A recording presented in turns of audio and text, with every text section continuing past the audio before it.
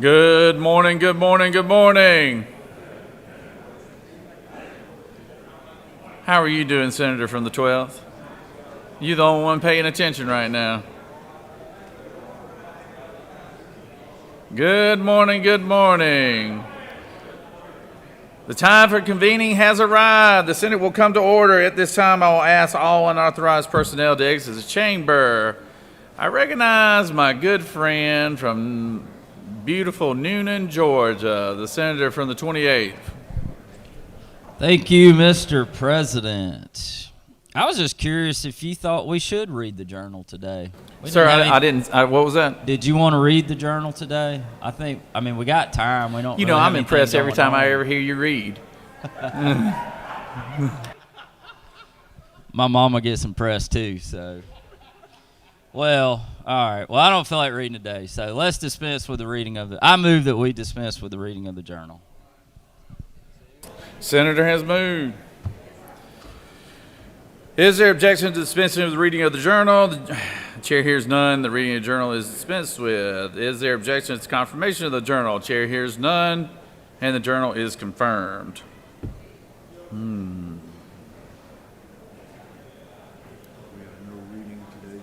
No reading. No first reading. It's now time for the morning roll call. Are there any motions to excuse? Any motions to excuse? Everybody's here. All right. Secretary will call the roll, unlock the machines.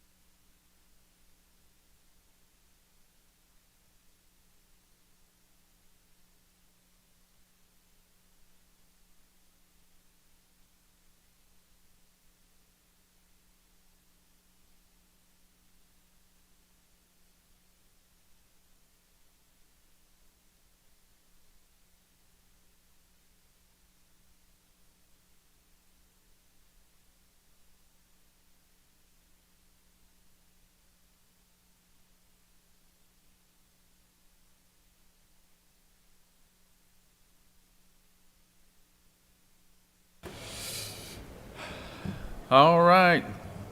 It is now time for our devotion. All senators, please take your seats and cease all audible conversation. I would ask the doorkeeper to secure the chamber at this time. I'd like to recognize my much slimmer senator from Habersham County, the distinguished senator from the 51st. 50th. Thank you, Mr. President. If y'all would rise for the Pledge of Allegiance.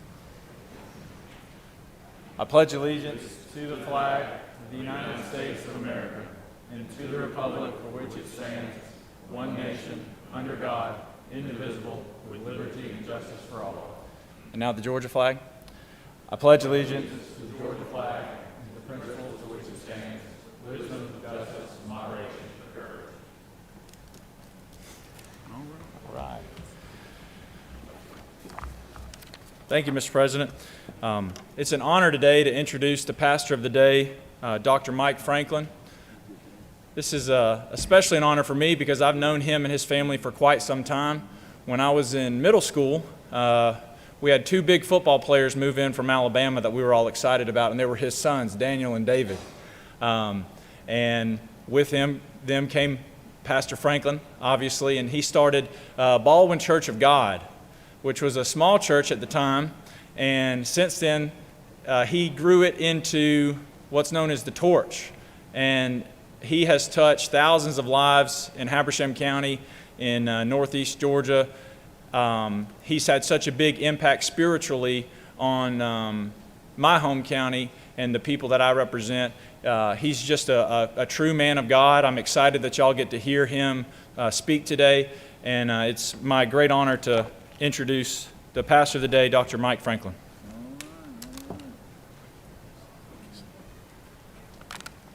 Thank you, Bo. It's pleasing when an old man sees these youngsters grow up and become something special. It's pretty cool. And it's fun to have watched him grow up. And I won't tell you about all the times I had to bail him and my sons out of mess, okay? We'll leave that behind. It's my honor to be with you today. I want to extend appreciation to Senator Gooch. I actually have 2 senators that represent me very, very well, Bo Hatchett and Steve Gooch, and he also is a friend. Both of these guys are honorable men. They are well known in their counties, and they are fabulous senators, and I'm thankful. I'm going to get right to the issue today. Yesterday, God just dropped a word in my heart to share with you, and I don't know for whom or to whom he's speaking, but somebody here is going to hear from the Lord today. I was approached by an individual Wednesday. He was livid.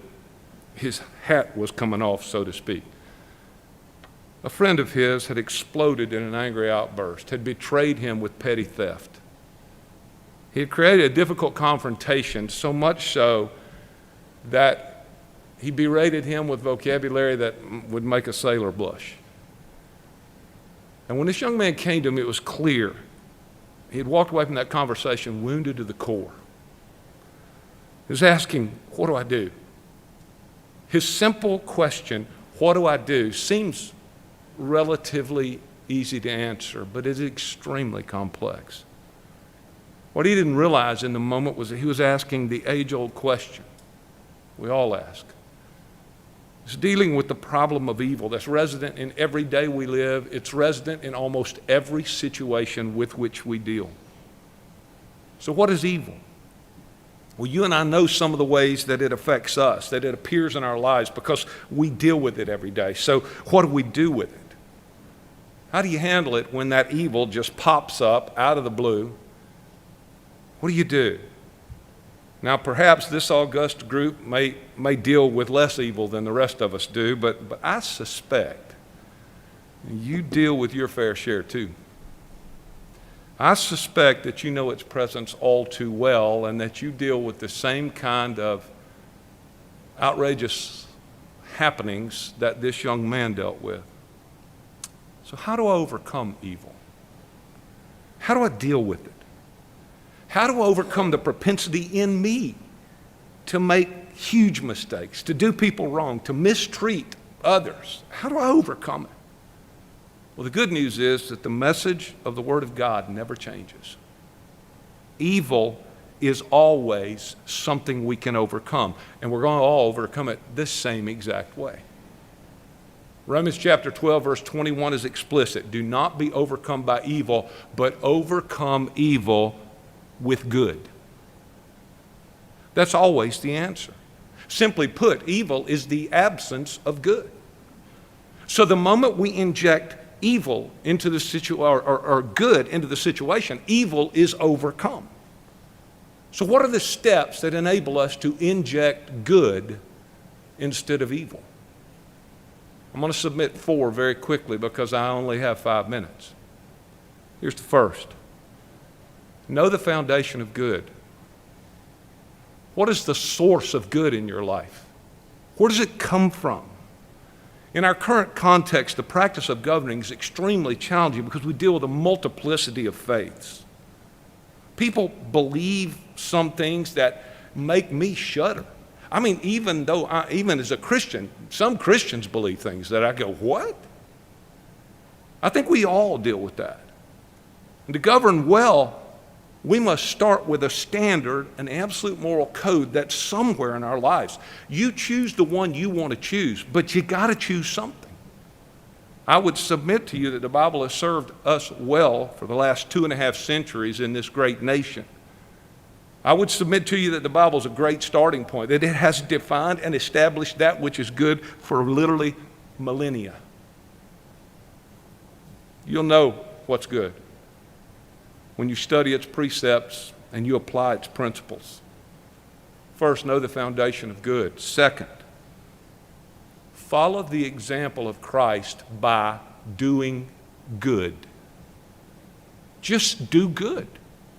I mean, I read Acts 10:38. It says that God anointed Jesus of Nazareth with the Holy Spirit and with power, and that he went about doing good, healing all who were oppressed of the devil, and God was with him.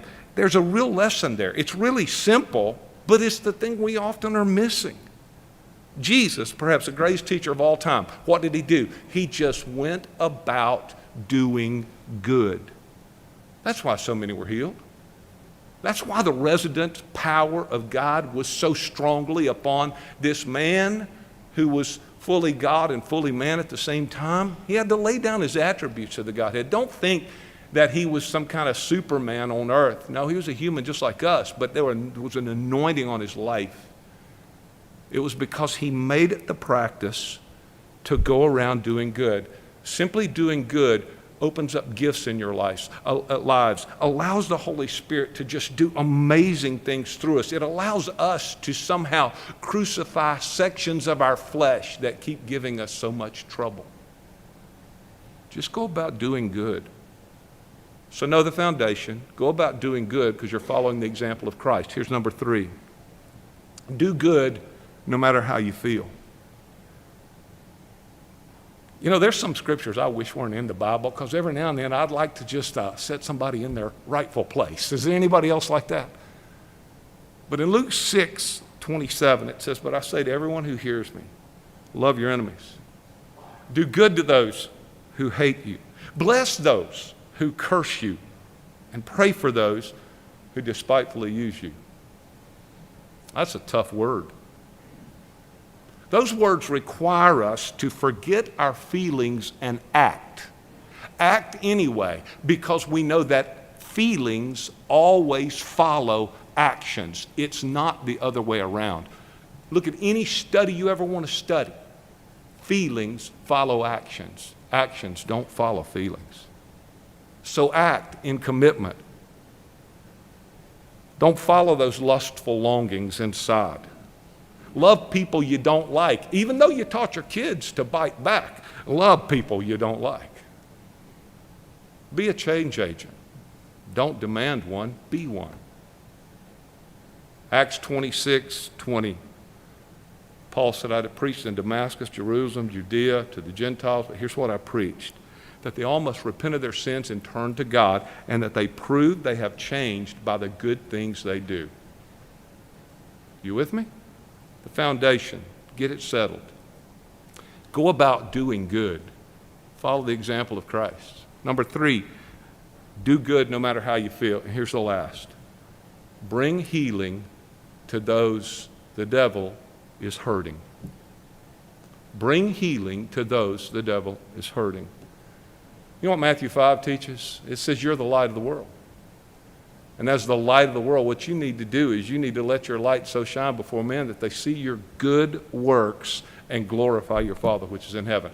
Romans chapter 12, again, another passage, verses 18 and following. It says, "As much as it depends upon you, live peaceably with all men. Don't avenge yourself, but rather give room for wrath. Vengeance is mine, says the Lord. I will repay." Don't be overcome by evil, but overcome evil with good. Let me give you 2 quick statements. The only way to overcome evil, do good in spite of evil. Just do good. One other thing, love that does no good is no good. Love that does no good is no good. My response to that young man Wednesday: do good. Bless that individual anyway. Forgive him. Leave the rest to God. Father, speak these words to the hearts of your people. God, these are your chosen leaders for such a time as this, in this unbelievably wonderful state. They're the men and women that you have set over us. You have placed them there by your divine purpose. May your hand rest on them. May they be men and women who do good. May they be men and women who change those around them by literally speaking life into every person they deal with.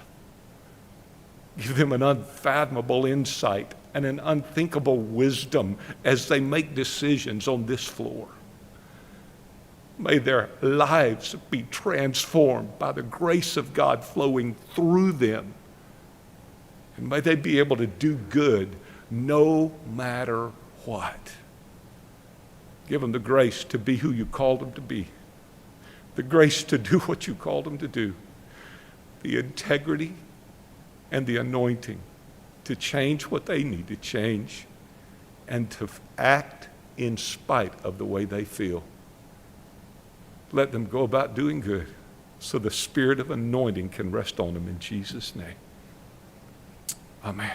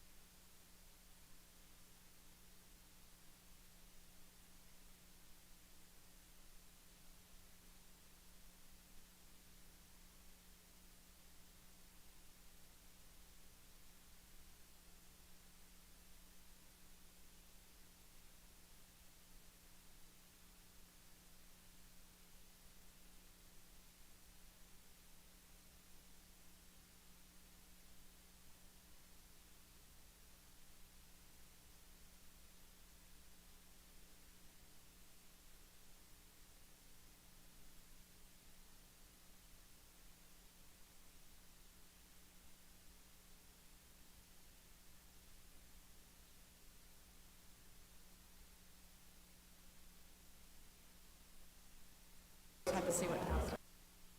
Sounds good. Are there any unanimous consents? Does any senator wish to rise on a point of personal privilege? Senator from the 56. Senator from the 56. Would like to rise on a point of personal privilege?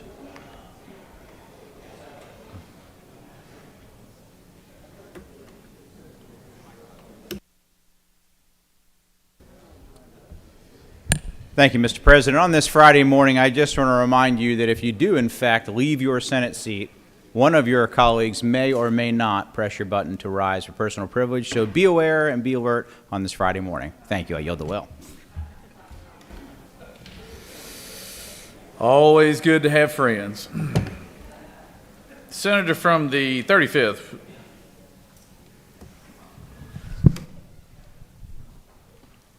Thank you, Mr. President.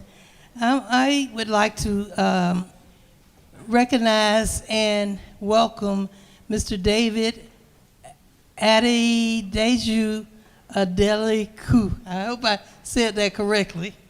Popularly known as Davido, who's a Nigerian-American singer, songwriter, and record producer of Lagos, Nigeria, being born, raised, and a resident of Atlanta, Georgia. He's here with us today, and he's amassed more than 3 billion global streams and more than 1.5 billion global video views across his 11-year career.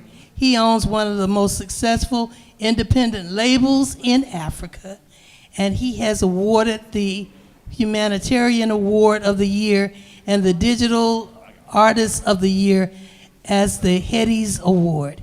And he further won Best African and Worldwide Act at the MTV EMA Awards, Best International Act, and the BET Awards, Outstanding International Singer, the NAACP Awards, the Best Male, and the list goes on all of the wonderful things. His Timeless album holds the prestigious title of being the biggest African album in the Apple Music history and has set a new benchmark for African artists.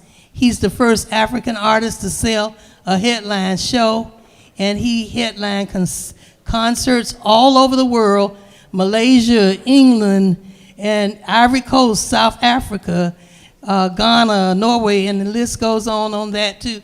So many more. So I'd like to just welcome him to the state capitol today, and he has performed at Wireless, Made in America, Dreamville Festival, Roots Picnic, and on and on and on. So again, welcome to Davido. And let's give him a hand, everyone. Stand up, he's up in the gallery. Please stand. Thank you. Thank you, Mr. President. I yield the will. Thank you, Senator. And it's a pleasure to have you guests here today. I hear there's a ball game this weekend. Y'all heard anything about it? I'm looking forward to that one. The senator from the 24th I know is as well. So, all right, so we're going to move on to privilege resolutions. It's time to consider privilege resolutions. Mr. Secretary, please read the resolution. Senate Resolution 6EX by Senator Hodges III, a resolution expressing support for the Atlanta Public Safety Training Center and condemning acts of violence and domestic terrorism and for other purposes. Mr. President, that completes the order. I recognize the senator from the 3rd. Speak to the resolution.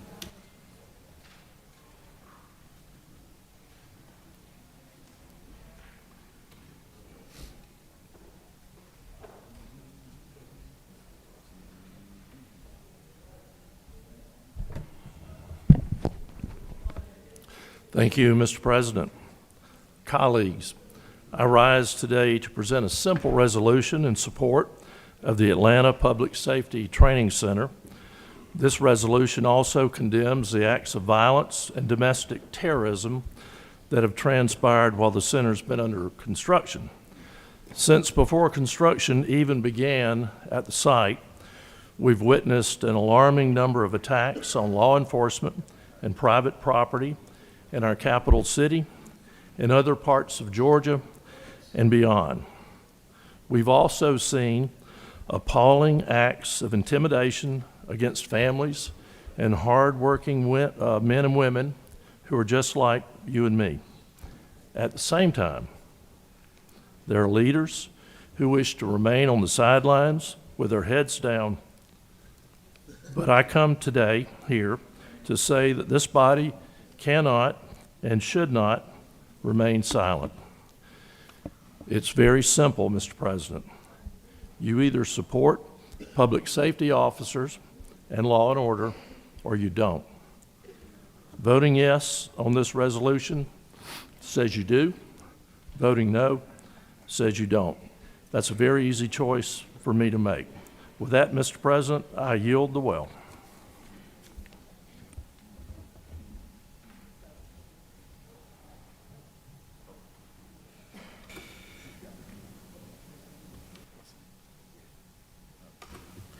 Senator has yielded the well.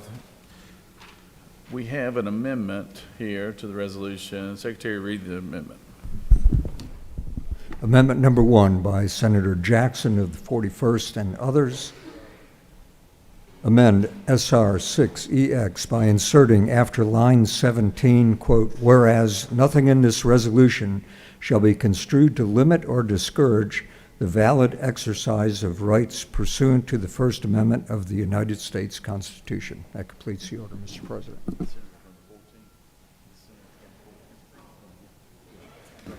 I recognize the Senator from the 14th speak to the amendment.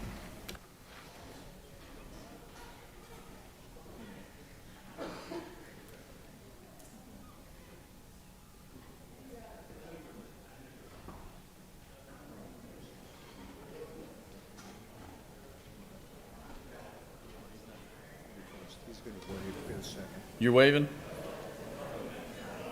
You, sure, Senator. It was your amendment. He said he wanted to take the lead.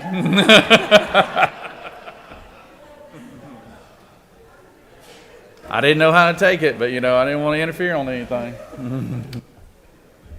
Thank you, Mr. President. And yes, I do hope that the senator from the 14th will speak as well. This is very simple. The amendment simply says that there's nothing in this resolution that would limit a person's ability to exercise their right, their First Amendment right to free speech.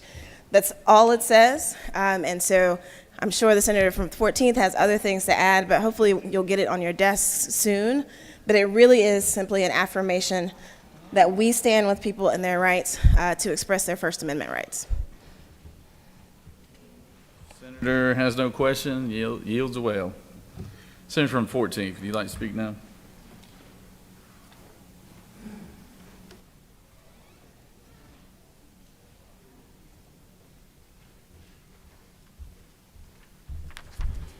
Thank you, Mr. President. It's good to see everybody. We're back here for only one purpose. Actually, wait, I mean 4 purposes. Actually, wait, I mean any resolution that the body of the Senate would like to introduce during special session. So I guess here we are.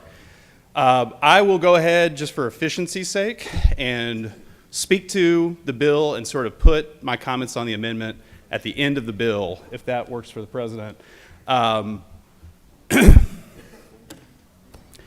This is the governor's resolution. It's being carried by the governor's floor leader, who needs a break.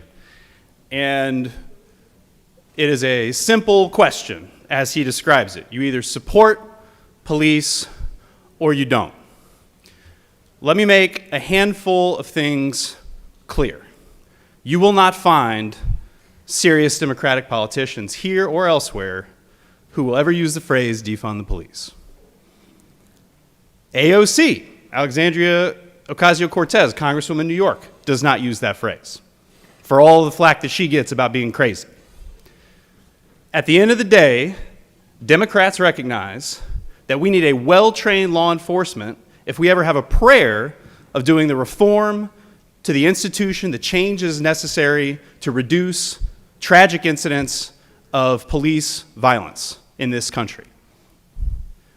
We are pretty close to the ground in the metro Atlanta being elected representatives and senators in Democratic areas, and we understand the pain of these communities when they are the victims of police violence.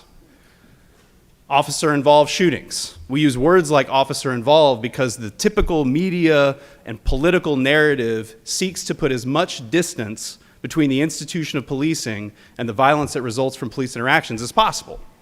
But the reality is that when you don't pay officers well enough, when you don't require a culture of accountability and reform within departments, when you allow bad apples, and I think the senator from the 29th can speak to this eloquently, that there are a lot of bad apples in the force. When you allow that culture to fester, what you get is violence without accountability, a lot of the time.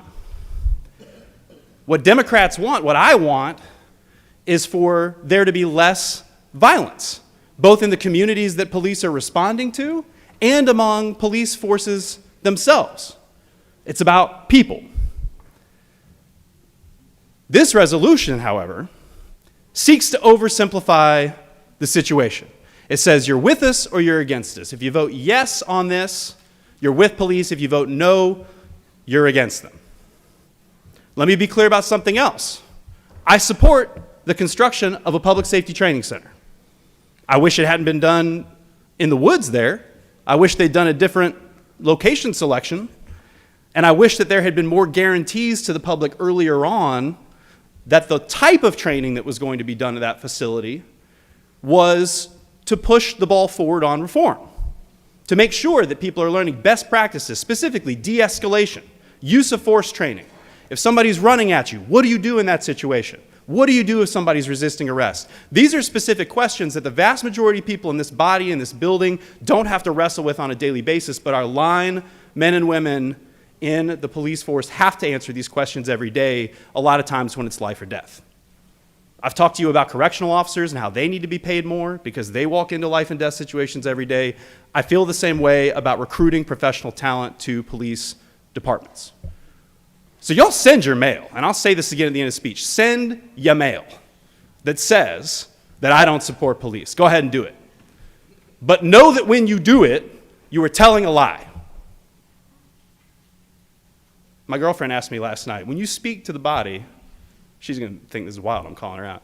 When you speak to the body, are you really trying to convince people? Do you really care if the majority is just going to pass something anyway, what they think? And I told her the truth, which is that we don't have the ability to stop you, but we have the ability to make you think about it. And what I want you to think about this morning is that we are crystallizing an us versus them mentality. We are forcing people to pick sides in a way that does not reduce violence, it only increases the likelihood of violence. If we put a shield of no accountability on police, which is, by the way, what a resolution like this does, because what it signals to the unaccountable actors, to the bad apples is, it literally doesn't matter what you do, we will back the blue. There are other ways to back the blue. Pay them, get assault weapons off the street, make their jobs less dangerous. Don't ask them to respond to mental health crises all the time, where people who don't know better get tased first, shot next. There are so many ways we could back the blue and make police officers' lives easier and better and more effective in this country, in this state. But this is what we give them instead. And let's put some extra salt on it just to make sure that Democrats don't vote for it so we can use it in our mail. Let's put the phrase domestic terrorism in this bill. Let me acknowledge something else. There are paid professional groups of rabble-rousers who travel from different states to go to these sites, or, if they're building an oil pipeline, whatever, wherever, there are some individuals who go to those places and cause trouble on purpose to stoke tensions, to create flames, to create this situation and this conversation. They want us to pay attention to them, which unfortunately I'm doing right now. But that is a vast minority, a small percentage of the people, the constituents in this state, in this metro, who are concerned with, because they don't have enough information, quite candidly, and I'm going to get lambasted for saying that to you today, about what this facility is actually going to do. But those are our neighbors. Those are people who live in our districts. I've got people up in Roswell and Alpharetta who are concerned about Atlanta building this. Why?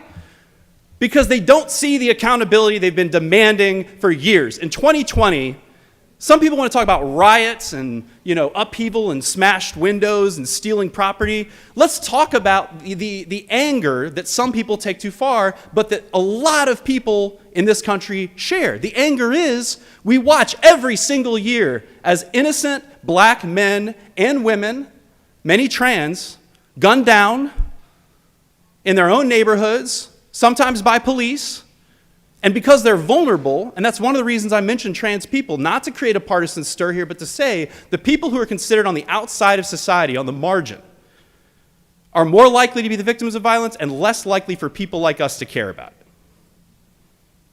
It happens every year, every month. It doesn't have to be that somebody like me is more likely to experience this personally to care about it. There's a broad coalition of people who care about this. And we want to see something different. We want to see chokeholds banned. We don't want it. There's no legitimate public safety reason to use them. We want to see de-escalation training. But if you create a political atmosphere where every single decision by every police officer is insulated by your politics, we won't get that. So yeah, it's just a non-binding resolution. It doesn't have the force and effect of law, but it has real consequences in terms of creating a culture of unaccountability. And let's talk about what domestic terrorism really means. In 2001, I remember, because I was in school, when the planes hit the World Trade Center and when this country launched a fairly fruitless and damaging war on terror in response. The word terrorism became deployed as a political tool to exercise maximum force for geopolitical priorities.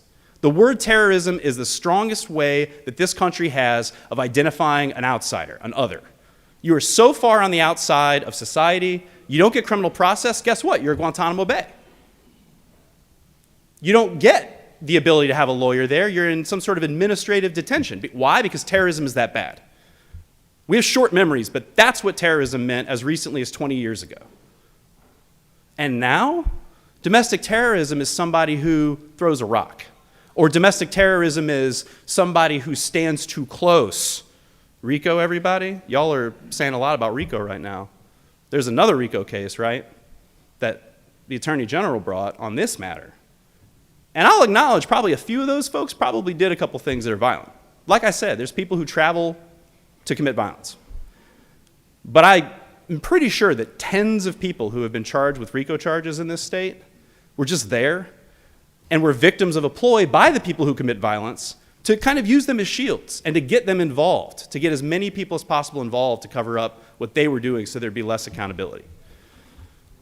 We had probable cause hearings for those RICO charges where if you had a little mud on your shoes, that was enough to justify a RICO charge and to be held potentially subject to a bail determination until you were adjudicated. When we criminalize protest in this country, we move towards those countries that we don't want to be anything like. We had a comment yesterday from The Well about democracies in the Middle East, about the importance of preserving democracy. We got to watch the rot at home before we can claim the moral authority elsewhere. And to turn disorderly conduct, low-level crimes, misdemeanors that people get probation for, to turn that into a terrorism charge, and not only to do that, but to celebrate it, is an abdication of our duty as Americans to protect legitimate protest in this country.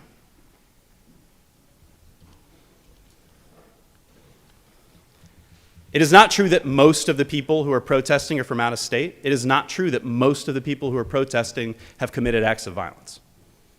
And today I stand with those protesters. I stand with the First Amendment.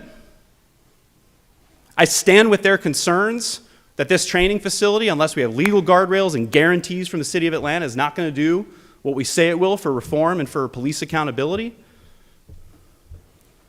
They have to build it. City of Atlanta has to build it. If you go to these places where the current facilities are, they're crumbling, water comes from the ceiling, fire trucks, training in parking lots of commercial complexes about to kick them out. Let's not forget fire's involved too. So yeah, build it. A lot of Democrats agree with me. But don't do it at the expense of this country's most sacred constitutional traditions.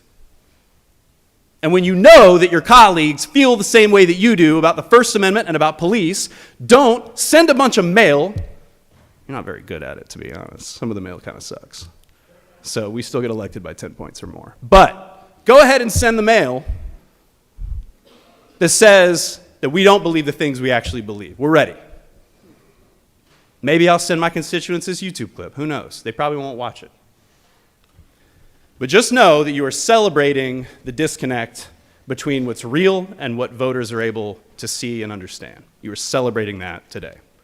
As to the amendment, it's a very simple one, colleagues. It should be very easy to vote for. All it says is that nothing in this resolution should be construed to limit or discourage the legitimate exercise of protest pursuant to the First Amendment to the United States Constitution. I think everybody in here agrees that this resolution should not limit valid First Amendment rights. With that, Mr. President, I'll yield for any questions, my comments on the bill, or the amendment. You do have some questions, Senator. Senator from 56. You want to come up front? Senator from the 31st, you have a question? Thank you, Mr. President. Senator, you yield? I yield. Thank you. I want to go back to one of the first things you said, that folks in your party do not support, no have you ever expressed or said that you support defund the police. Do you truly stand by that statement? So I'm a lawyer, and I said other words than that. I said serious Democratic politicians on purpose, because I want to be clear that we have to govern, whether we're in the minority party or not, Right.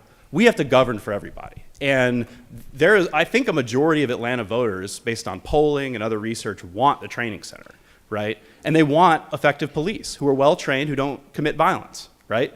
So have people who have run as Democrats and gotten elected said defund? Of course they have. But my contention today is they're not serious because they're not actually attempting to govern. Governing is hard, as my friends on the city council remind me a lot. They've been through a lot over this vote. And a lot of people at the state level have done their best not to comment publicly on this. I mean, for me, politically, this is like setting off a bomb today, because I'm going to get blowback from people who can't believe that a person they trusted would support the construction of the training center. But I'm willing to do it. Why? Because we're here to govern, and we're serious people. Well, thank you, Senator, for that. Will you further yield? I do. Do you remember a vote on a bill from the senator from the 29th back in 2021? And I'm going to quote from one of our esteemed journalists that's sitting in the back of the room from the AP, that senators voted 36-15 on Thursday, this is in 2021, to limit the government's ability to cut police funding by more than 5% a year after the city of Atlanta and Athens-Clarke County officials debated to cut or redirect spending following racial injustice protests last year. Do you recognize that 15 members of your party voted to basically defund the police? Like, I'm envisioning like lily pads on a pond of all the logical leaps that you need to make to get to that conclusion. The truth is that I voted against it in the House, proudly. I voted against a statewide preemption bill that took away local jurisdictions' ability to adjust their police budgets by a certain number. Guess what we ask police to do every day? Respond to mental health crises. If we had dedicated, trained mental health professionals who could answer a lot of those calls, you wouldn't need as much police funding. That's math, right? So the idea that we're going to have a statewide preemption that's going to take away local government's ability to more thoughtfully, efficiently, and effectively allocate resources to respond to crisis, you got me, Senator. Senator, did you further yield? Oh, I absolutely do. I'm glad you do. Let's go. Since it seems you're really high on the city of Atlanta. I mean, you're standing here saying that you do support defunding the police, but you have an attorney argument for everything else. So. In court, we would object to a mischaracterization of the record, so I'll just say that. Well, this is the Senate, not the courtroom. Okay, well then Thank that's you, my Mr. answer. President, I yield. You mischaracterized the record. Senator from the 21st, you have a question? Thank you, Mr. President. Senator Yield. I sure do. Senator, I'm a big supporter of the First Amendment. I think we all are in this chamber. Can you show me, I've read this resolution twice, and I can't find anywhere where it says it limits a First Amendment, your rights to have the First Amendment in protest in a peaceful way. Where do you see that in here? Well, the senator is very familiar with canons of construction in which sometimes there are ambiguities or holes in statutory language in which there must be clarifications made either by the court or the legislature to ensure that nothing in certain code sections shall be construed to have an unintended effect. So this is a way to button up the resolution and make sure that nothing in it is construed to violate First Amendment. The reason there's a risk of that, if you'll let me finish, is that the domestic terrorism charges right now are being litigated in part on the basis that they violate the First Amendment to the United States Constitution because of their overbreadth. I think there might be a similar argument that some members in this chamber make about other RICO charges criminalizing certain types of conduct and expression. So the point is, if there's a risk that those domestic terrorism charges are overbroad and are threatening First Amendment rights, there's a risk that the Senate, by saying they endorse the domestic terrorism charges, is endorsing infringement on First Amendment rights. So we need to make that abundantly clear. Do you don't think, would Senator further yield, you don't think acts of terrorism are protected under the First Amendment, do you? I sure don't, and so that's all this is doing in lines 16 and 17. If that's true, then the senator will have no problem making the clarification that we request. I really don't think this is needed because it's not in the resolution limiting First Amendment. I'm sure that is the position of 33 members of this chamber. You have no further questions, Senator. Thank you. Senator from the 29th, would you like to rise?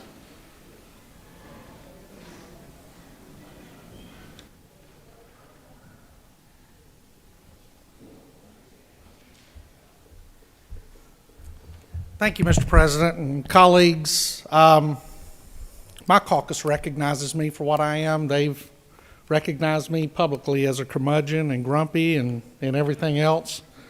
And I wear that badge with honor. My good friend from the 14th got up and seemed somewhat offended by someone attempting to misclarify his statement. Well, let me tell you, I'm not offended by him misclarifying my statement, because what he said from the well is that the senator from the 29th, i.e. me, have even acknowledged in the past that there are and I'll quote, a lot of bad apples in law enforcement. That is not true. There are not a lot of bad apples in law enforcement. Anytime a law enforcement officer goes out and takes an action, which is millions of times a day in this country, sometimes the outcomes fly under the radar. Nobody knows what happens. And every once in a while, there's an anomaly. And Harvard, which is on the same level as the university my colleague from the 14th attended, had a study that came out and showed the data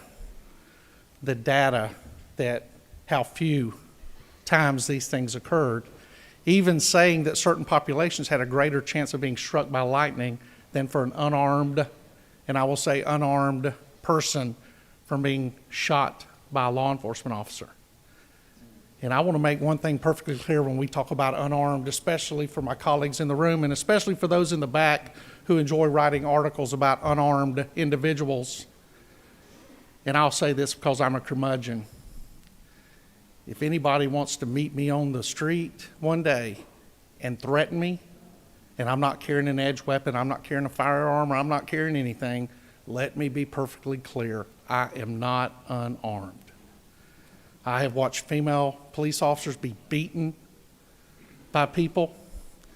I've watched male officers, deputy sheriffs, being beaten, stomped, and kicked by individuals who, though they did not carry an edge weapon or though they did not carry a firearm, they were by no means unarmed. So let's be clear on that. Let's be clear on something else. What happened on 9/11 was not domestic terrorism. It was international terrorism. As all of my friends know in law enforcement, and as my friends who have graduated from law school understand, words matter. What Timothy McVeigh did in Oklahoma was domestic terrorism. What Eric Rudolph did in Atlanta, Georgia was domestic terrorism. What a individual who wrote a diary promoting the killing of pigs did when he shot a Georgia state trooper in the proverbial woods did was domestic terrorism. It's not flying planes into buildings by countries that are not our allies. It is people on American soil who claim to be Americans or claim to be supportive of Americans or here with any kind of certification, registration, or any kind of card, whether it be green, blue, or brown, when they take action against the American government to intimidate, to threaten, to maim, to murder in order to push their agenda forward, that is domestic terrorism. We have experienced domestic terrorism here in Atlanta. And finally, this is the Atlanta Public Safety Training Center. When you call 911 at 3 in the morning because your grandmother is experiencing what the senator got in the well and spoke about, the senator from the 25th, you're talking to a 911 dispatcher. That is public safety. When the ambulance pulls up in front of your house and the EMTs get off and they come in there to save your grandmother's life, that is public safety. When your house is on fire and a big red truck pulls out in front and a bunch of men and women get off and race into that to put that fire out, that is public safety. What our friends like to do is they like to play both sides against the middle. They say, I love law enforcement, and high-fiving men and women wearing badges saying, I support you, and every opportunity they have to spit in their face, they do it. Two things bother me more than anything. It's people that walk up to me and say, Senator, I appreciate your service as a law enforcement officer. I know some are sincere and some feel they just have to do it. Let me tell you now, you don't have to do it. God blessed me with an opportunity at the age of 22 to become something I never imagined I could be.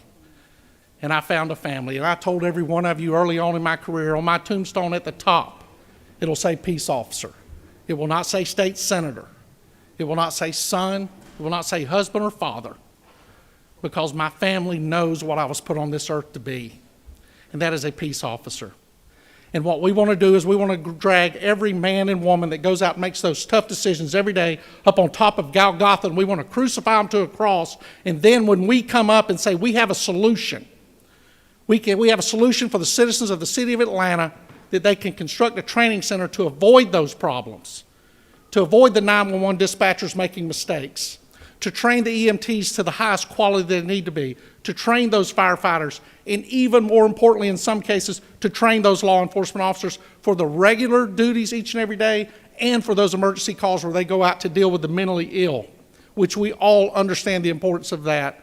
We put that opportunity up there, and all of a sudden, there's a problem because we have found a solution to the problem that they've been standing on and screaming from the top of all these years. What you have to understand, in their world, no matter what we do, will never be right. But guess what? What we're doing is right. If we put this amendment on this resolution, then we might as well put it on every piece of legislation that comes out of here. And why stop at the first? Let's list them all. Because isn't it understood that anything we pass out of here has to be constitutional? What are we here for in this special session? Because a judge says, well, maybe, got some problems here. So do we just need a big rubber stamp and every piece of legislation that comes out, we send it to the Secretary of the Senate's office, and he and his team will just stamp the Constitution on the back of it and say, there you go, we just want to make sure everybody understands. This is, to put it in the best word, ridiculous. I encourage you to vote against the amendment. I encourage you to vote for the Atlanta Public Safety Training Center resolution. And I ask that you vote against those who promote violence against any of our public safety brothers and sisters and any of the citizens of Georgia. Thank you, Mr. President. I yield the well. Thank you, Senator. Senator from the 6th.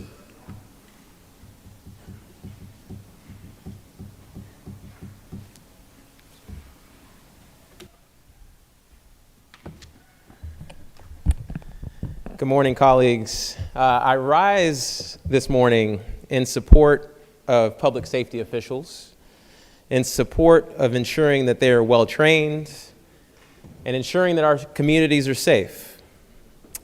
I also speak in support of the right to peacefully protest.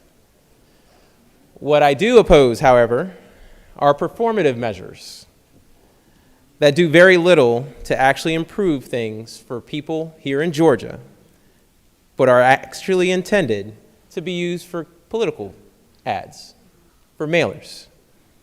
And that's what we are here voting on this morning. Politics.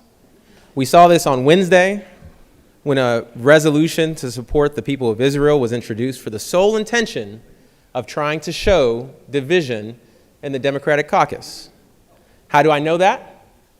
Because when my colleague, the sponsor, called from this well for the unanimous support of that resolution, and a motion was made for unanimous consent, the majority opposed that motion. Why? Because it was performative. Because if the majority really wanted to support the people of Israel, and Jewish Georgians in particular, they would have passed the anti-Semitism bill earlier this year. But they didn't do that. Why? Not because of minority members, not because of Democrats, but because members of their own caucus. Similarly, this resolution this morning is intended for nothing else but to be used for campaign ads and for mailers. Because if this body really wanted to support public safety officials, if this body really wanted to support police officers, we would be addressing mental health. We would be limiting access to guns, both of which this body failed to act on earlier this year. If we wanted to help police, we'd be supportive of better health care for those police officers, affordable housing initiatives, community development measures that actually keep our communities safe. Again, initiatives that this body has been slow to act on. We are supposed to be here this week to ensure that every Georgian has equal power to the ballot box. So let's focus on doing the work on the people of Georgia, for the people of Georgia, and stop these performative measures that do nothing more than allow you to try to send a mailer or a phone call to win political campaigns. I yield the well. Senator from 56.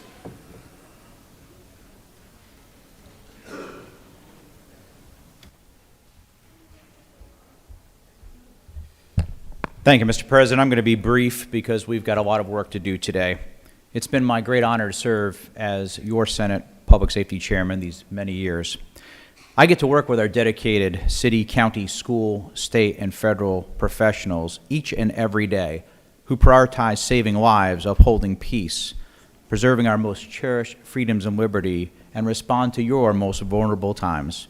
These courageous individuals understand the demands and challenges, and they're up to the task each and every day.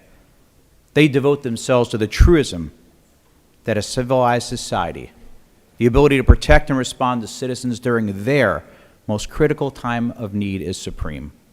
I hope each one of you will take a moment today to thank each and every one of them who stand on the front lines of our communities to protect and to serve us.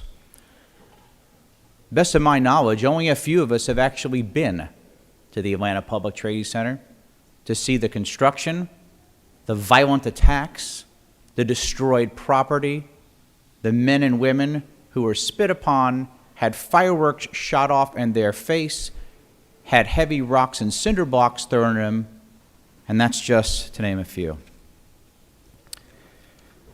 People who do not condemn this violence and stand with this ought to be ashamed.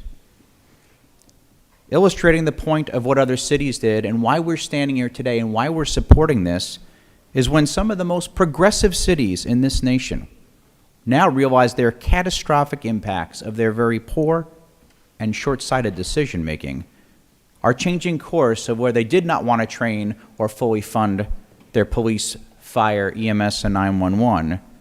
But unfortunately, it's far too late for the many victims. Too little, too late. We have an opportunity now, though, to stand. I heard some of my colleagues' impassioned plea about the right to the First Amendment, and we all agree. You have the right to protest. You have the right to be heard. But if you put others in danger and you commit a crime, You have the right to remain silent and be placed under arrest. We're blessed to live here in the United States of America. We are a republic, and we elect people to serve in different levels of government. And if you don't like that direction, we can vote and we can make changes every 2 or 4 years based on our process. Fortunately, we have a lot of folks that want to usurp that now, and I would challenge each and every one of them, try and pass the police academy, or the fire academy, or become an EMT or a paramedic. I would bet you almost all would fail. Because it takes courage, selflessness, hard work, and ethics. These violent protests against the Atlanta Public Safety Training Center that serves as a police academy, a fire academy, training EMT and paramedics, and our 911 operators is critical to our capital city. My very good friend, decorated veteran from, you may know from the movie Black Hawk Down, Colonel Michael Steele says it best: patriotism without action is counterfeit. It's hard to lead and govern. Today we're going to reaffirm our support. I heard the word seriousness. There's a lot of significantly non-serious people then who are out saying and doing things that are totally and wholly inappropriate. I agree with the senator from the 29th. We're not going to put the Bill of Rights in every single resolution we have here today. This is simple. It was made out to be something it was not to be. So let's be clear as I round out. We proudly stand with the Atlanta Public Safety Training Center.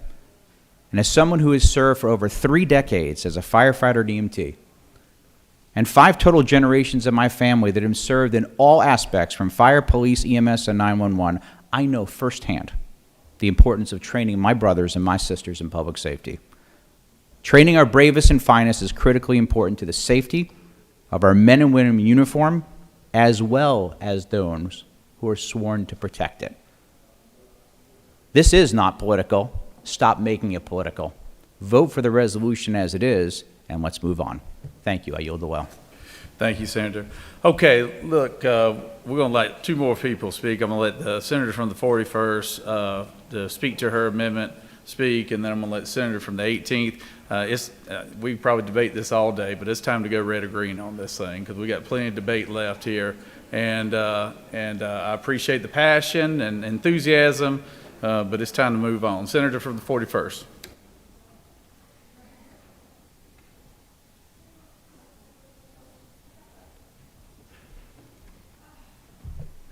Thank you, Mr. President, for allowing me to close debate on the amendment. I want to refocus us. A lot of passion, a lot of words have been expressed about the whole of this resolution. But I offered this very simple amendment to reaffirm our American concept that we have a right to free speech. And I asked for us to put that in this resolution, not to be ridiculous, but instead to acknowledge that we come from a history of people feeling intimidated and afraid to protest when they see people get arrested. And so I am very clear that I am only standing here today because of protest.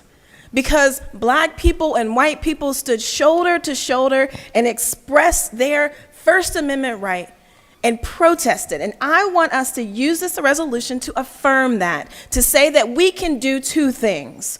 We can both support firefighters and EMTs, and we can say we know we are better together when we allow people to safely protest. That is all my resolution is, my amendment is about. It is simply affirming that we are better when people know that we as a Senate support their fundamental rights to peacefully protest. With that, I'll yield the well. Thank you, Senator. Senator from the 18th.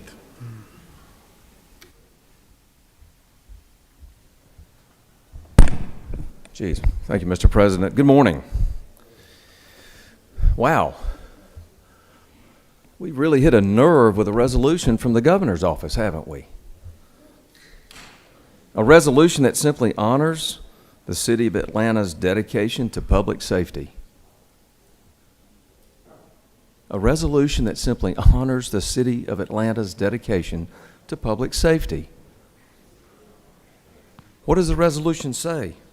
Whereas the state of Georgia stands in support of the city of Atlanta, its continued dedication to strengthening public safety through the creation of the Atlanta Public Safety Training Center, and all those defending against the criminal acts committed by extremists opposed to this worthy endeavor. Are we really going to politicize that? Is that something you really struggle with supporting? We don't need the amendment. There's no ambiguity in it. The senator from the 14th was asked to identify the need, and not one line, not one word, not one phrase was identified as an ambiguity such that we need to restate the First Amendment language that's proposed by this amendment.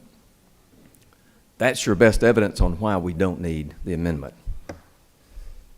Vote no on the amendment. I want to thank Governor Kemp for bringing this resolution forward, and I want to thank the sponsor from the senator from the 3rd. This is entirely appropriate. If we can't support the city of Atlanta and the mayor of Atlanta, the Democratic mayor of Atlanta who wants this, needs this, and in his wisdom and judgment needs this for the city of Atlanta, and we can't simply say that we're honoring that, wow. Vote no on the amendment. Vote yes, and it, as very eloquently stated by the senator from the 3rd, you're either with public safety or you're not. It's a simple choice. Vote yes on the resolution. Mr. President, I yield the will. Thank you, Senator. Okay, the previous question is ordered on the resolution. Debate is closed. Now we move to Amendment 1 for the resolution. All those in favor of Amendment 1. Oh, is there objection to adopting Amendment 1? All right. All those in favor of Amendment 1 will vote yea. All opposed, nay. Unlock the machines. Secretary, unlock the machines.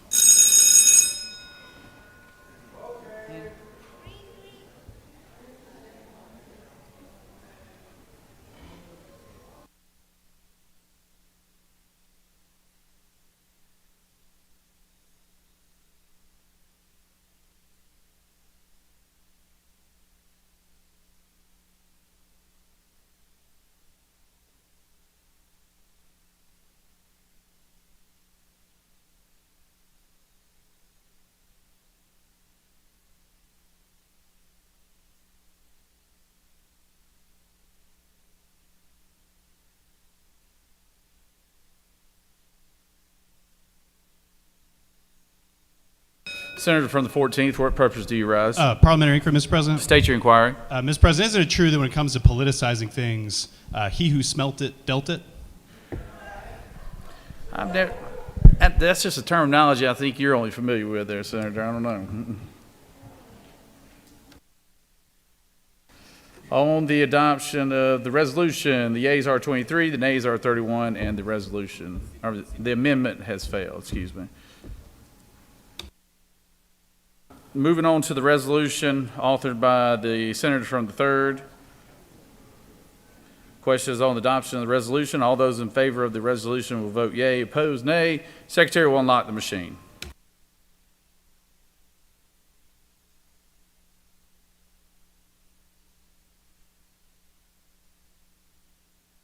Senator from the 2nd, for what purpose do you rise? Parliamentary inquiry, Mr. President. State your inquiry. Mr. President, is it not true that it would be better than giving a resolution than to pay our state law enforcement more inside of our state because we're the lowest paid in the region?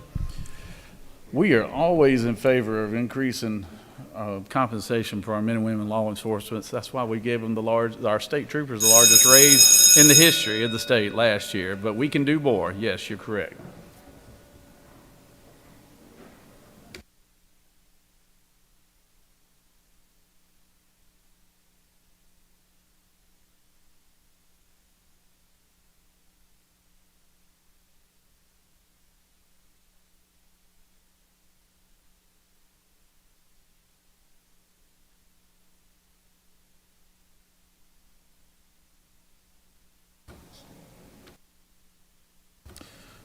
On the adoption of the resolution, the yeas are 48, the nays are 5, and the resolution has received requisite constitutional majority and is therefore adopted.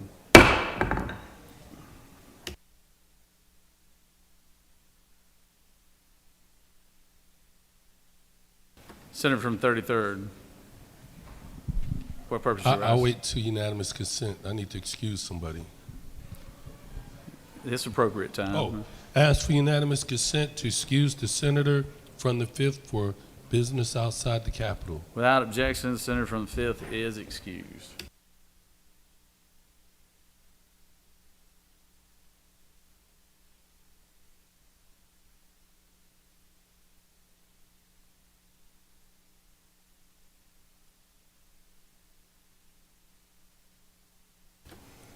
Are there any motions to withdraw and recommit? Chair recognizes Majority Leader for motion. Thank you, Mr. President. I move that Senate Bill 1EX be engrossed at this time. Majority Leader has moved that SB 1EX be engrossed. Is there objection? There is objection. Does the Majority Leader wish to speak? All those in favor of engrossment will vote yea. All those opposed, nay. Secretary will lock the machine.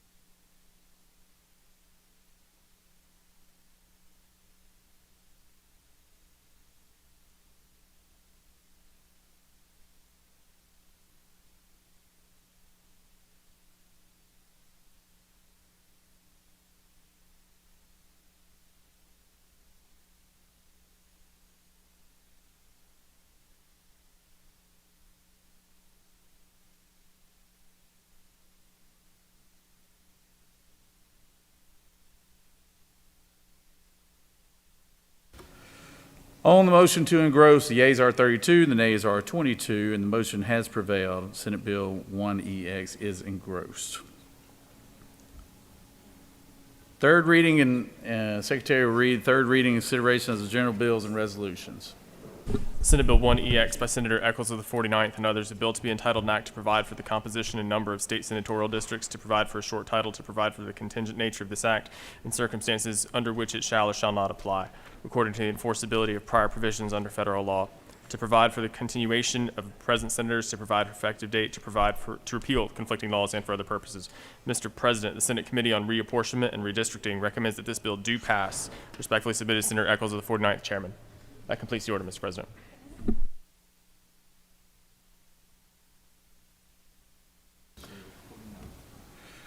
Now moving on to the rules calendar, I recognize the senator from the 49th.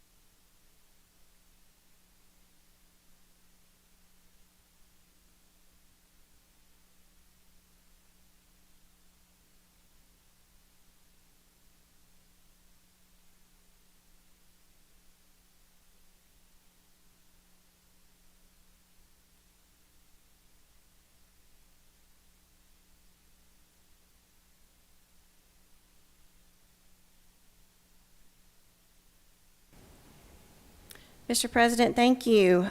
Colleagues, I'm here today to present our new map as prescribed by Judge Jones. I'll I'll talk about the map drawing process and then I'll also walk through district by district so that everyone has an understanding of the changes. We began the process by carefully reviewing Judge Jones's order. The order was very specific about what needs to be done in the Senate. He said, and I quote, "The remedy involves 2 additional majority black Senate districts in South Metro Atlanta." That's on page 509 of his order. Judge Jones also noted that the districts drawn by the various plaintiff experts overlapped in areas.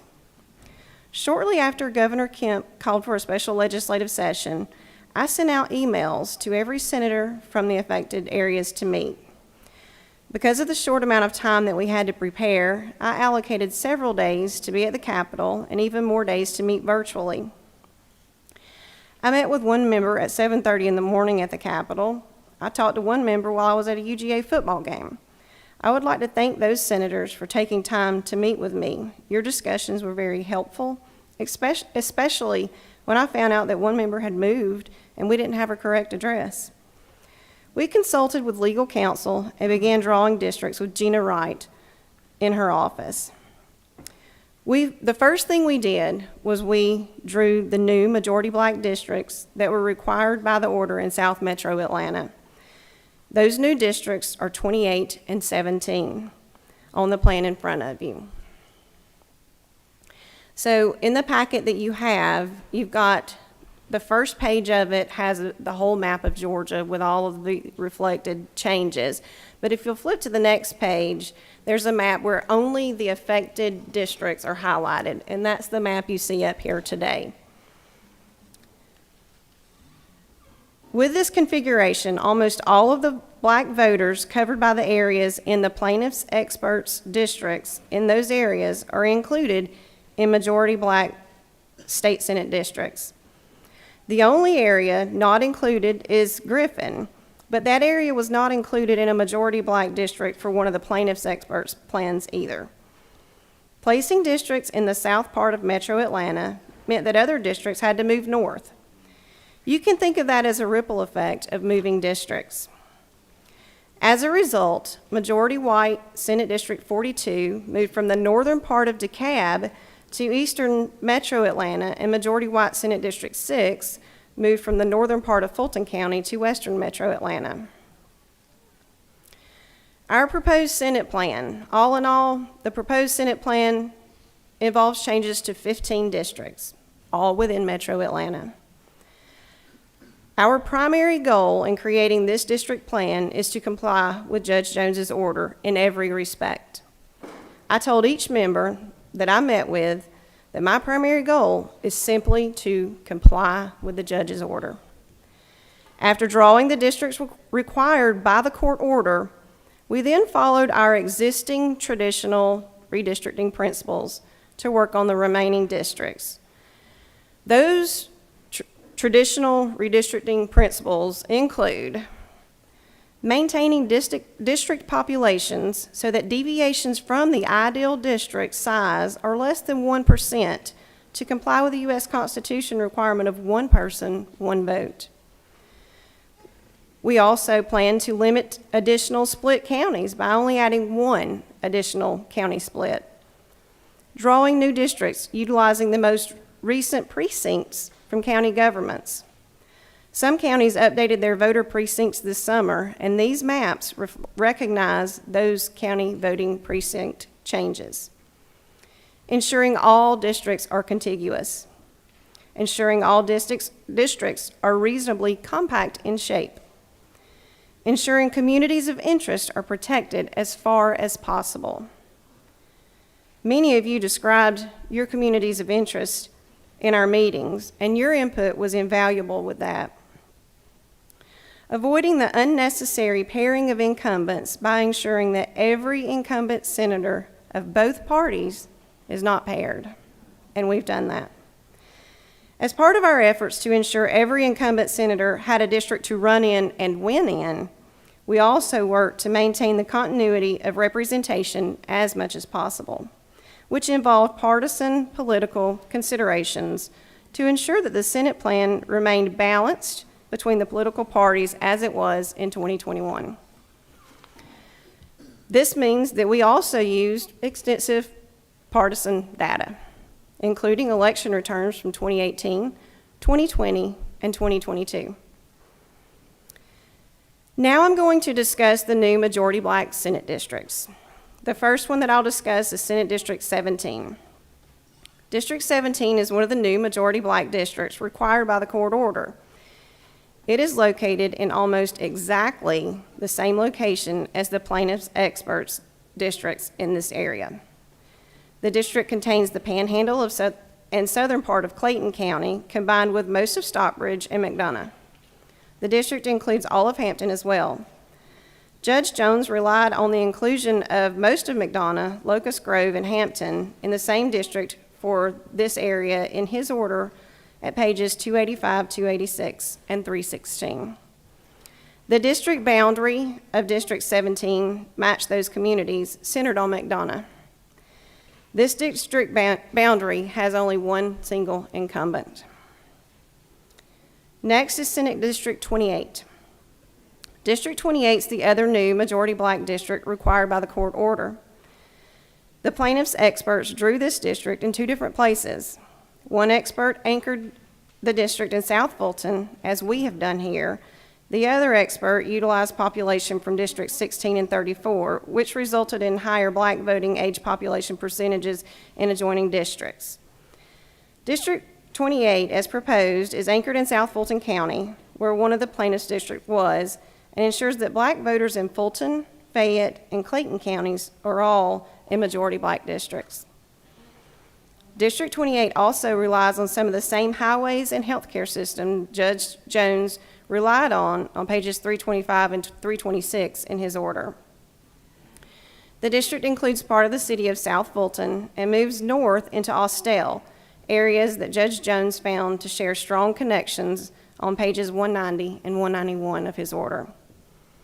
The district connects a number of suburbs around Metro Atlanta that are all experiencing growth and are diverse communities. This configuration also limited the number of adjoining districts that had to be touched, and this district has one single incumbent. Because we began the map drawing process by first creating the new majority black districts that Judge Jones called for, adjustments had to be made to surrounding districts to account for that population shift. A few things to know about these remaining districts. First, both plaintiffs' experts testified that they didn't know a lot of details about Georgia geography. Our process was informed by Ms. Gina Wright, the state cartographer, and her extensive knowledge of Georgia and my meetings with senators about their districts. We believe we've reached a plan that is far better than those proposed by the plaintiffs, while complying with everything the judge requires, because we know Georgia better. Second, it's important to note that the ripple effect is real when drawing plans. When new districts are located in the southern part of Metro Atlanta, nearby population has to be adjusted. Those changes then ripple out, primarily north, until they are resolved. Third, the 15 changed districts here are less than those proposed by the plaintiff's experts. So we were able to maintain district cores in a better way than their experts were. Mr. Esselstyn changed 22 of the enacted Senate districts, and Mr. Cooper changed 35 of the enacted Senate districts on their proposed plans. Ours changes 15. Fourth, we also took into account the work on county elections officials. Those officials have to update the voter registration database. By drawing the map this way, we are working to minimize the amount of work required of those officials before the 2024 elections. Fifth, the plan does not eliminate any existing minority opportunity districts. Let me restate that. This plan does not eliminate any existing minority opportunity districts. Judge Jones was clear on page 510 of the order that we cannot eliminate any existing minority opportunity districts. While he doesn't define that term, it's clear he is referring to existing majority black districts. On page 511, he refers to whether the plan provides black voters with additional opportunity districts. There are also references to opportunity districts that clearly refer to black voters on pages 106, 145 through 146, 268, 417 through 20, and 427. This plan does not eliminate any existing majority black districts. And it takes two existing majority white districts, District 17 and District 28, and converts them into majority black districts. Sixth, it's important to remember that we believe our 2021 Senate plan complies with the Voting Rights Act and are pursuing an appeal of the judge's order. That's why you will see language in this order that reverts to the 2021 plan if the appeal is successful. This mirrors language used by a Democratic majority in 2002 when the state Senate plan was not pre-cleared in time for use in that election. But if anyone is upset with how a district is configured, remember, we did not draw these districts this way in 2021 originally, and we did not want to redraw these districts now. We're doing this because we were sued by democratically affiliated groups. Now I'm going to walk through the remaining changed districts. Senate District 25. I'll start on the east and work my way west. District 25 stays largely the same, with slight adjustments in the Locust Grove area to accommodate the addition of District 17. This ensures that voters in this district will largely maintain existing representation. District 42. Because of the ripple effects of moving districts north, Senate District 42 was previously a majority white district in DeKalb County and is now a majority white district in eastern metro Atlanta. It is much of the territory of the prior District 17, which has become a majority black district. It includes areas with strong connections like Newton, Morgan, and Walton counties, and growing areas of Henry County. The boundaries include many rural areas and areas where people are moving from Henry County into as they get older. Here, Covington is made whole. This map also follows Newton County's newest precincts that were enacted this past summer. This configuration also ensures more of Newton County stays together. Senate District 43. In order to make room for District 17, District 43 moves north into Gwinnett County, similar to the configuration of the existing District 55. Otherwise, this district is largely unchanged, with all of Rockdale and portions of Newton and DeKalb all suburban areas. This district shares connections through I-20 into growing areas of Gwinnett County. Senate District 55. Senate District 55 also ripples north, taking in Tucker and some areas that were previously in Senate District 41. It remains in both DeKalb and Gwinnett counties and includes areas along I-285 on the eastern portion of the city. Although Tucker isn't whole, it includes almost all of the city along with areas of Stonecrest. All of Stone Mountain is in this district. Senate District 41. As part of the ripple effects around the area, District 41 shifts to the west, taking in all of Clarkston and moving over north of Decatur. This district previously ran from Stonecrest to Clarkston, so it includes a number of areas that were previously in it.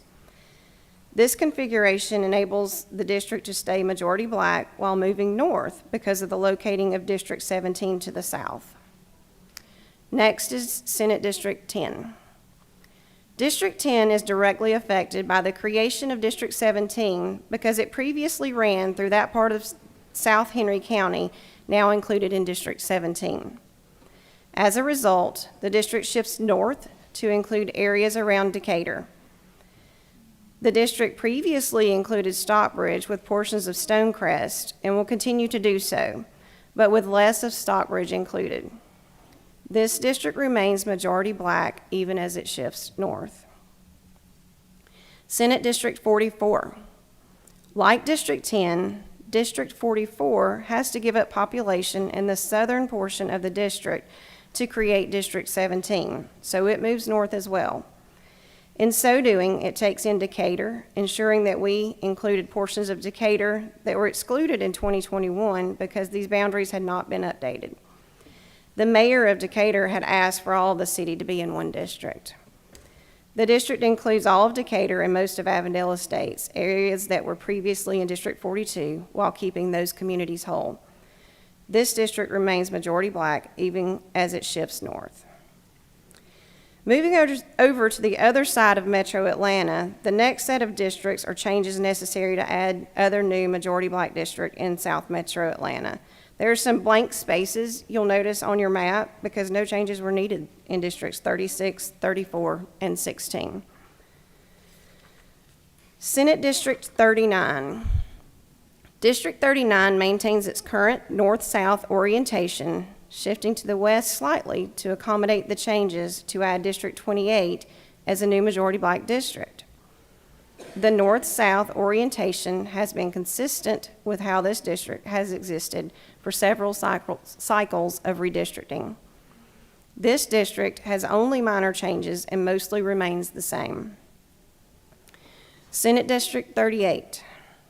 District 38 shifts east and north to accommodate the addition of District 28 in the south.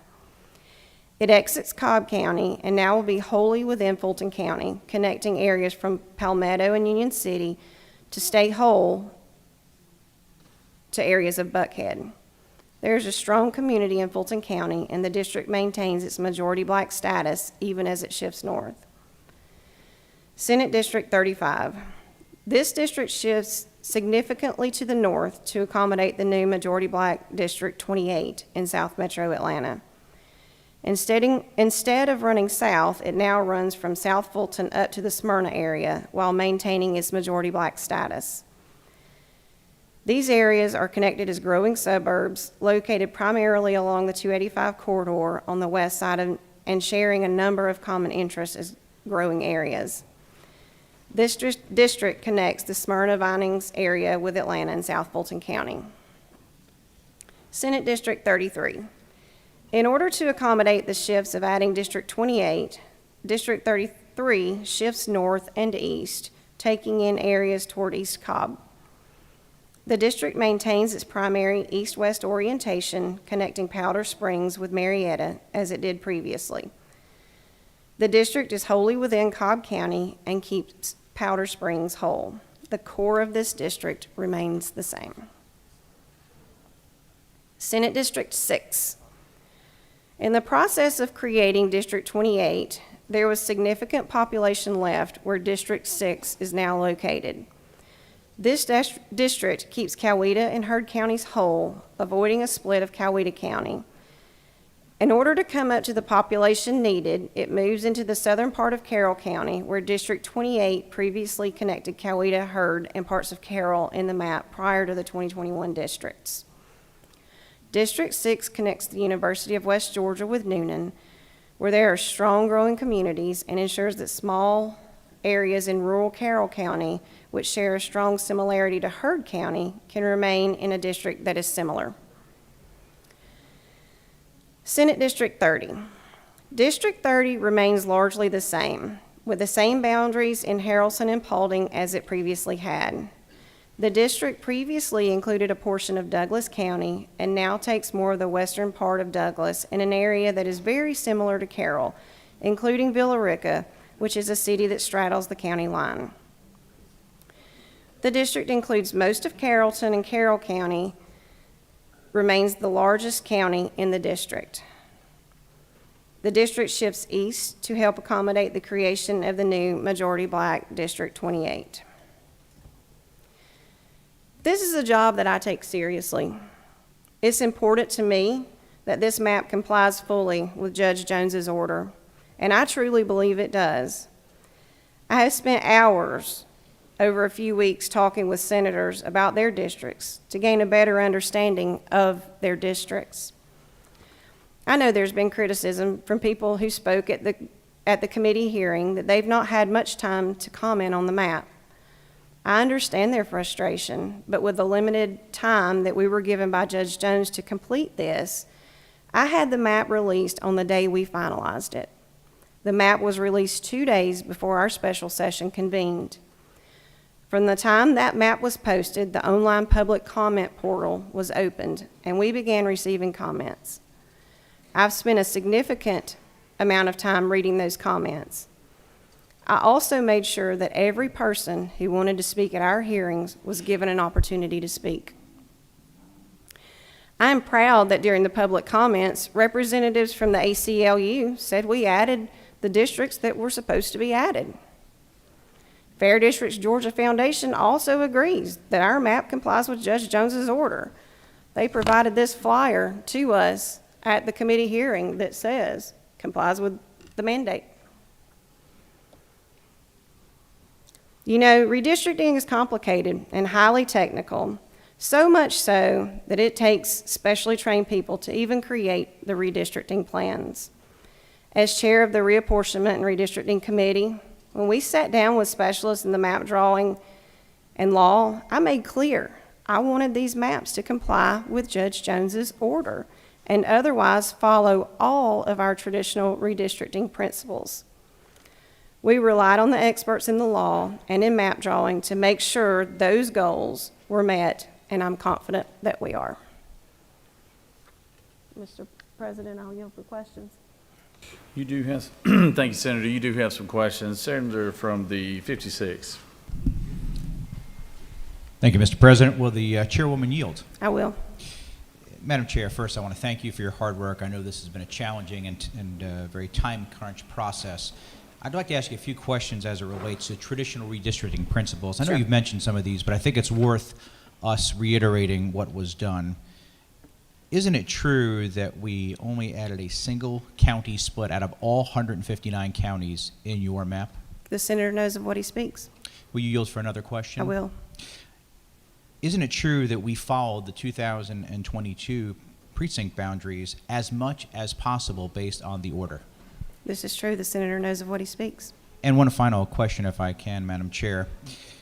In the terms of incumbents, all 56 of us that are here right now, isn't it true that in your map, not one single incumbent from either party was paired? The senator knows of what he speaks. Thank you. Thank you. Senator from the 1st. You have a question? Thank you, Mr. President. Does the senator yield? I yield. Madam Chair, we certainly appreciate what you have done, what your committee has done. I had a couple of clarifications, if you don't mind. One thing I know we're grateful for is Judge Jones being very clear in his order about what we're supposed to do. From here, do you have any concerns about whether this plan complies with that order?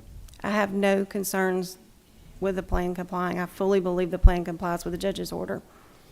Thank you. And one more point of clarification. After we conclude with this session, can you explain to us the process with the court from this point forward? Sure. So Judge Jones will have the opportunity to review these plans, and we're confident he will conclude that we have fully complied with his order. If he disagrees, then he would redraw the court-drawn plans for use in 2024, but we believe our maps will be used in the 2024 election. Thank you, Madam Chair. Senator from the 10th.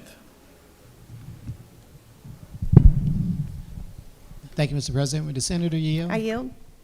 Senator, will you yield for a series of questions, please? I yield. Thank you. Are you familiar with the terms PAC, stack, and crack as it relates to redistricting? I am familiar with those terms, but I am no expert. Senator, further yield? I further yield. Do you mind explaining what your familiarity is with those terms, please? I see what we're trying to do here. What I have said is that I have consulted with experts who know the legal terminology, and I have relied on their expertise to help me with drawing this map. Senator, further yield? I'll further yield. Senator, I'm not asking any trick questions here, and I'm not trying to take you anywhere. I'm just simply asking what your familiarity was with those particular terms, because I had a couple of questions and I wanted to make sure they were phrased in the right terminology. Okay. Senator, further yield? Sure. Senator, you stated earlier that what you've drawn in these maps should, that your intention was to fully comply with the judge's order. Is that correct? That is correct, and we have fully complied with the judge's order. Senator, further yield? I yield. So if I'm able to point out an area anywhere in these maps where you did not comply, would you then agree that your maps would be out of compliance? The judge required that we draw 2 additional majority black districts in South Metro Atlanta, and that is precisely what we have done. Senator Yield? I yield. Senator, that wasn't my question. My question, if you mind me phrasing it again, was you stated publicly several times that your maps and your intentions were to fully comply with the judge's order. So my question is, if I was able, or if anyone in our caucus was able, to identify an area in your maps that you drew that did not comply with the judge's order, would you then agree that your maps would be out of compliance? I have consulted with legal counsel who specializes in this, and Gina Wright, who is acknowledged by the judge as an expert in this, and we all feel, and I feel, that these maps do comply. So I don't think you'll be able to point out an area that doesn't comply. And I accept that, Senator, but if I did, again, is simply a yes/no question. Would you agree, yes or no?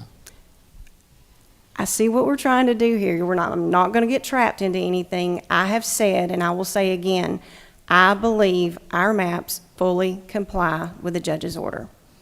Senator, again, I'm not trying to trap you. I'm just trying to get some simple questions You can move answered. on to your next question.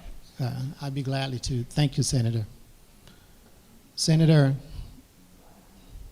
can you explain why in your maps district numbers for certain legislators, like the 35th, 28th, the 44th, and the 17th, were changed? District numbers changed because the judge wanted specific districts to be drawn as majority black districts in South Metro Atlanta. So to comply with that, numbers were changed. Is that the only reason, Senator? To my knowledge, that's the only reason, yes. Senator, further yield? I'll further yield. Senator, why does the Republican proposal leave Senate districts 16 and 34 unchanged when the court ruled that both districts as drawn violates the Voting Rights Act? So the judge's order said that the areas of those districts, and we've accommodated for that in our maps.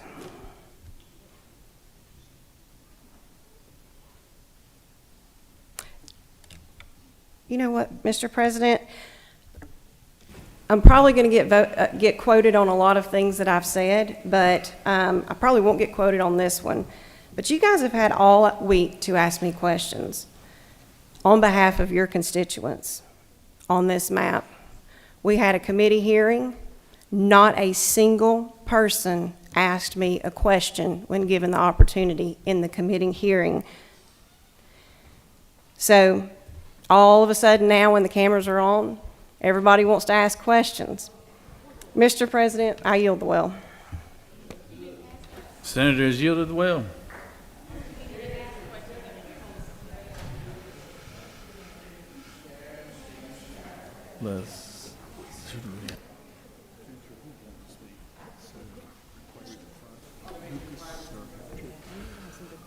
State your inquiry.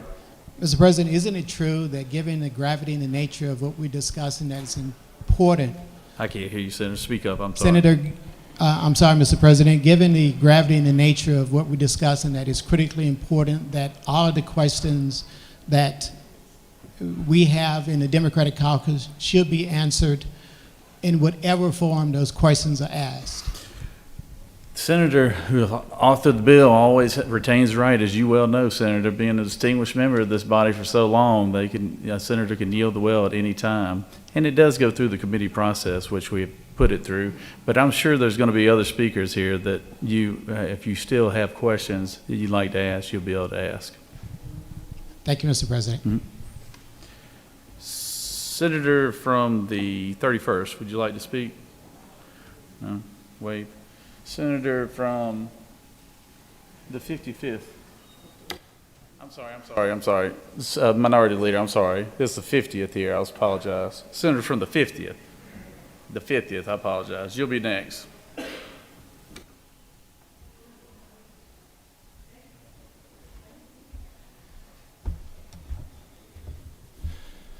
Thank you, Mr. President.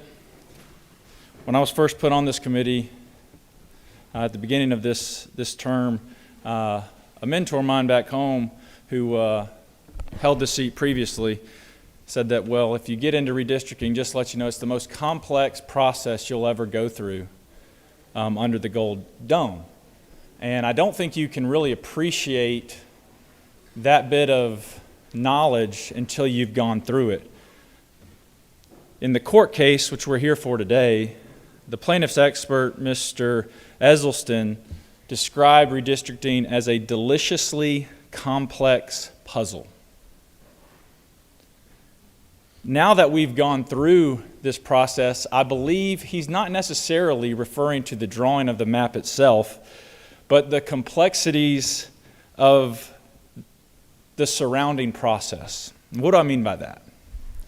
Well, when we first saw the order, and we were told that we would be called into special session, Madam Chair reached out to a long list of senators asking to come in, meet with her, and discuss their districts and let us know what we need to know about their districts. And we have the list of everyone we reached out to. Then we have a list of those who actually took us up on that offer. And the list of senators who came in to meet versus the list of senators who were offered a meeting is very discouragingly short. But I will say, for those that did come in, they were very passionate about their district. And an overarching theme in our discussions was, hey, I like the maps how they are now. Please don't change my district. I agree with that. I believe that the maps that were drawn 2 years ago were good maps. I believe most members in this chamber were happy with them. Unfortunately, the federal judge disagreed.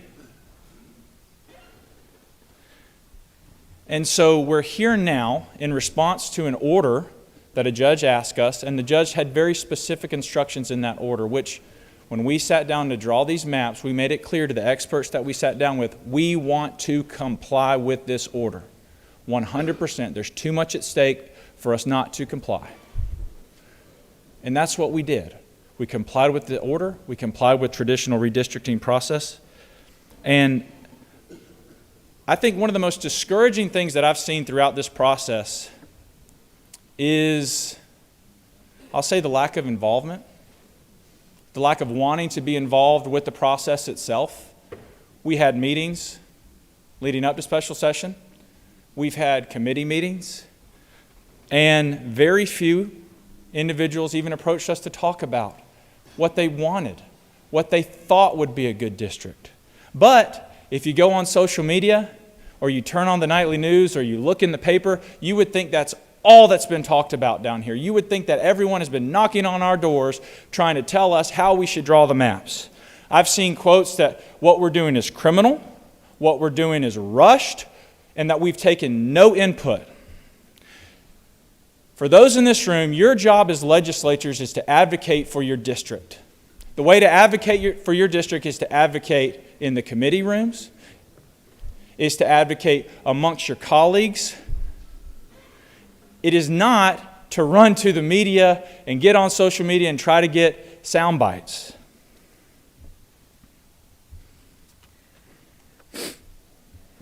We complied with the judge's orders.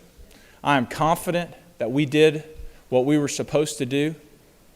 And I hope, if you're voting no on this piece of legislation, you go back to your district and you tell them how involved you tried to be, how involved you were, and not just that you talked to the media. And with that, Mr. President, I'll yield the well. Senators yield the well. Senator from the 55th, the Minority Leader.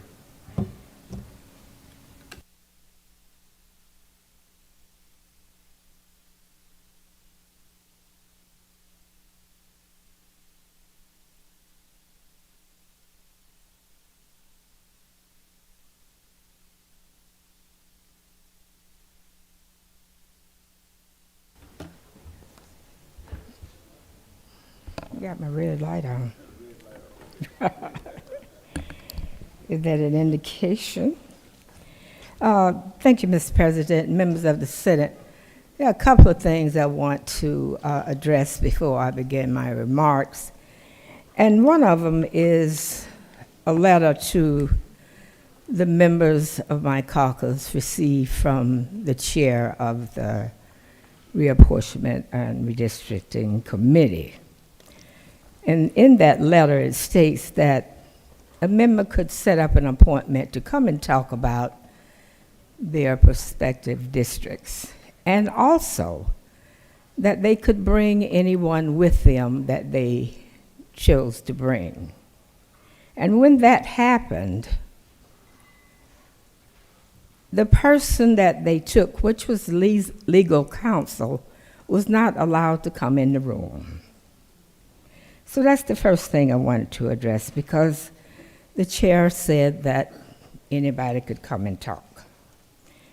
And the other was questions from the members of the committee. There was never, on yesterday, there was never an invitation for the committee members to ask questions. I was there, I made a presentation. I was never offered to ask a question of the chair.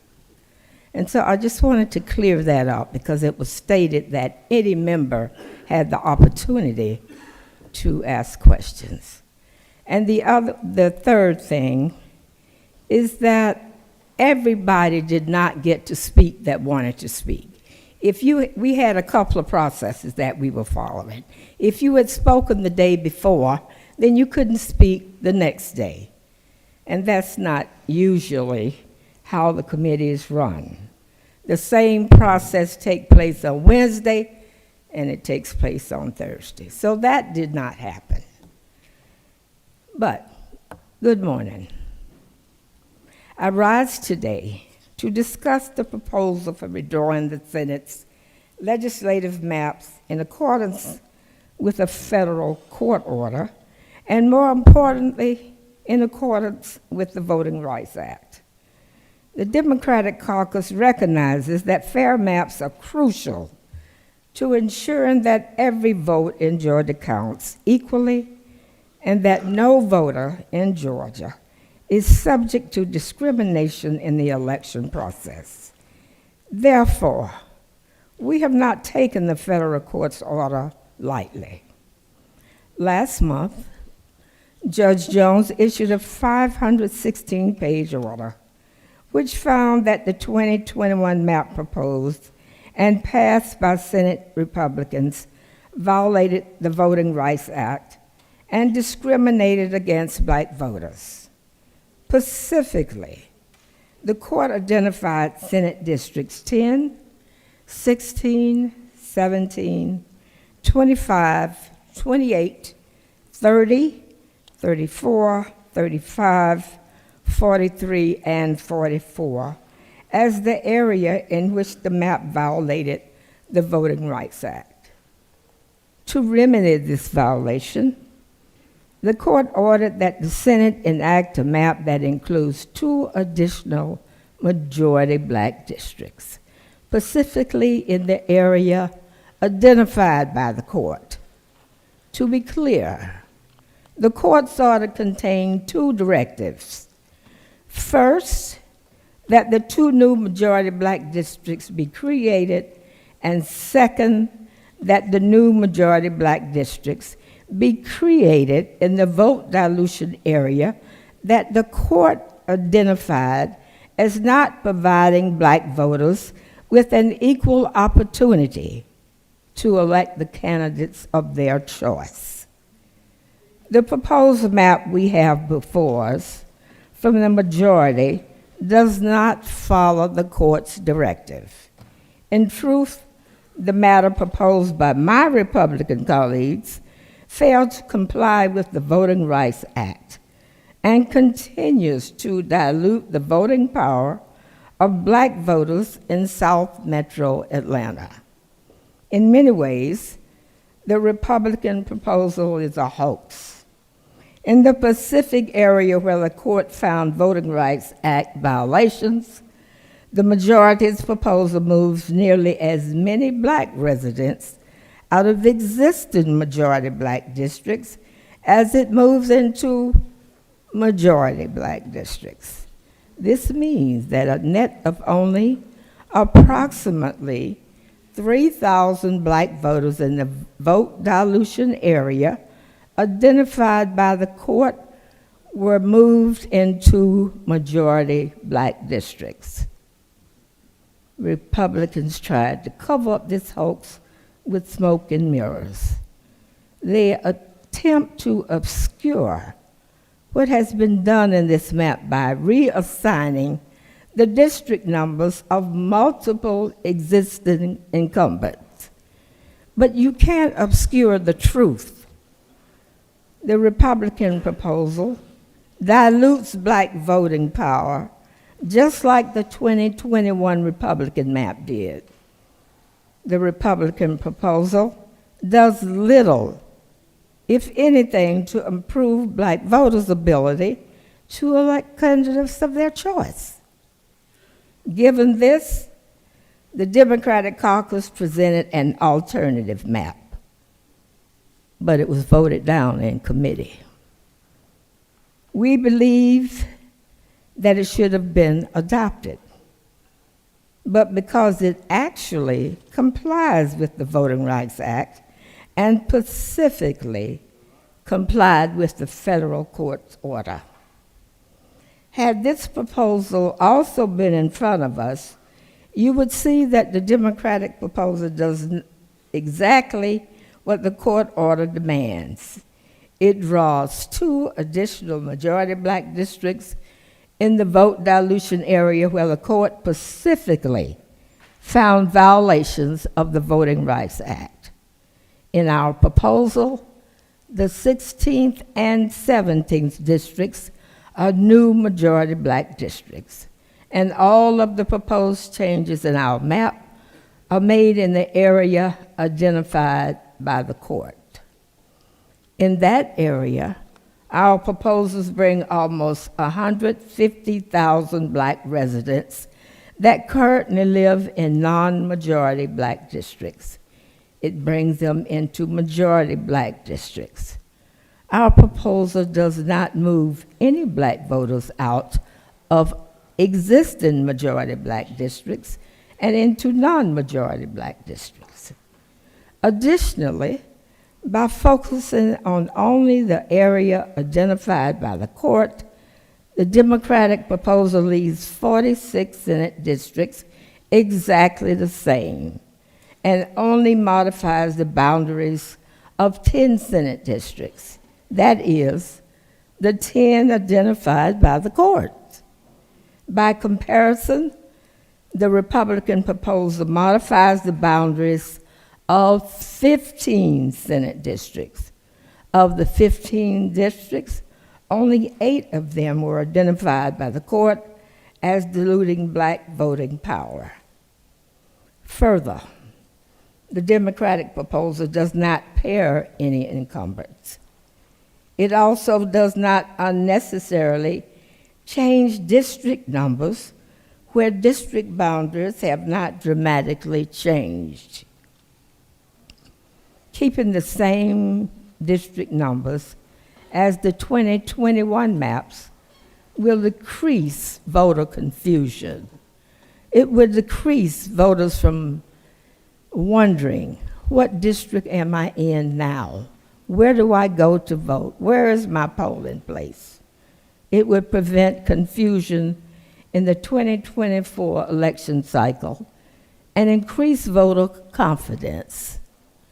Additionally, there will be little to no voter confusion in the 46 Senate districts that have not been changed.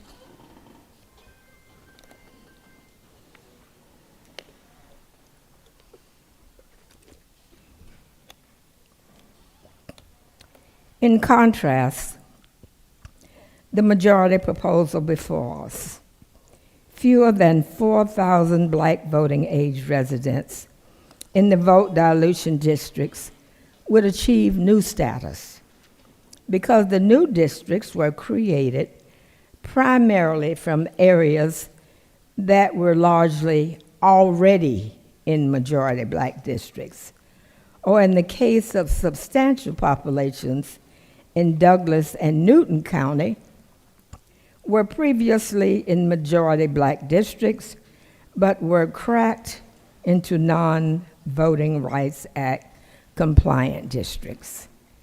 The Republican proposal achieves additional majority black districts by packing and reconfiguring non-affected areas elsewhere on the map.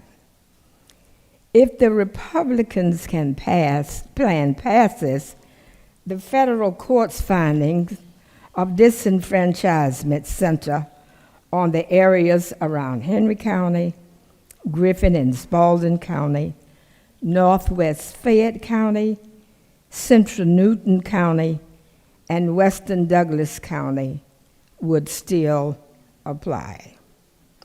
That would mean that tens of thousands of black voters in those areas will still not have equal opportunities to elect the candidates of their choice. As we did in 2021, Senate Democrats are again pleading with Republicans to pass a map that complies with the Voting Rights Act and that does not discriminate against black voters.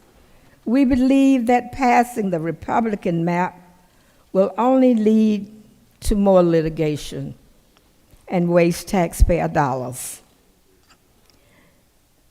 Georgians deserve fair maps, and it is our duty to create fair maps that reflect the diversity of Georgia and that comply with federal law. Mr. President and members of the Senate, I appreciate your time, your willingness to listen to my comments, and I just hope that you can abide by my requests. Thank you, Mr. President. I yield well. Thank you, Senator. Senator has yielded the well. Recognize Senator from the 43rd. Senator, there she is.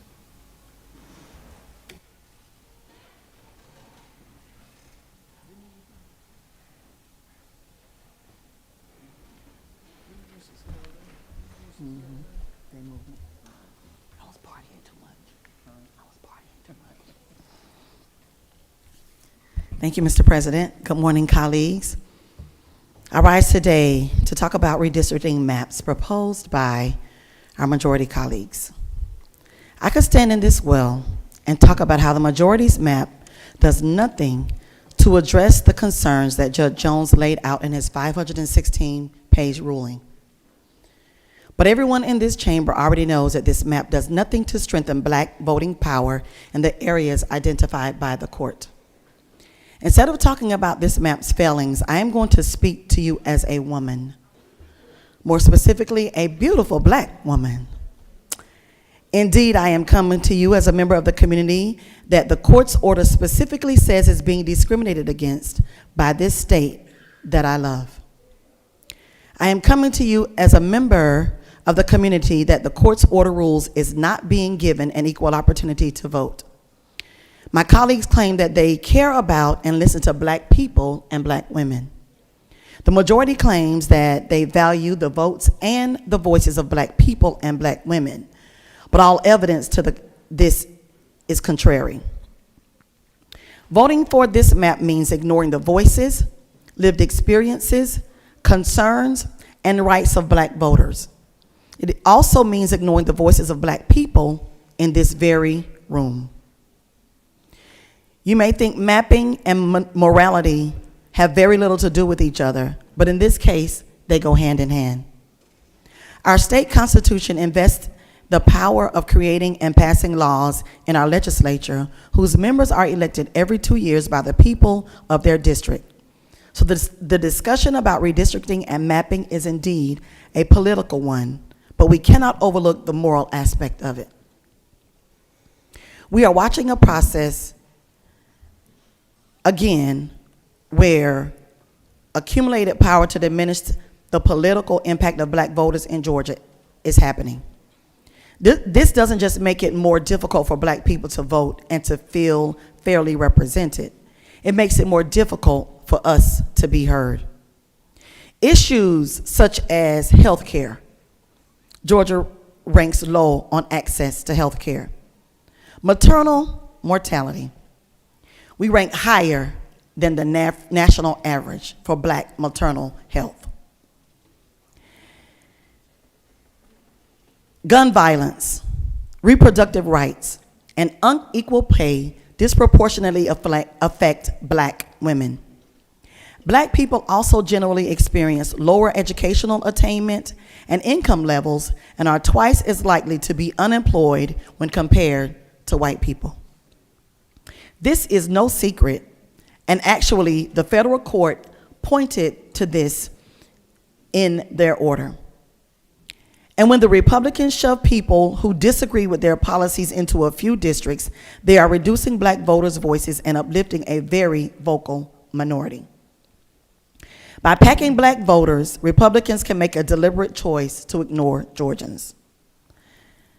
I've mentioned this before, but Philippians 2:4 says, instead of each person watching out for their own good, watch out for what is better for others. So when you say we value women voters or we value black voters, my question is, do you? Do you value the voters or just the votes? If you value the voters, especially the black women voters, prove it. Hear them, listen to them, represent them, represent their concerns. Where can we access quality health care? How are you going to fix the abysmal maternal mortality rate among black women? Then I hear in the community questions like, can you enact common sense gun laws so no other mother has to bury her child? Another question I hear is, where can we find safe and affordable health care while we work? These are the questions I hear in the community. These are the voices I represent.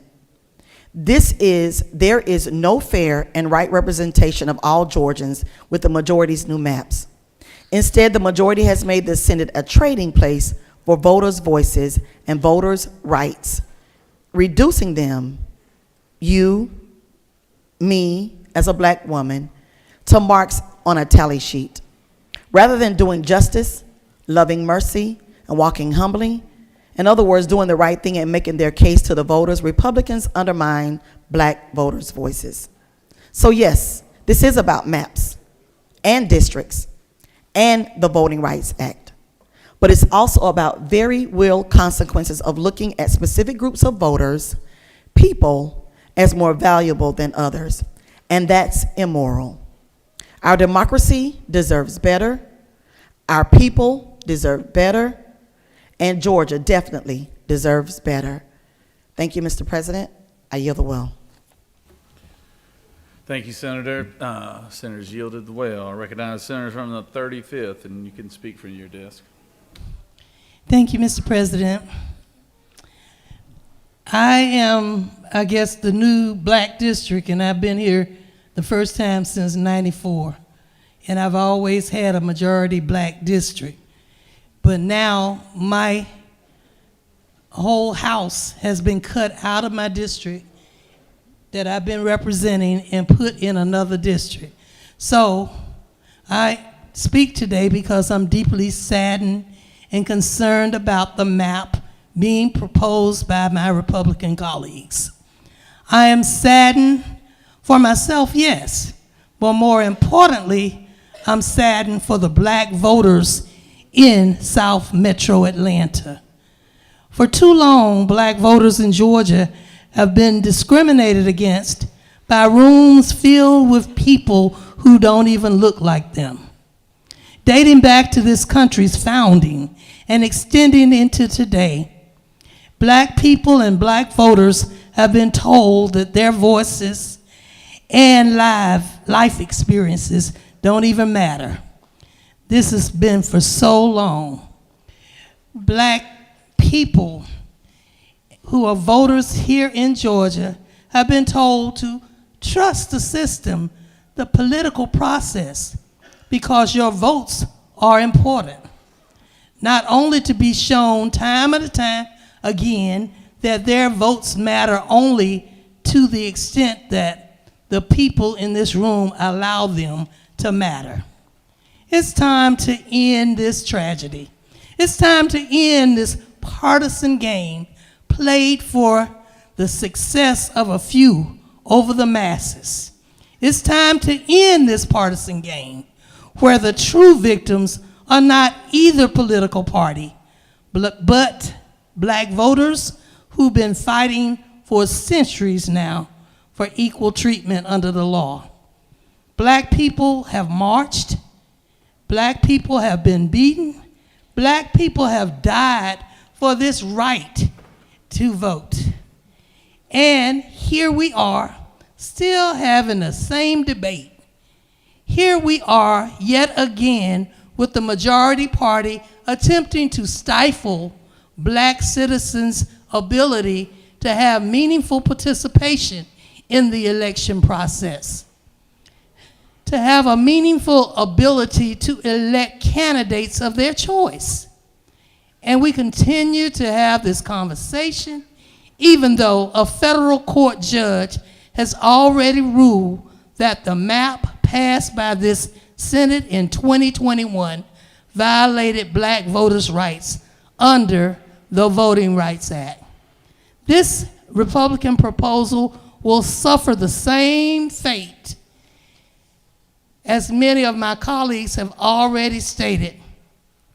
Judge Jones ordered that the Senate redraw its maps to remedy specific discrimination against black voters in 10 districts, including District 35, which I represent. Instead of doing that, the Republican proposal makes most of its changes in districts not identified by the court order. To cover up this gamesmanship, the Republican proposal changes district numbers, including mine, for no apparent reason. It's changed the district numbers of black voters, and it was not necessary. None of you should be fooled by this. The Republican map being proposed violates federal law, period. This is just smoke and mirrors to change numbers of existing black districts. The Republican proposal does nothing to increase equality for black voters in South Metro Atlanta, period. This map continues to discriminate against black voters, including the voters that I currently represent, period. And no one in this room should support it, period. Yesterday, during the committee meeting on this map, one of my colleagues highlighted that Georgia has made significant progress toward racial equality in the election process. No one's going to deny that. We are all proud to represent this great state of Georgia, where I was born and raised. Third generation on my mother's side and fourth on my father's. However, progress does not mean equality. Progress means that we're getting closer. But as the court made clear, we are not there yet. So in his order on page 9, and in different words on page 516, Judge Jones said, and I quote, "The court commends Georgia for the great strides that it has made to increase the political opportunities of black voters in 58 years since the passage of the Voting Rights Act of 1965. Despite these great gains, the court determines that in certain areas of the state, the political process is not equally open to black voters. This means that the progress that we have made is not enough for black voters in the South Metro area. And I'm standing here saying it. Many other Democrats have already said it. The court has said it. And the sentiment has echoed in the public comments over the last few days. So this means that the Republican proposal is not enough for black voters in South Metro Atlanta because it continues to ignore that this right to equality should be upheld. The Republican proposal is not enough. It violates the Voting Rights Act. This map clearly violates the Voting Rights Act. So everyone in this room should be just as disappointed as I am. Everybody in this room should oppose this map. It's not about me. It's about the best for the state of Georgia. I just thank you, Mr. President, and I yield the will. Thank you. Thank you, Senator. Senator from the 2nd, would like to speak. I didn't even know you were up next, Senator.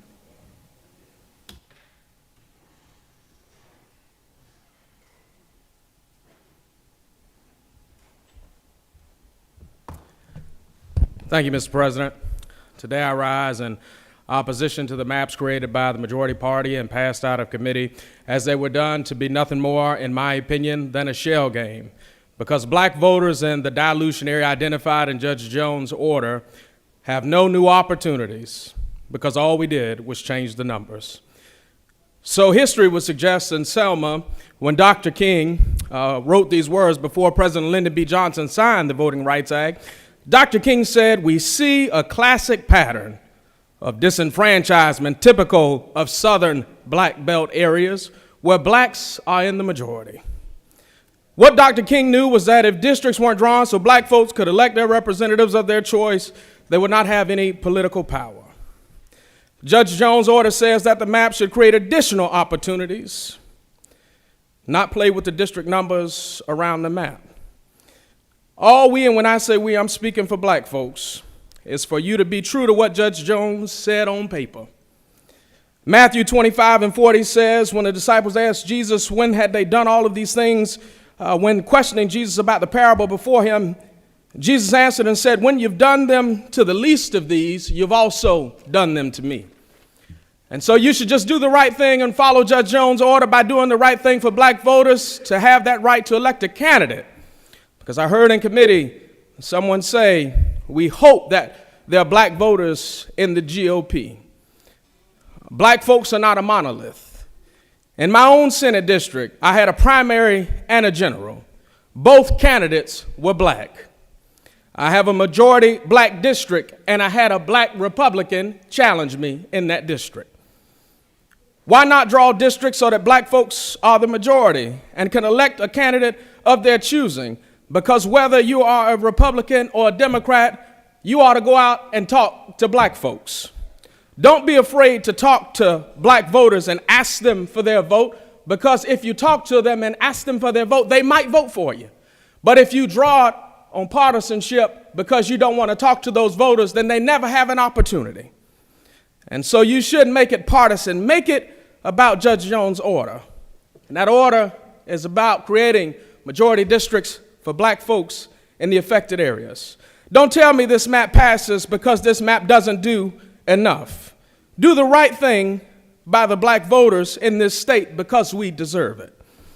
As I close, I'm reminded of the words of a Baptist preacher that said, "We are caught in an inescapable network of mutuality, tied to a single garment of destiny. Whatever affects one directly affects all indirectly."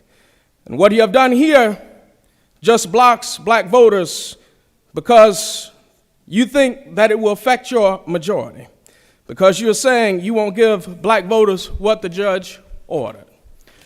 As we'll wrap together in that single garment of destiny, I'm reminded that there's nothing you can do to escape it because we're all tied together. As I heard one of my colleagues say yesterday, we're still all God's children. So as I take my receipt, I'm reminded of a proverb that says, until the lion gets a chance to tell his story, the hunter will always be the hero. So when the lion tells his story, it will be a story of how justice rolls down like waters and righteousness like a mighty stream. Because just like the lion, black voters want the chance to elect their own representatives who will also tell their story. And as I take my seat, Mr. President, one of the great activists, none other than Miss Fannie Lou Hamer, said that she was sick and tired of being sick and tired. And just like Sister Fannie Lou Hamer, I'm sick and tired of being sick and tired of having to have the conversation about fighting for black folks. All I ask my colleagues in the majority to do is just do the right thing by black voters and give them just what the judge ordered. With that, Mr. President, I yield the will. Senator has yielded. Thank you, Senator. Senator from the 9th, you wish to speak?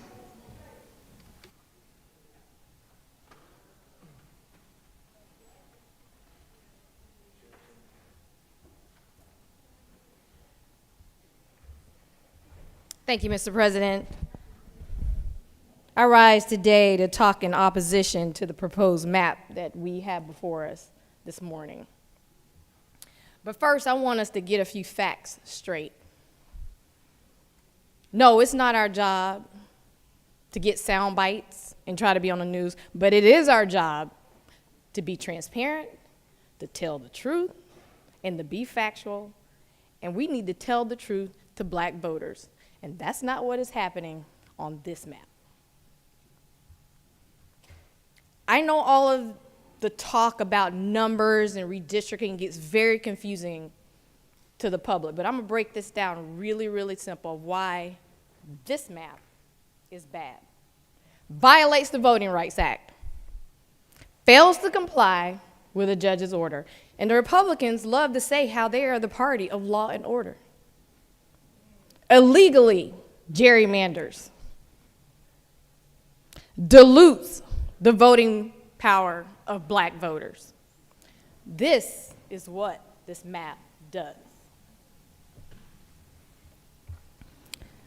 Another untruth. Our chairman from the 49th, respectfully, she said that adequate testimony was allowed during committee. I listened to the committee hearing when Republicans presented their map. We got a lot of testimony was allowed from the public. I think it was over an hour. Upon closing, no questions were allowed, permitted to be asked of the committee. The Republicans in control of that committee about their maps. No question. Closed out. We're done for the day. However, the Democrats go to present their map the following day, yesterday. All of a sudden, we can't hear testimony from the public. And as they were pressed on that, the lack of testimony from allowing testimony from the public, they yielded a little bit, allowed 5 people to speak for 5 minutes.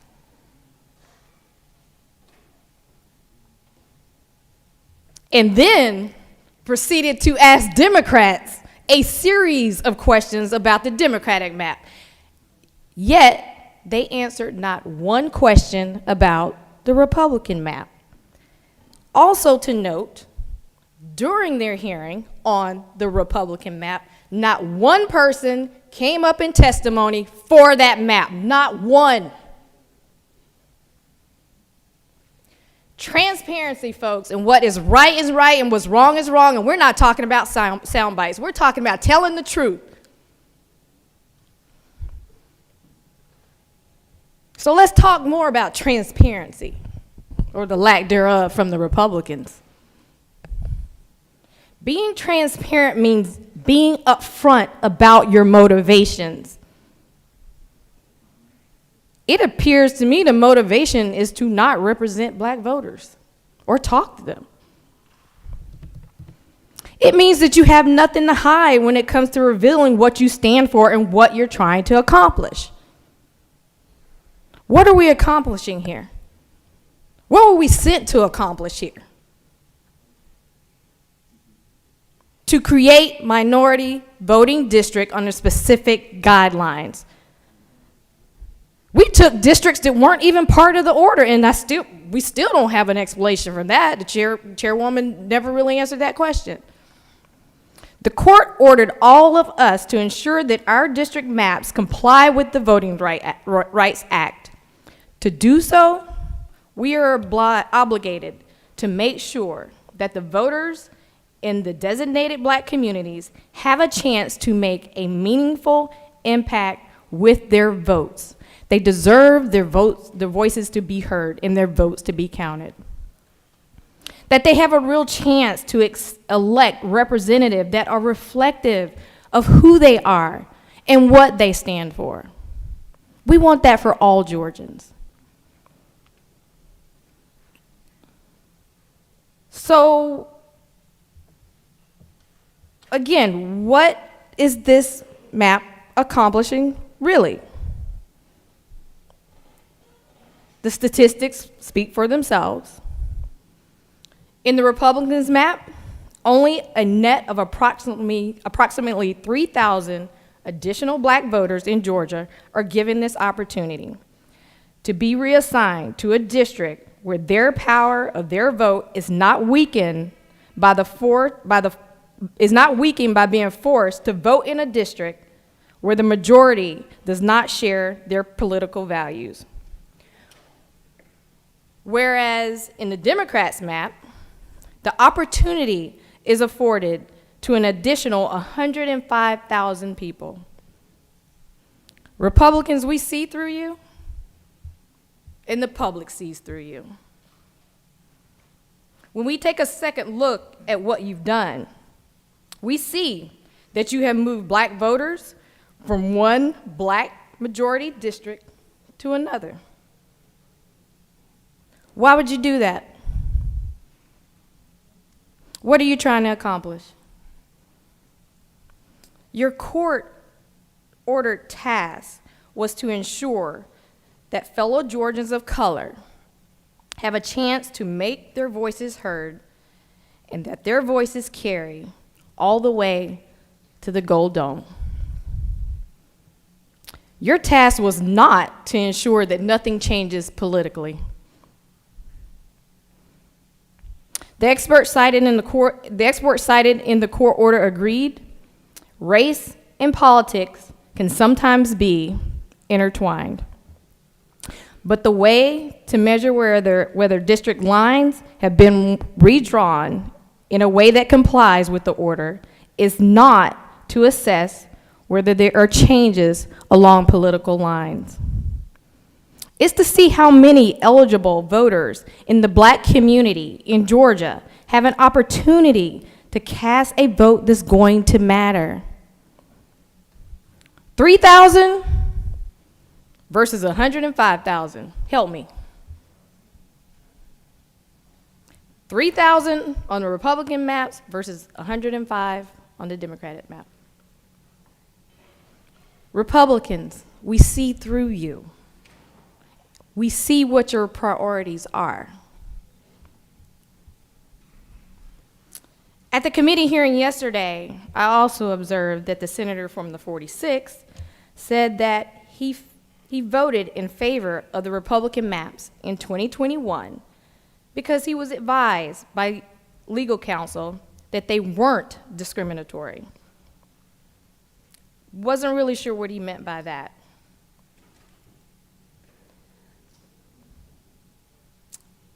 But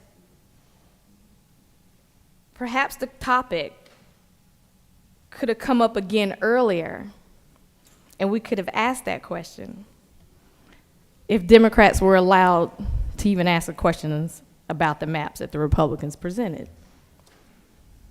It's part of having testimony. You want to clarify some questions about what's happening here. We want to clarify maybe some past statements that were made. Democrats were not allowed to ask any questions during the Republican committee hearing. That was a lie.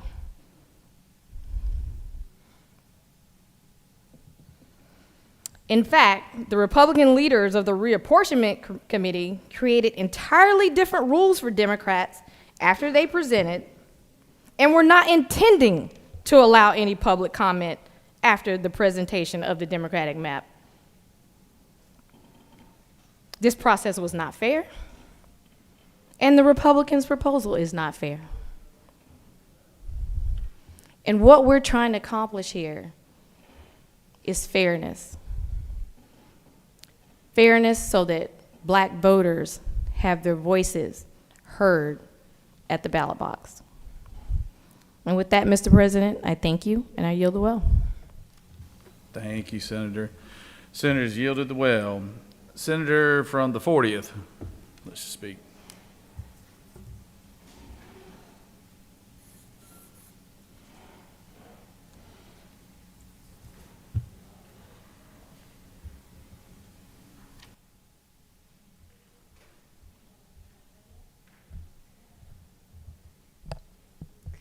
Thank you, Mr. President.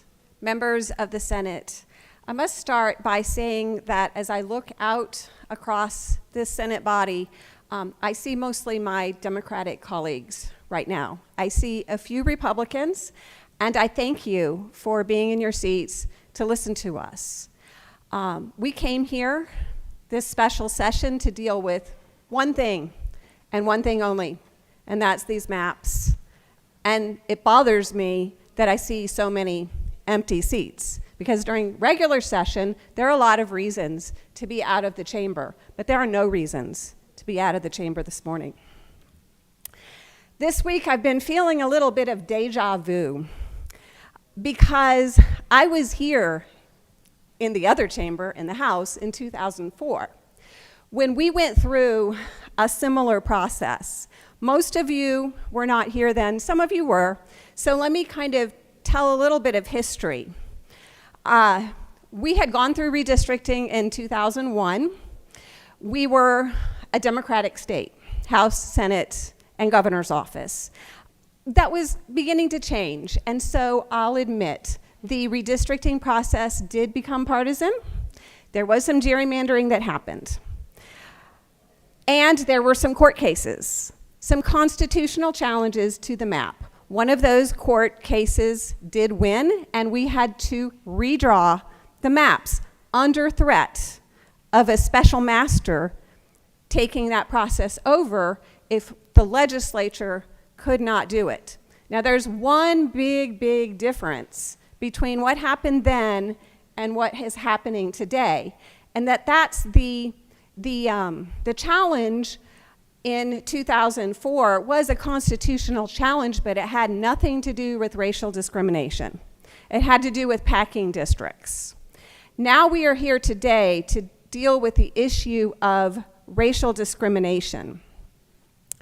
And that is very different. In 2004, or in 2001, we were still under, we had to get our maps pre-cleared to make sure they weren't diluting black vote before we passed those maps. Because of a US Supreme Court case in 2013, this is the first time we've gone through that where we didn't have to get our maps pre-cleared. So nobody was really scrutinizing those maps very carefully. Someone said previously, Legislative Counsel said these maps were fine. These maps did not dilute black vote, the maps we passed in 2021. But I will say, you tend to not see what you don't want to see. So I venture to say that the federal government probably looked a little closer than our Legislative Counsel did, and we need to look, and Judge Jones, being a black man himself, looked a lot more carefully at that map than we looked at it in 2021, and probably more carefully than Legislative Counsel looked at it. Now, what happened in 2004 is the legislature was given 3 weeks to pass a new map. We were in session. It was toward the end of session. And that was the session where we were no longer fully Democratic. Sonny Perdue had won the governor's office. The Senate was elected Democratic, but flipped to Republican after the election when people changed parties. The House was still Democratic. So you had a challenge where Georgia had functioned as a one-party state for 135 years, all of a sudden was a two-party state, and they had to draw maps together. They didn't know how to do it. So they failed to draw a map in 3 weeks. So it was then handed to the special master to redraw a map completely blind of incumbent addresses. The map came out. Committee chairman, powerful committee chairmen were paired with other powerful committee chairmen. Nobody liked that map. At the end of that session, 350 years of legislative experience walked out and did not return to the election process. I did that. I left. Because my district, it was like, if my district was like this and I lived here, my district did this. It was a completely new district. And I had a 2- and a 4-year-old and an unemployed husband. And so I said, this is not worth it. I am not going to run again. A lot of other people made that same decision. 350 years walked out. 56 of those years were, if you might remember, Senator Hugh Gillis, who was elected, served 56 years in this chamber and was elected in 1948. He left too. Now I say that because as I walk the halls this week, I feel like I'm breathing in very thick air. But there's probably a couple reasons why I'm feeling that way. I'm feeling that way because I feel like Georgia is at a turning point. That we are at a point in terms of our racial progress that we are turning around and going backwards. And that hurts my heart. But I also feel like the air is thick because there are people who are afraid of losing their seats. This map here, I think, worked harder at protecting Republican incumbents than it did fixing the problem that the judge ordered. Not one Republican is losing a seat here. And I think some of that thick air I'm feeling is people walking around thinking, I don't want to lose the power that I have. That's hard to walk away from. I admit that. I had to do it. I enjoyed the power I had when I served in the House. But I left and I was okay. I believe that countries have souls.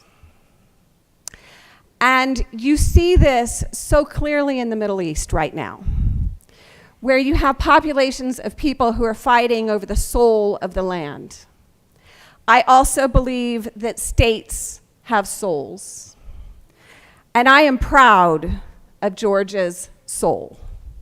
And I believe that Georgia has a soul of progressiveness that goes way back to the 1700s when General George Oglethorpe started the colony of Georgia. Because General Oglethorpe based the beginnings of this state on criminal justice reform and self-determination. He wanted to reform the prisons in England. There were people being held in prisons who were held there simply because they were in debt. And he wanted to give them a second chance. He brought them to Georgia. He said, let's make silk. Let's plant mulberry trees. He kind of missed the point that the Georgia coast had a sandy soil and might not grow mulberry trees. But the point is, the beginning, the seed of Georgia, our first story was about giving people a second chance. And so I believe at the root of Georgia's soul is a spirit of inclusiveness, of self-determination, and of forgiveness. And I believe that at this moment in history, we are putting that at risk. In this room, we have lots of stories. It is important for us as members of this body to get to know each other and to hear each other's stories. There are very few opportunities in our country right now where people of different backgrounds, such as we have in the Senate, can come together and talk to each other, because we are such a politically divided country right now. So what I ask as a white member of this chamber is that we as white people take more opportunity, and I wish some of my more of my white Republican colleagues were here to hear this, but we need to sit down with our black colleagues and hear their stories.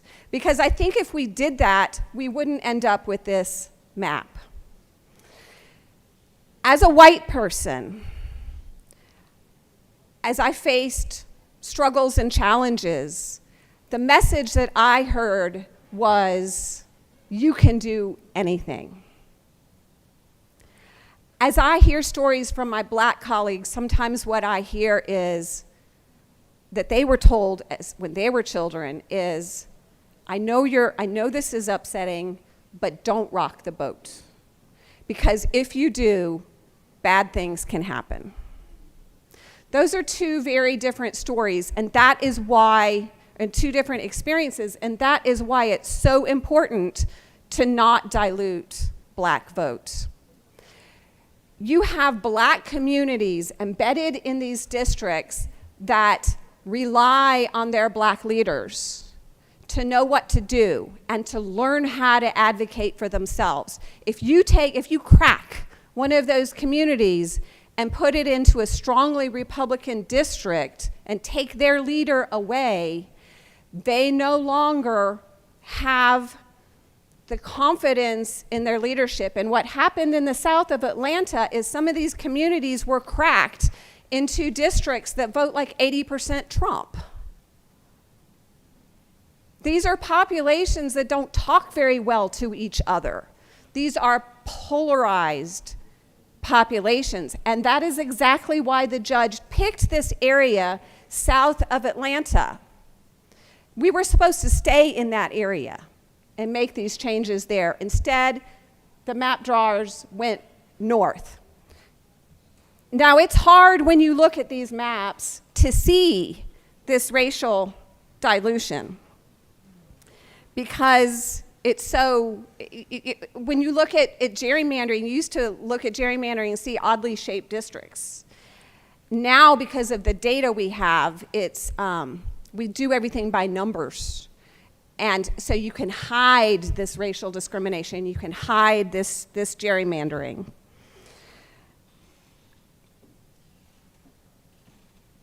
I beg you to listen to these stories of your black colleagues. Our senator from the 15th has written a book. And the title of it is something his mother told him, right? Our senator from the 15th was told that to survive in his world, he needed to learn how to get butter from a duck. Now I ask you, the white members of this body, did you have to get butter from a duck to survive in your world? I believe that if we are going to heal as a state, we all must look into each other's eyes in this very body and set the example for talking across these lines, looking into each other's eyes and seeing our common humanness, because life is hard. We all have hard things that we have to live through. And the more we know about that from each other, the more we can better serve the people of Georgia. If we don't do this, I do believe that Georgia will lose its soul. And that would be a tragic burden to leave to the next generation. So I hope that we can do better with these maps. Thank you, Mr. President. I yield the well. Thank you, Senator. My former suite mate, Senator from 26.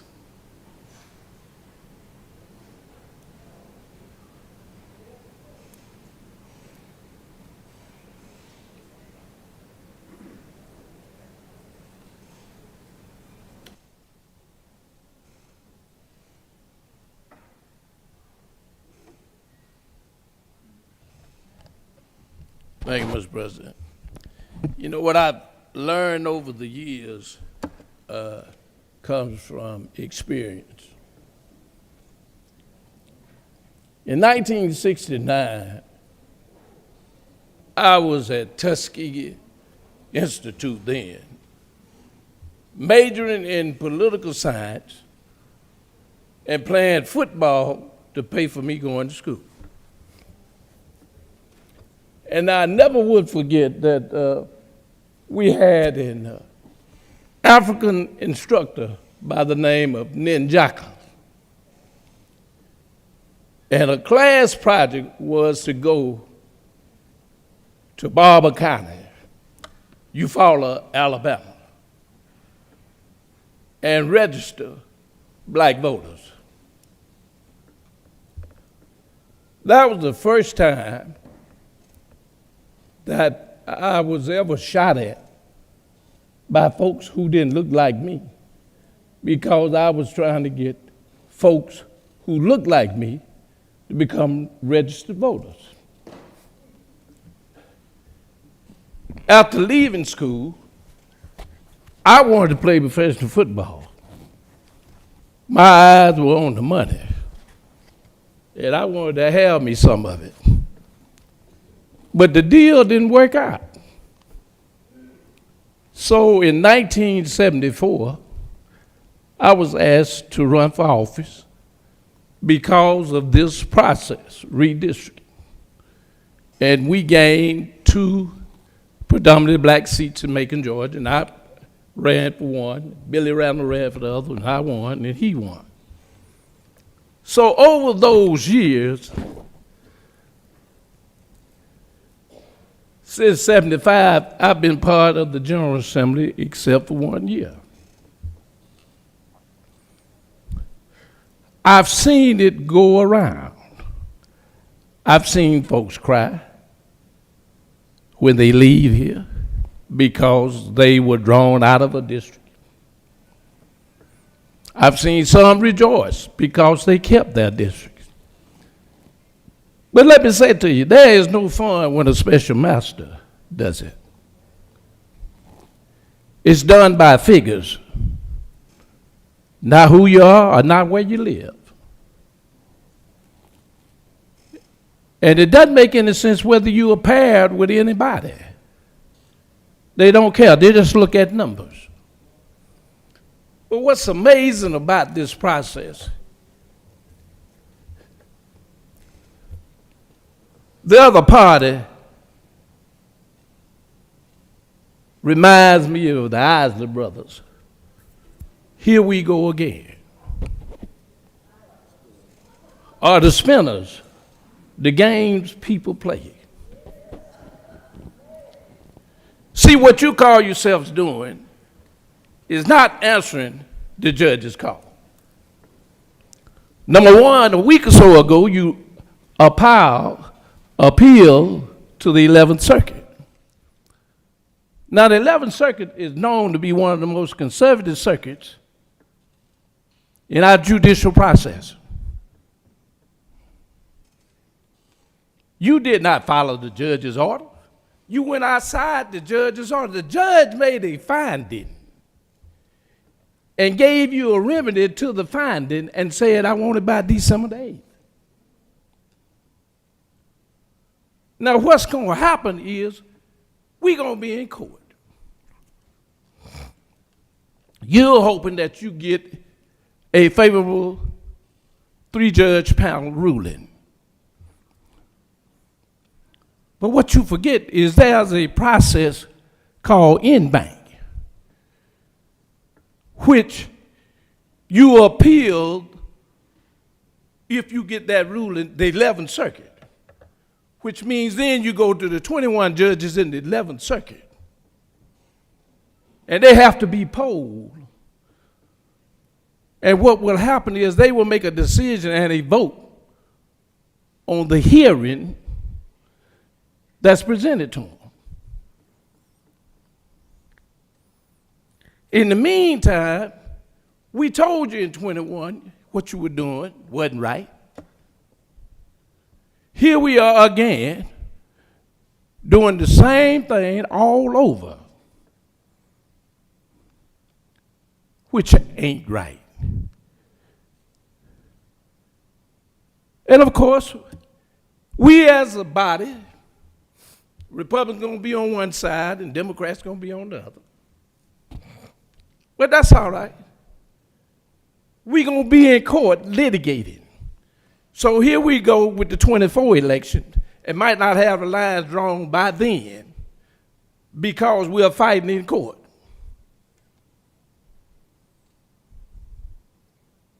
Back home, folks are calling me, asking me what we gonna do. We wanna meet with you. We wanna talk about what's going on. For instance, in the special master, he talks about a Metro Macon district. That says Macon would pick up 2 more representatives. There'll be 4 coming out of Macon. But it's split. It's split between Pard, Houston County, Bibb, Pard in Macon, Pard, Bibb, Twiggs, and Wilkerson. But what the House did, rather than create what the judge said, because he gave a finding and a remedy, they decided to take the minority leader in the House and put him in Houston County to create a district. Y'all know what you did. You changed the numbers. This ain't nothing new. I've been through it before. Ain't nothing new. In the final analysis of what's going to happen,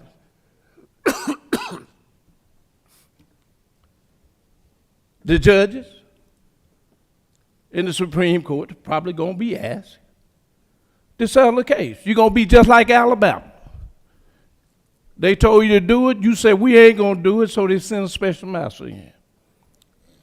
The 8th Circuit, which covers Louisiana, Mississippi, questioned whether or not an individual or a group of individuals can challenge what the state did. And what they were saying is that the only somebody could do it is the United States Justice Department. Well, the United States Justice Department will be part of this hearing because you're dealing with voting rights. They will be part of this hearing because you're dealing with voting rights. The argument about whether individuals or groups can challenge what the state did was turned down by the judge who made the ruling. So when you look at the justices being involved, how do they go against the judge that took the MSAs, the Metropolitan Statistical Area, that dealt with populations? When you take Georgia that brought in over 1 million new folks of color in population, and you deny them that right to elect somebody that looked like them. That's how they have to get elected, but it says you deny them the right to elect somebody that looks like them.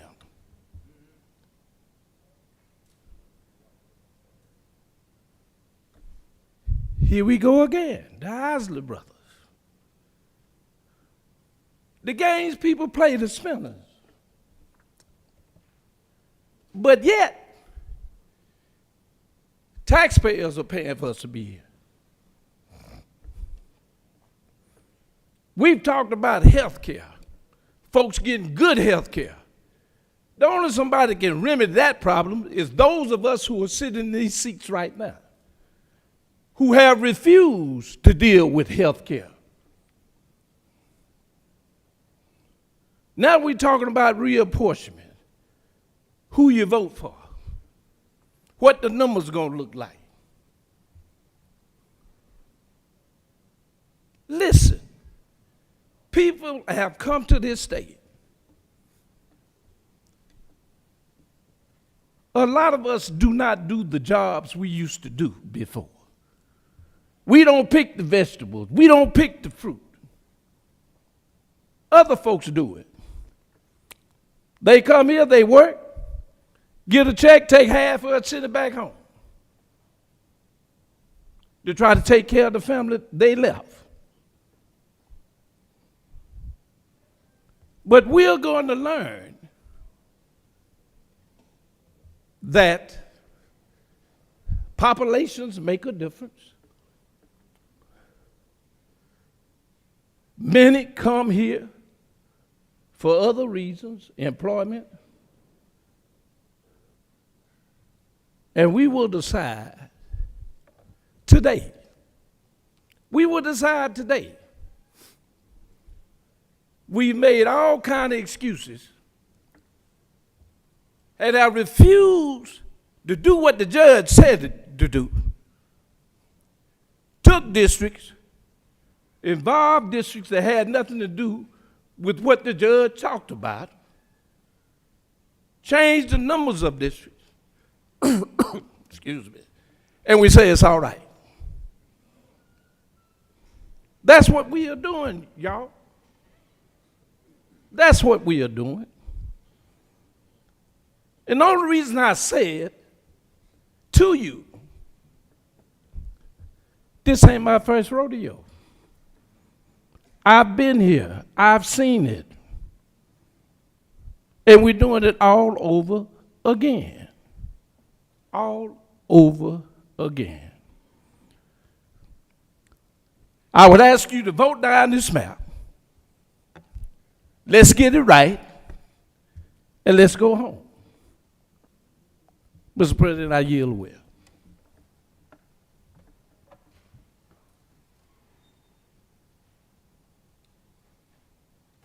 The senator has yielded the well. The chair recognizes the senator from the 36th.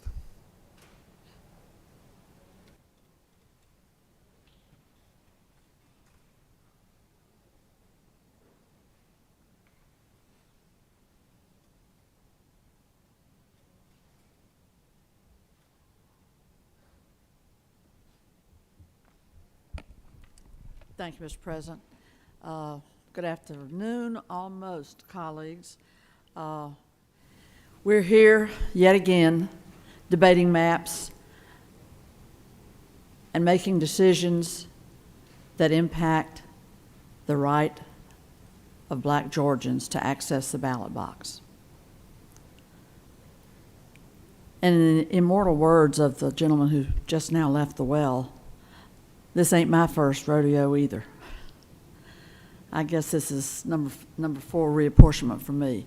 But there's a much longer history here that I just want to touch on briefly to put in context where we are. You know, the entire history of our nation has been marked by the struggle to have access to the ballot box, to secure the right to vote. In the documents of our founding fathers, there was an artful little designation of how to count enslaved Black men. Was it 3/5? So that was just the beginning of the tricks that have been played to attempt to marginalize and oppress the African American population that was brought here in chains. This is the history, the origins of where we still are today. How long will it take for us to understand that coming together and embracing, building, and ensuring a true democracy is the foundational way that we will, as a nation, hold together and move forward? So this is a battle about access to the ballot box. You know, Albany State students marched down attempting to register to vote in the 60s, and they were all kicked out of school. Kicked out of school for that. In Danville, Virginia, people went down, marched to vote, beaten down in the streets.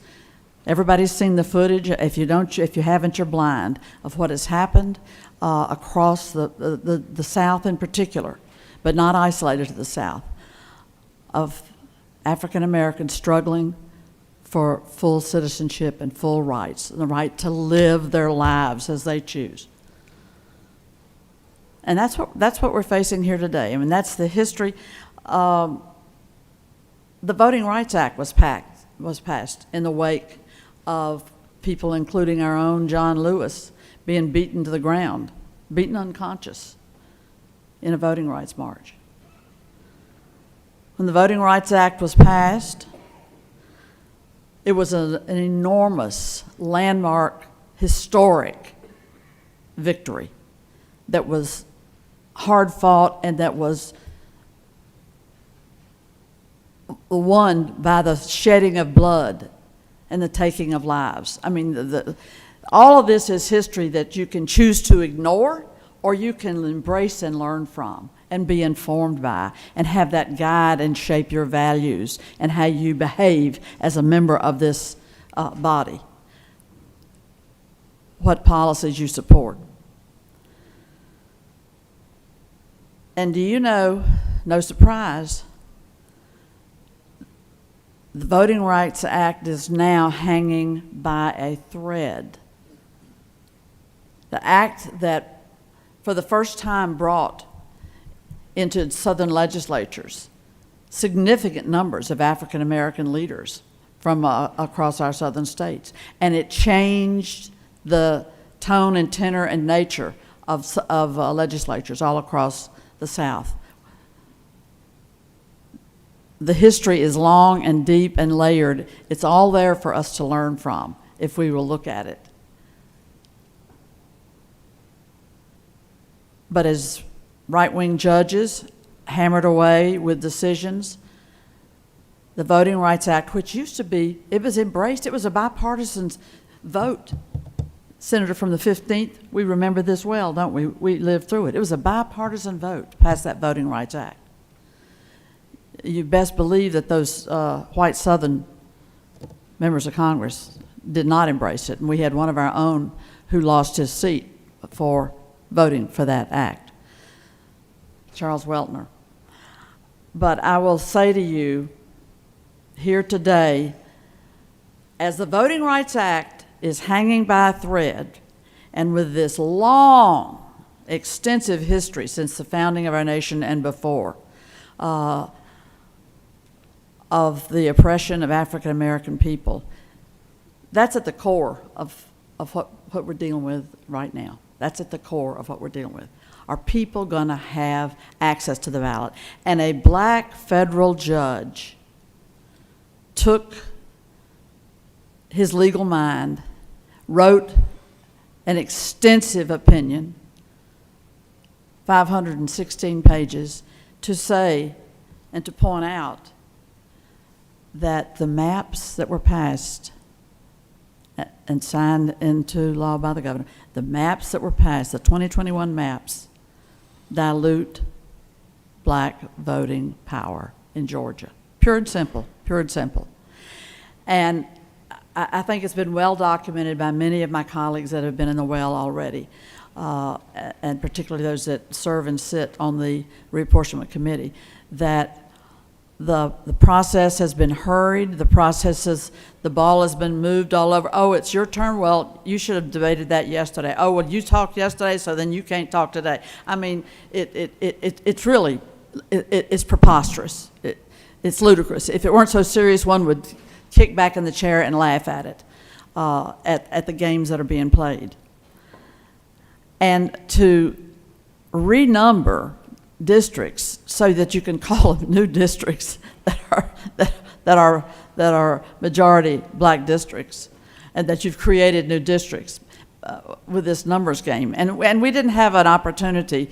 The chair of the committee chose to leave the well, there were many questions to have been posed, and that was one, is what was this numbers game that you were playing with taking districts and giving them new numbers?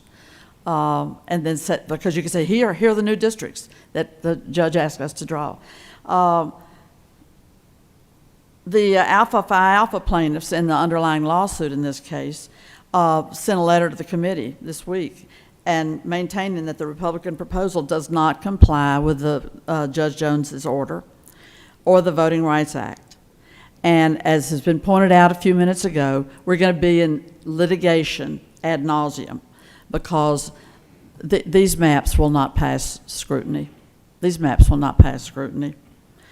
And we leave the voters of Georgia very poorly served by these machinations. The disenfranchisement of black voters has a history as old as this country. We could, and we have the opportunity before us, to have done the right thing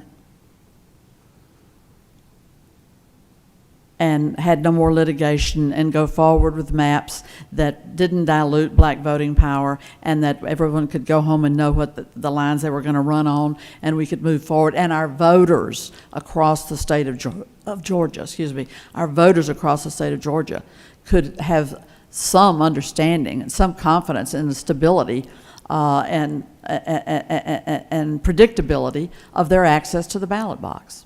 That's not what the majority party here has chosen to do. And it's regrettable, it was avoidable, and I'm sure there are people on both sides who see this differently, but I think the facts just are undeniable. Under the Republican plan, 80% of the black voters on the map who are being redistricted come from outside the districts the court identified as problem areas. And it's been stated before, I'll say it again, in our maps, the maps of the Democratic caucus, 100% of the voters who are being redistricted come from the area that is diluted. That's 105,000 black voters in Georgia who would now have a chance to cast a vote that would make the kind of change they would want to see, that would give them the option of choosing their representatives. We're in a state with 1/3 of our population is African American.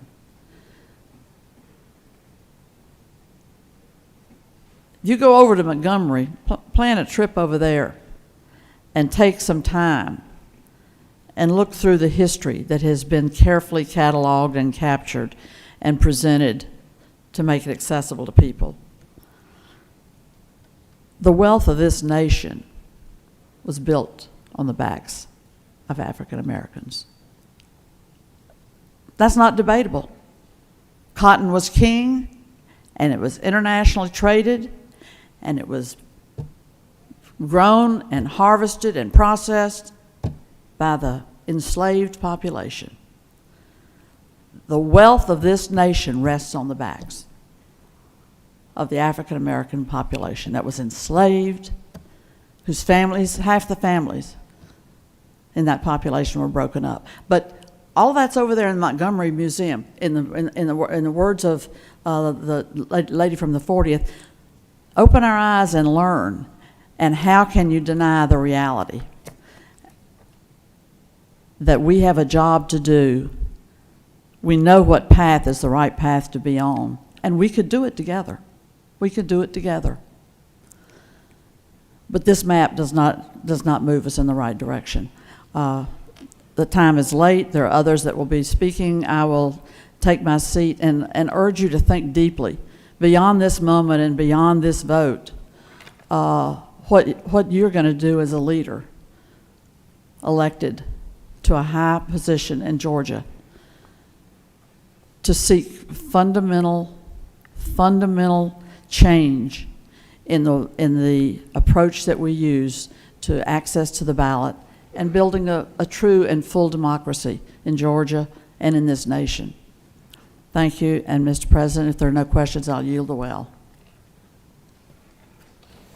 You have no questions, Senator. The senator has yielded the well. The chair recognizes the senator from the 33rd.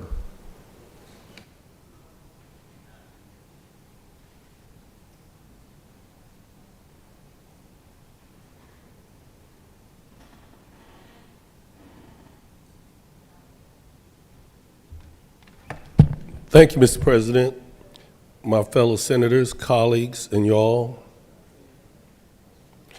I'm here today because I'm concerned that District 33, a minority opportunity district, black population has gone from majority to minority. The black voting population has gone below 37%. This hampers their ability to elect a candidate of choice. And when you don't have your candidate of choice, which is me up here, what that means is that y'all will no longer be excused in the mornings by me. The senator from the 1st, 3rd, 4th, 15th, and 35th, etc., won't be around anymore won't be able to laugh at my corny jokes anymore. Also, I won't be able to sell to the senator from the 18th blue ties because his initials are JFK. But also, I won't be traveling across the state anymore resolving development authority concerns. What District 33 needs is to add back the City of Austell Precinct 1 and 2, also add Clarksdale and Marietta 5B precincts, and remove the districts in the Northeast to restore balance so that we won't fall below that 37% threshold. Let's ask everybody here to work together so that we can create an voting empowerment. Thank you, Mr. President, and I yield well, and I won't try to sell you any more blue Democratic ties because of your initials. Thank you, Senator. Senators yielded well. The chair recognizes the senator from the 42nd.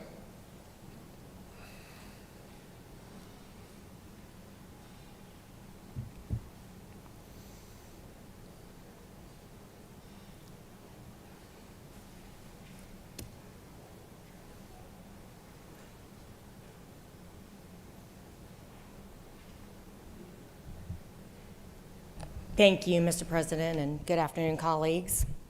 I rise today to use my voice, as I have tried to countless times in this chamber, to speak for those who are being silenced, those who are being disregarded. This is a moment to remember that this is every Georgian's Senate, and every Georgian's voice should echo in the walls of this chamber. We know that the pool of voters of color in Georgia is growing. Grew by about 1 million people between 2010 and 2020. Vast majority of those, in fact, all of them, were voters of color. The proportion of the white population actually decreased. And among that increase, the majority of those new individuals are African American. But despite all that, in the maps being drawn by the Republican majority, 80% of the black voters on the map who are being redistricted come from outside these new growth areas where there are large and growing black populations, and that the court specifically identified as disenfranchisement areas within the order. 80% just shuffling around black voters. This is like the Republicans' mothers scolded them and said, clean your rooms.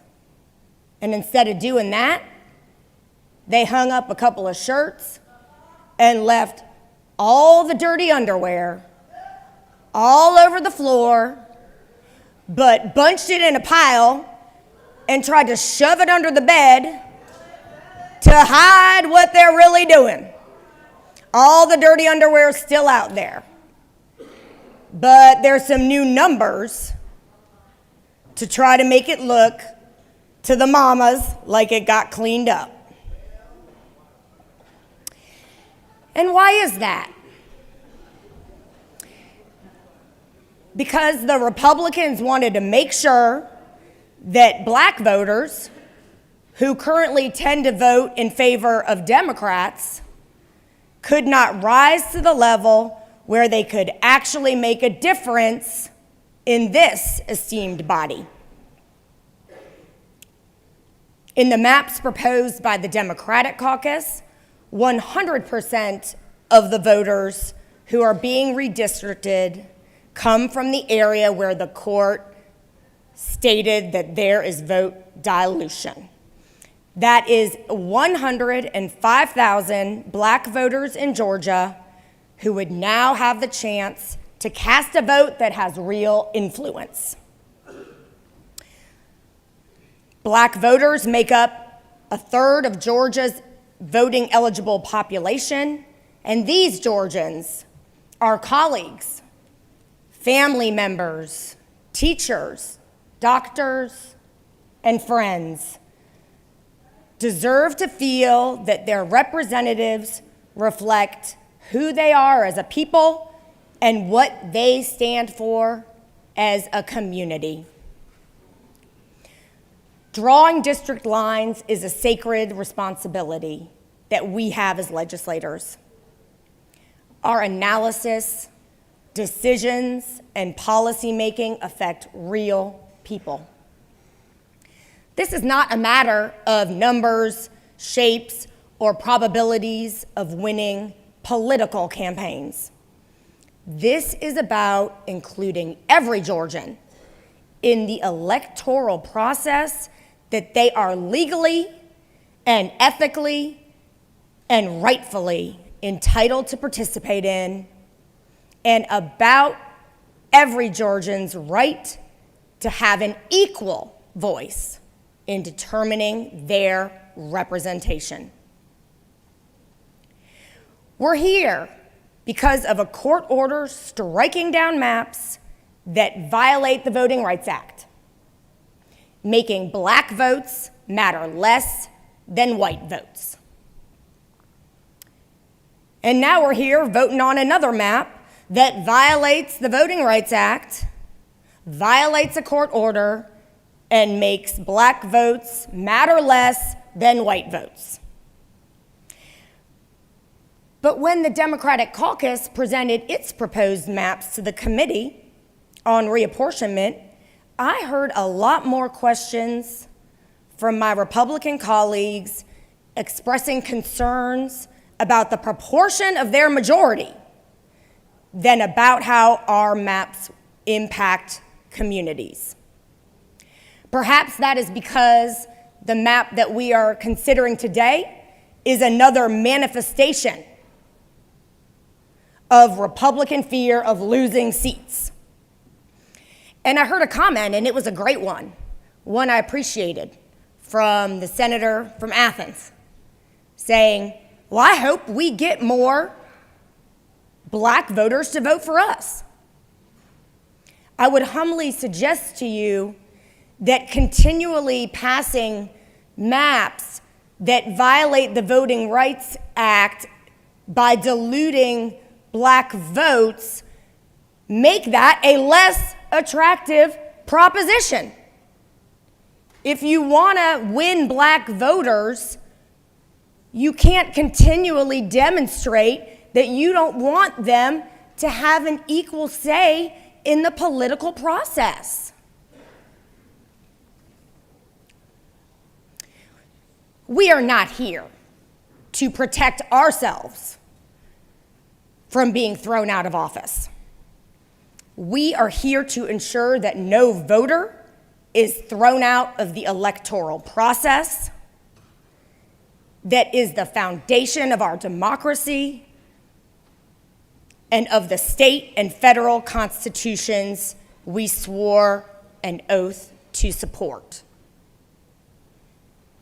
I have repeatedly advocated during my tenure of over a decade for creating an independent, citizen-led commission to draw districts, relieving politicians of the responsibility to draw our own districts, but particularly removing the power to advocate for oneself or one's party first and foremost above the people. This new Republican gerrymandered map is sadly but another cut in the fabric of our democracy. Afraid democracy equals afraid Georgia and afraid America. The sad truth right now is that only one political party is fully committed to democracy. The Republican Party has become more and more enamored by tactics that enable minority rule, and these districts are another example. What Georgia needs is that Republicans, Democrats, independents, libertarians, and citizens of all political stripes to come together to say, we believe in democracy. We believe in the great democratic experiment that is the United States of America, a democracy that has provided a beacon to the world. We believe in a future for Georgia where people of all racial, economic, and religious backgrounds participate in that democracy. We believe, as our founding fathers envisioned, that the best results for all of us will be produced by a battle of ideas between individuals and parties and a government that can enact the mandate of the people. But right now, today, only one party seems to believe in those values and that future. The Republican map we're voting on today demonstrates that again as it subjugates black votes to white votes.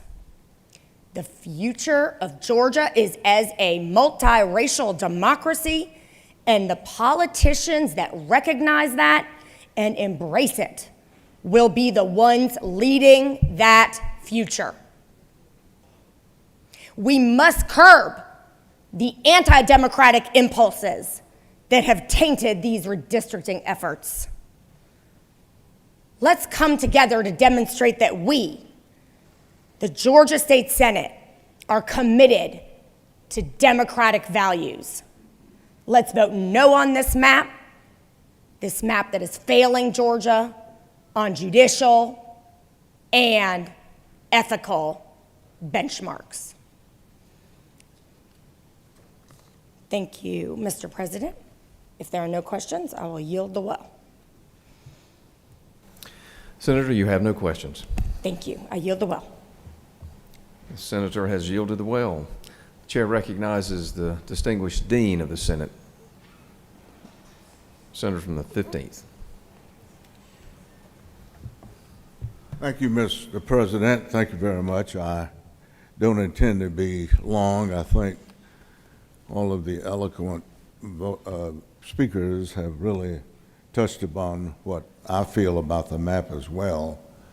Like the senator from the 26th stated, to him and to me, it's like deja vu all over again.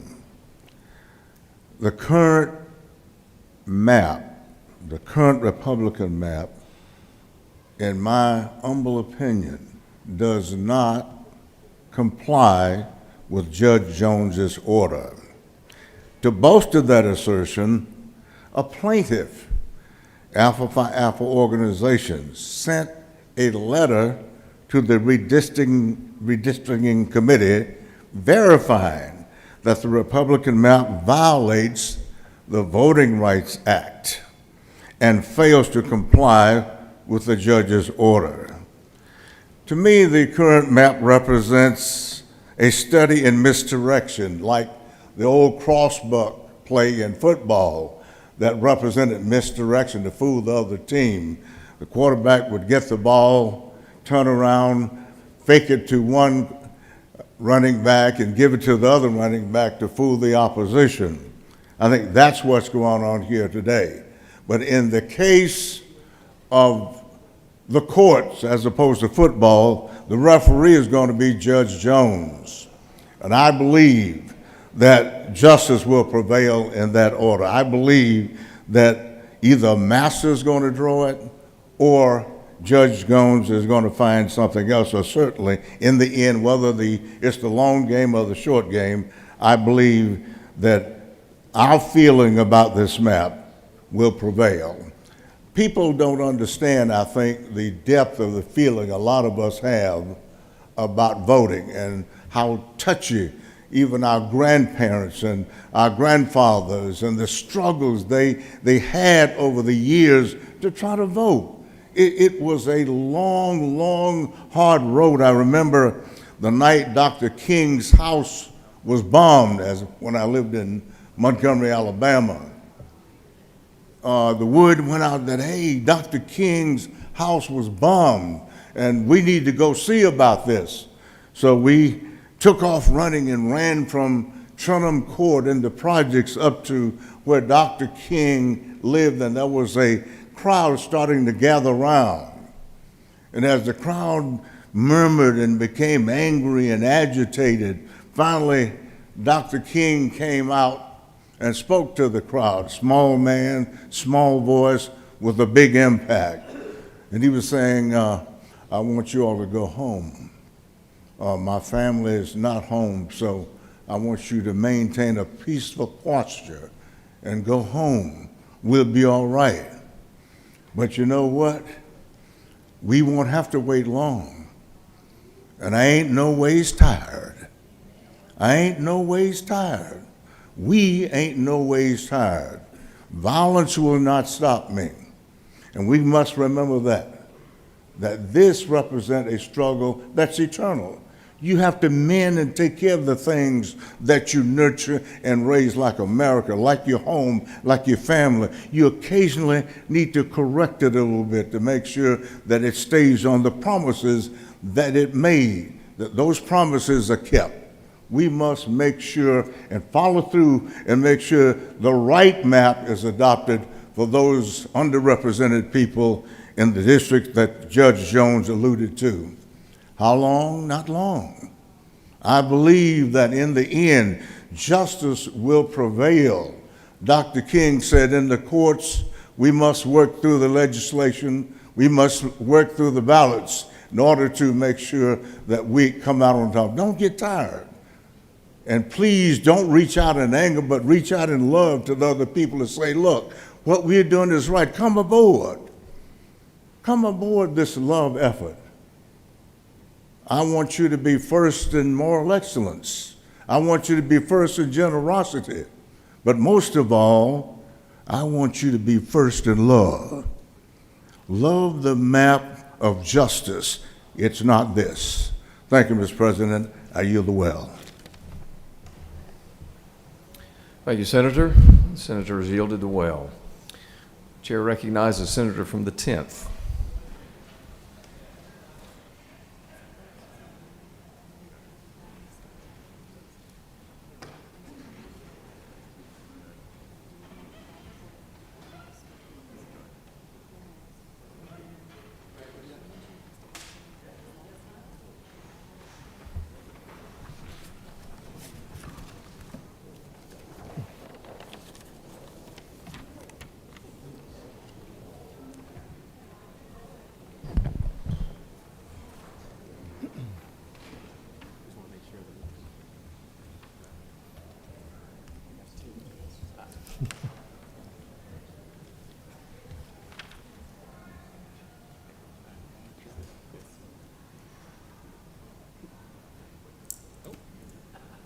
Maybe not.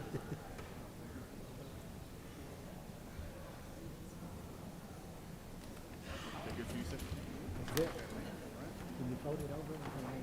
Need it folded back maybe? Fold it over like that. Or flip it, however you can.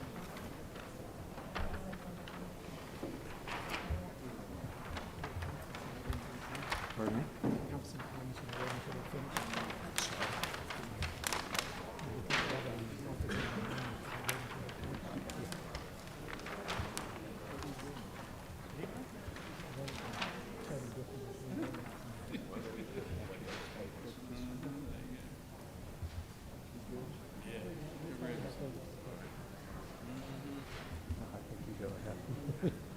Thank you, Mr. President. And colleagues, I had no intention of coming to the well today.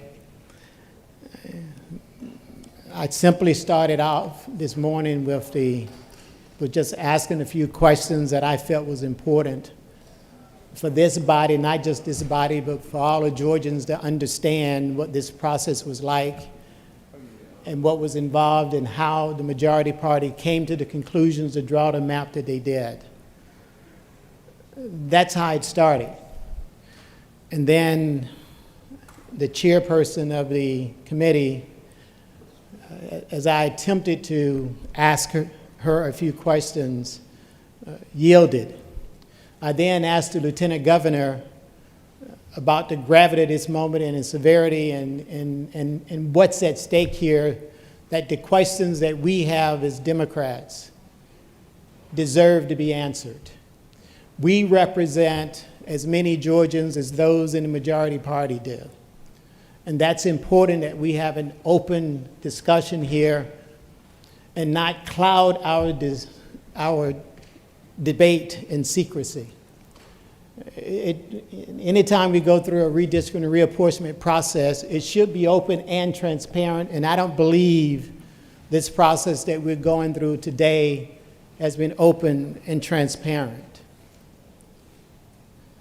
So since the chairperson refused to answer the question, that didn't give me an opportunity to ask her the questions that I had written down and researched and spent a lot of time considering, the only option I have is to stand before you today and ask those questions that I would have asked of her.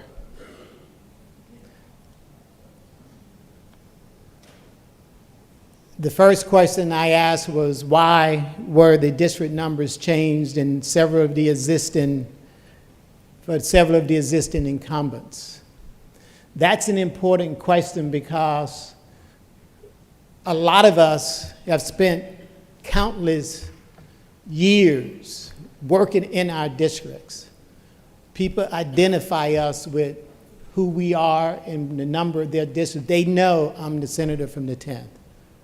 I ride around with it every day on the back of my car. We know that. So I didn't think that was a trick question. It was a very simple question, in my opinion. Why were these numbers changed? And I asked that question today, and if I had to answer it, it would probably be to kind of obfuscate what seems obvious to, or not so obvious to some of us. Which means some of those districts that had numbers flipped were some of the districts that was referenced in the judge's order. Some of those districts that were flipped were some of the districts that simply has now gone majority, minority. And it's not me saying that, it's that 515-page order that I have on my desk that states the obvious. So I didn't get an answer to that one, so that's the only answer I can come up with. The other question that I was going to ask is, why does the Republican proposal leave Senate District 16 and 34 unchanged when the court ruled that both districts that are drawn violate Section 2 of the Voting Rights Act? Folks, that's just a simple question. I'm not trying to trick anyone with asking a question. I don't know the answer to that. I can come up with why I think, because I didn't draw this map. As a matter of fact, the Democratic Party had little to no influence on how these maps were drawn. Yes, I live on the south side, some of the fastest growing areas that was impacted, that was mentioned in the judge's order. The 10th district is one of those. It borders the 17th. As a matter of fact, back when the 21 map was adopted, I said the exact same thing then that I'm saying today. Do you understand what pack, stacking, and cracking is all about? I didn't get an answer during the 21 maps, and I certainly didn't get an answer to that question today. So perhaps a special master can explain it to all of us. Another question I simply had is, why does the Republican proposal make changes to districts that were not identified in the court's order? That's another question I had. Folks, those on the other side of the aisle, that's a legitimate question they ask. It's not trickery. It happened, they were changed, so please tell us why. Another question I had is, will the Republican proposal lead to voter confusion whose voter district numbers have changed? And that's an obvious question as well. It's not trickery, it was done. Majority party changed the numbers. Do you think that the voters will be confused about who they're voting for? I've held this seat now for 19 years, the 10th district. If it was changed, I don't know what my voters would think. Did I move? Did I relocate? Was I assigned to another district? Voter confusion is real. That's something that we all should be sensitive about. Another question I've had is, why does the Republicans' proposed map move black voters in Douglas and Newton counties out of existing majority black districts into majority white districts? There's no trickery about that. Nothing at all. It's simply a question that need to be asked, and I believe the majority party need to answer the question. I was rather emphatic when I raised upon the personal privilege to our president of this great body, demanding that we need these questions asked and answered. Partially, we were told, well, this has gone through the process, it's gone through the committee and the subcommittee and the committee process and all those other processes that we have here in our great state, but the public isn't watching those committee processes like they're watching today.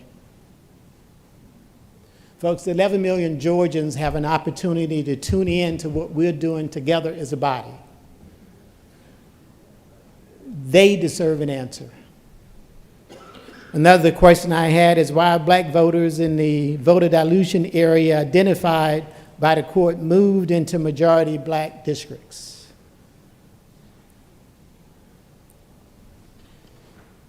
That's a real question that needs an answer. And I would tell you in advance that I will take any question that you have for me, but I hope someone on the majority party can at least provide some kind of sunshine or transparency on why some of these questions, though I didn't get an opportunity to ask, but at least provide some type of answer for some of these questions.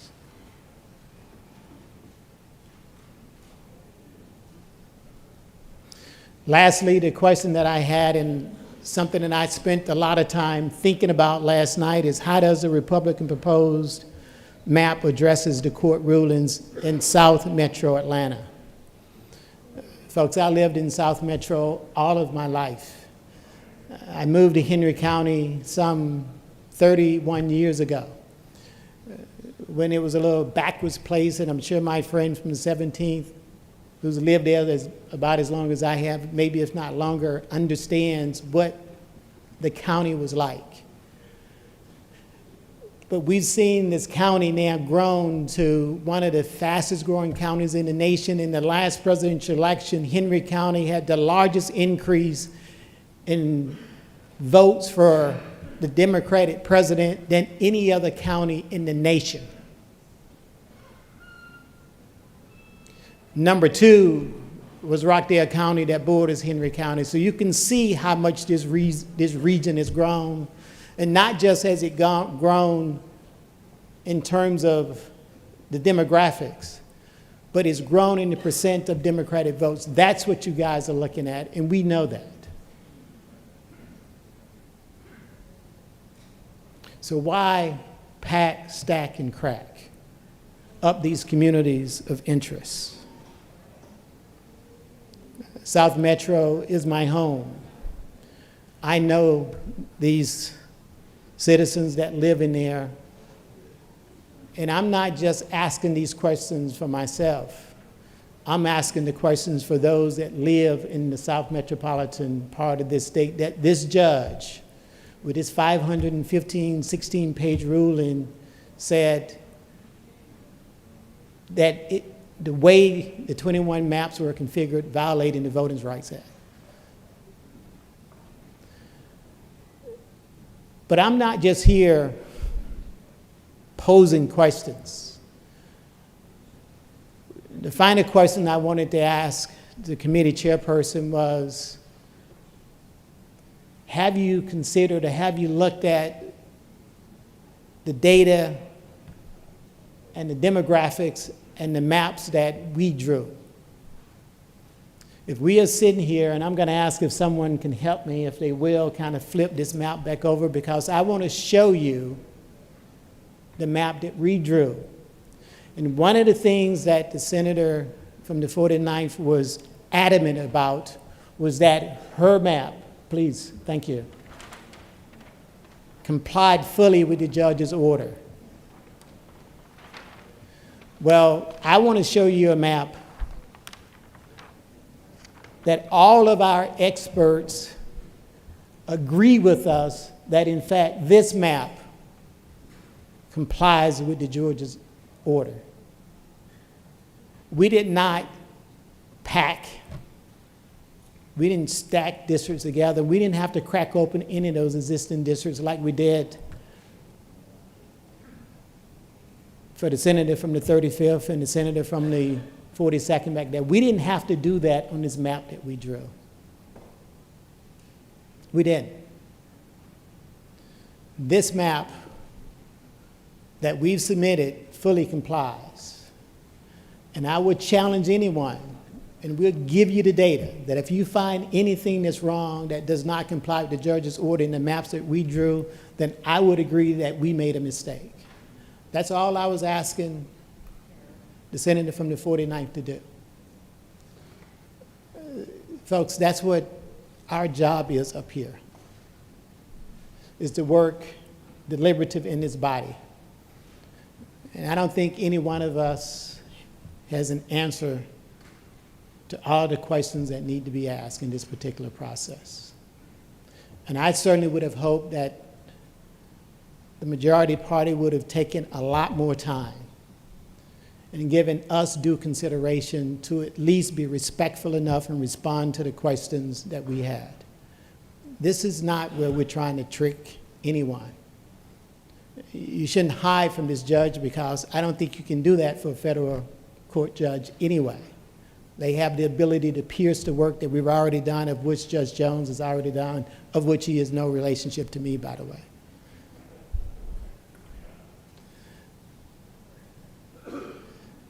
Think about this for a moment.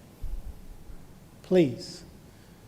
We still have an opportunity to look at what we've done and how we've configured our districts, and can compare it to what you all have done in the majority party.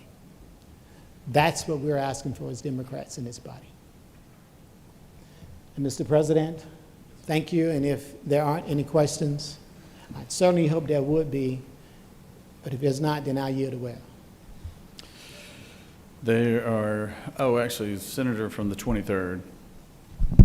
Thank you, Mr. President. The Senator, to you. Absolutely. First of all, I'd like to thank the Senator for his intensity and willingness to question Thank you, Senator. the activities that we've done here today. I want you to help me understand just 2 or 3 simple things. It's really clarification of fact. Sure.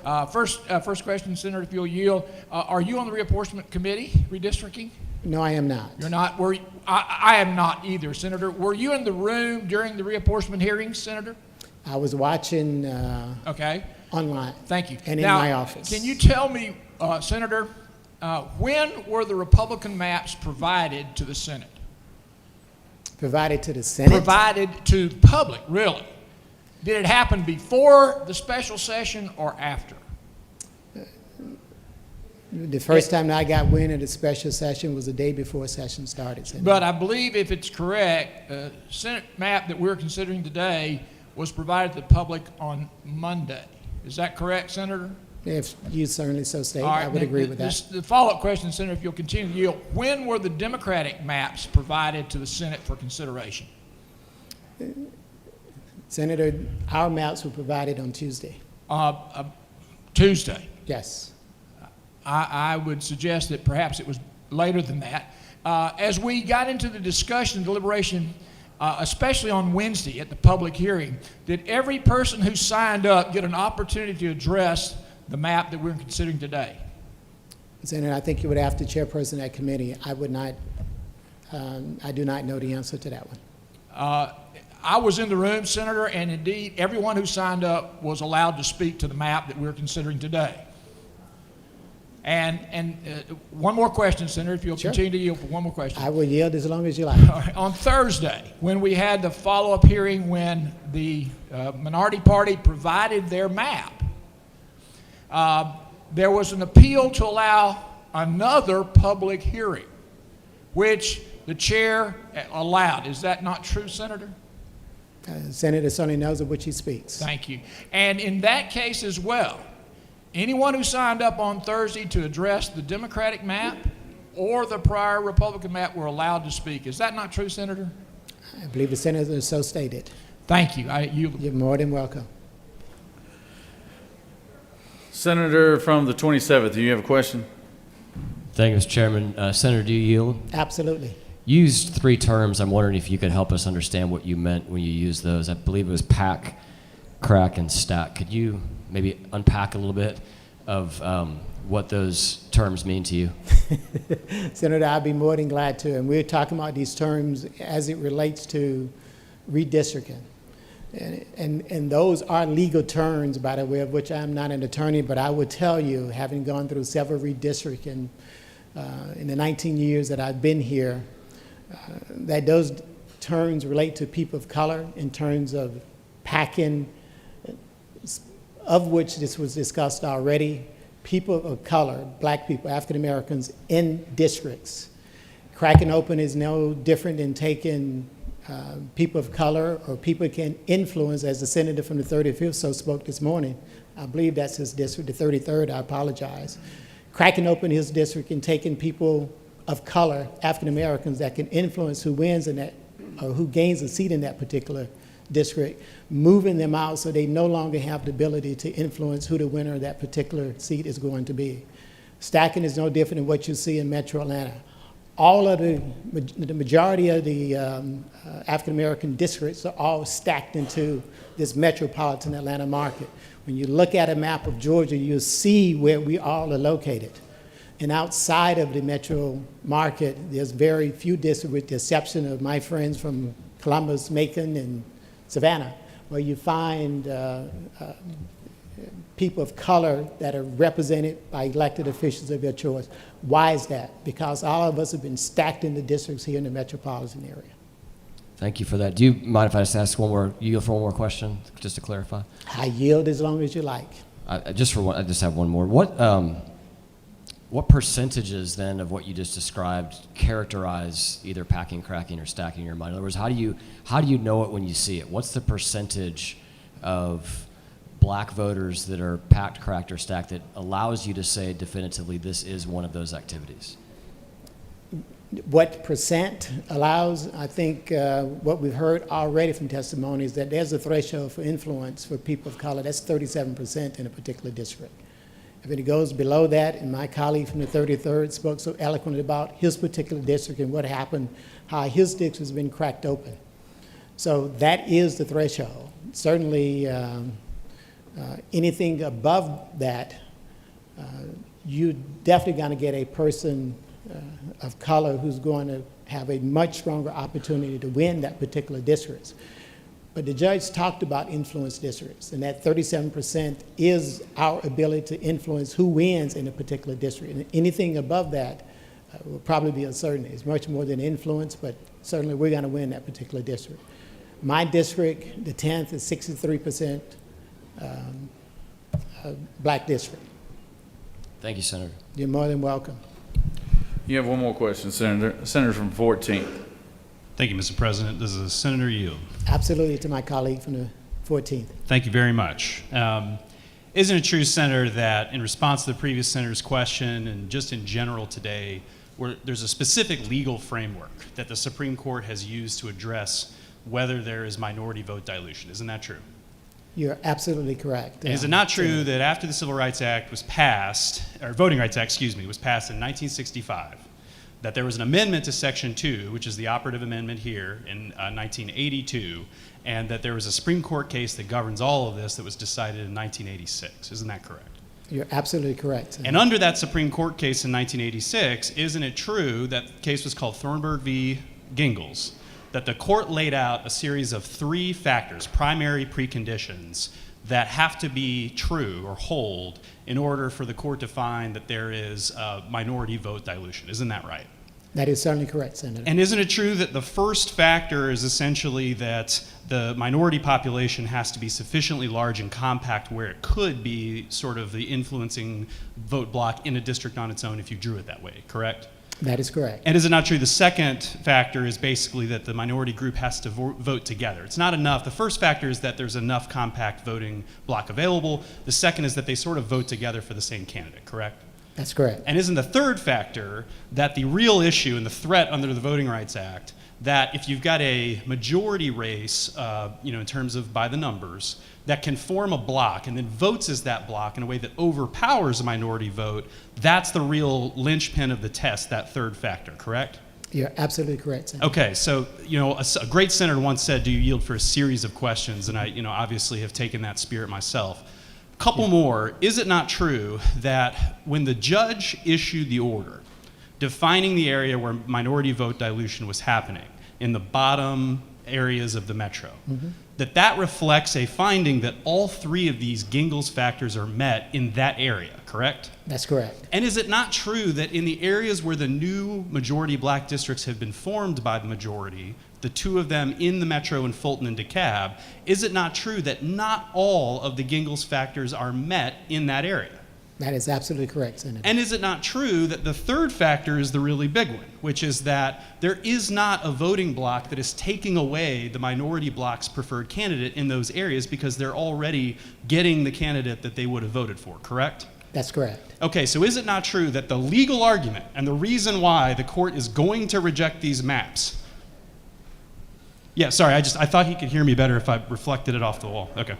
That the reason that the court is going to reject these maps is because the Gingles factors require that when you draw the new black districts, the majority black districts, that you do so in the bottom of the metro, the area that's affected, and not create these bacon strips that connect these uncontiguous communities for purposes of saying, look, we've formed 2 majority black districts, isn't that enough? Isn't it true that that will be the court's reasoning when the court strikes these maps down? I agree wholeheartedly, Senator. Thank you, Absolutely. Senator. I appreciate it. If there's no further questions, Mr. President, I yield the well. I think the senator from the 14th is correct in the fact that you are the only senator I've ever known to say, will you yield for a series of questions right now? You patented that. I did. Thank you, Mr. President. Yeah, there's no further questions. Thank you, sir.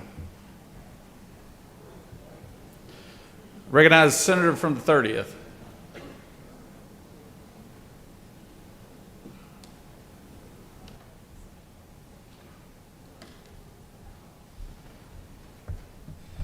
Thank you, Mr. President.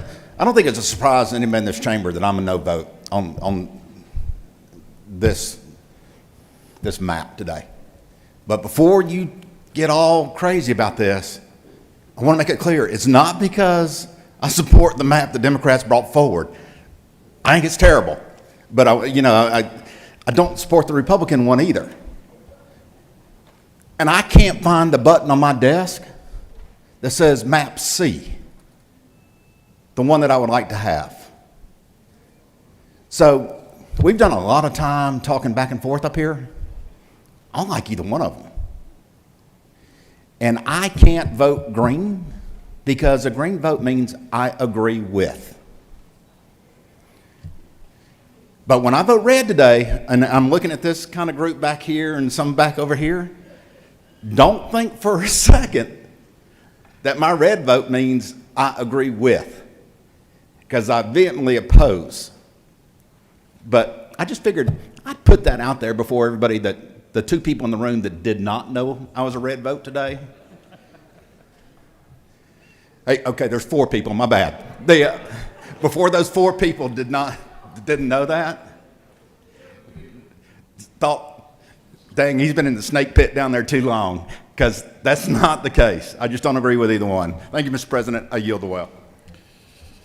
Thank you, Senator.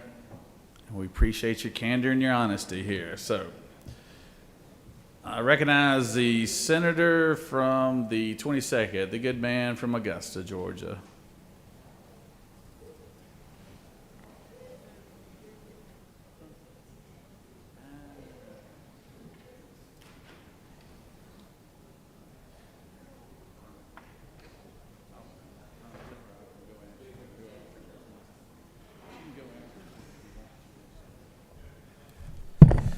Thank you, Mr. President.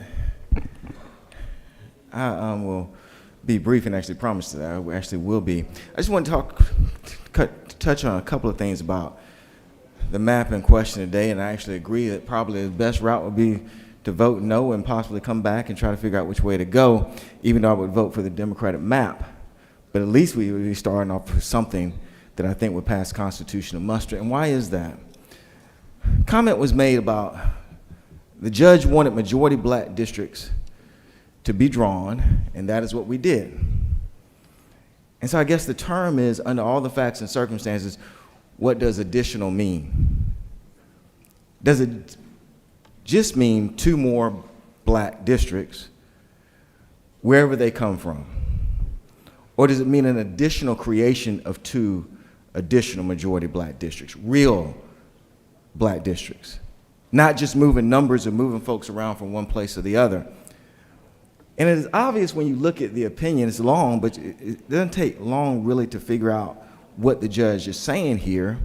Because first of all, if he didn't mean it to be 2 actual real additional black districts and not just moving persons around, he wouldn't have made the comment on page 509 when he said the remedy cannot be just taking districts from, or blacks from a minority opportunity district and making them a majority black district, which actually I think is what we actually did with Senate District 33, quite frankly. But he specifically said the remedy can't be taking people from minority opportunity district and making them a minority majority district. So he was clear about that. If you could just take him from anywhere, he would have just said, he wouldn't have been as specific as he was. But that language is key because there are districts out there which are minority opportunity districts, and we can say it doesn't define them, but certainly I think that when you look at the 33rd at 40%, that probably would be a minority opportunity district. Certainly you could just make that a majority district and be done with it. But even further than that is when you look at the fact of what they actually go through in this particular case, when you look at what Section 2 actually is saying, and all of the facts that they actually had to uncover to get to this particular point tells you what the judge is getting at is not just moving people around, but actual change as far as majority black district is concerned. Because with Section 2, one of the things it says, which is very key, is that you look at the totality of the circumstances of local electoral process, standards, practice, or procedures being challenged as a result of denying a racial or language minority equal opportunity to participate in the political process. Key to a Section 2 claim is that you look at the social economic factors and also other factors as they intersect with the voting factors that we're talking about.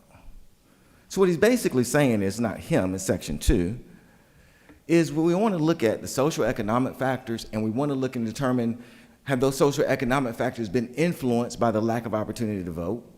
And we want to look also to determine whether there has been a historical discrimination as far as voting is concerned. When you're doing that kind of deep dive analysis, that goes further than just saying, well, what I want you to do, not only in this case, but in the other case, is just move persons from one number to the other. So let's kind of look at it from when we start talking about social economic and the history of race in Georgia in Georgia and in the United States, but even specifically Georgia. And I want to go all the way back because it becomes important to actually understand how deep it goes when we start talking about social economic factors. See, when we look at history, black history, which is American history, by the way, it's pretty basic. No matter how old you are, it pretty came up the same way. Slaves came. Some of them were beaten. Then one day, a guy named Lincoln freed them. I'm sure now they talk about Juneteenth. There was something called Reconstruction for a couple of years. There was a couple of black governors that might have got elected. Then there was a person named Rosa Parks who refused to give up her seat. Then there was a young preacher named Martin Luther King. And then Jesse Jackson ran for president, and now I'm sure they include Obama. And that's the extent of your black history. But when you really understand the social economic facts, it becomes much different. Slaves came, but even here in Georgia, they spent over 4 generations. What does that mean? It means that it wasn't just the 2 pages that are in your history book, slaves came, then Lincoln freed them. It means you had a mother, father, husband, wife, child, slaves. They lived. But at that time, 40, 50 years, they had a child. That child became a mother. That child became a father. That child became a brother. That child became somebody's sister. All of them still in slavery. Another 40 years goes by, longer. They actually had children. Those children were enslaved. They actually had children. Those children were enslaved. Think about looking at your child today and daring somebody to even think about hitting them. But you had no autonomy over your own child, not for the 2 pages that are in the history book. But as they were your child, as they were somebody's grandchild, they could be taken from you. That is what it was. It wasn't just slavery and then Lincoln came and freed them. Oh, everybody's happy. It was generations. It's generations. And we have foreign policy arguments, which is interesting, and we get all bent out of shape about the different foreign policy arguments, and things have taken place 40 or 50 years, and we're like, we've got to do this, we've got to do that. That time right there, that's just 1 generation of slavery. It's just 1 generation of a mother and a father and child and grandchildren. Just 1. War War II seems like a lifetime. That was just 4 years of a slave. That is what we're talking about. And then when we talk about this thing called Reconstruction, and then they had some Jim Crow laws, well, see, that was 100 years. It wasn't just a couple of pages in the book. Because normally that's what they do. They have the slavery, and then they say there's some Jim Crow stuff, and then Rosa Parks. But you see, Jim Crow was 100 years. Mother, child, son, daughter could have no autonomy over themselves, could not get loans from a bank, could not go to schools that they want to go to, could not vote. Not for 5 years, not for 10 years, not for 30. For over 100 years, legally, this was in place. It was a legal institution. Slavery was a legal institution supported by law. And how do we change our laws? Through voting. And we're going to see how that intersects in 1 second. But African Americans couldn't vote. We didn't have the opportunity to change our laws. So slavery wasn't just something that some guy did for a few years, as you see in the book. It was an institution of government. Jim Crow was an institution of government. For 100 years, persons could not legally vote. It was an institution of government that existed. For 100 years, persons could not own property. For 100 years, persons were going to be terrorized formally or informally. That all took place. For 100 years, persons were lynched, beaten to death, and many times that was due because they wanted to exercise the right to vote. No hospital care. If you were able to get into one, school care was going to, your schooling was certainly was going to be different, more marginalized. All of that was a system of government. It wasn't individuals. And it couldn't be changed because they didn't have the right to vote. It couldn't be changed because they didn't have the right to vote. And even when there was glimmers of hope, such as the New Deal, in the New Deal situation, which was a great program, but many Southern blacks couldn't participate in it because Southerners told Roosevelt the only way we're going to pass this is you're going to have to make sure a lot of these programs go through the states. And so when it went through the states, they would make sure that African Americans couldn't participate. GI Bill, for instance, great bill, but many, once again, because Southerners would say, okay, you're guaranteed the loan, but you still got to be able to get the loan.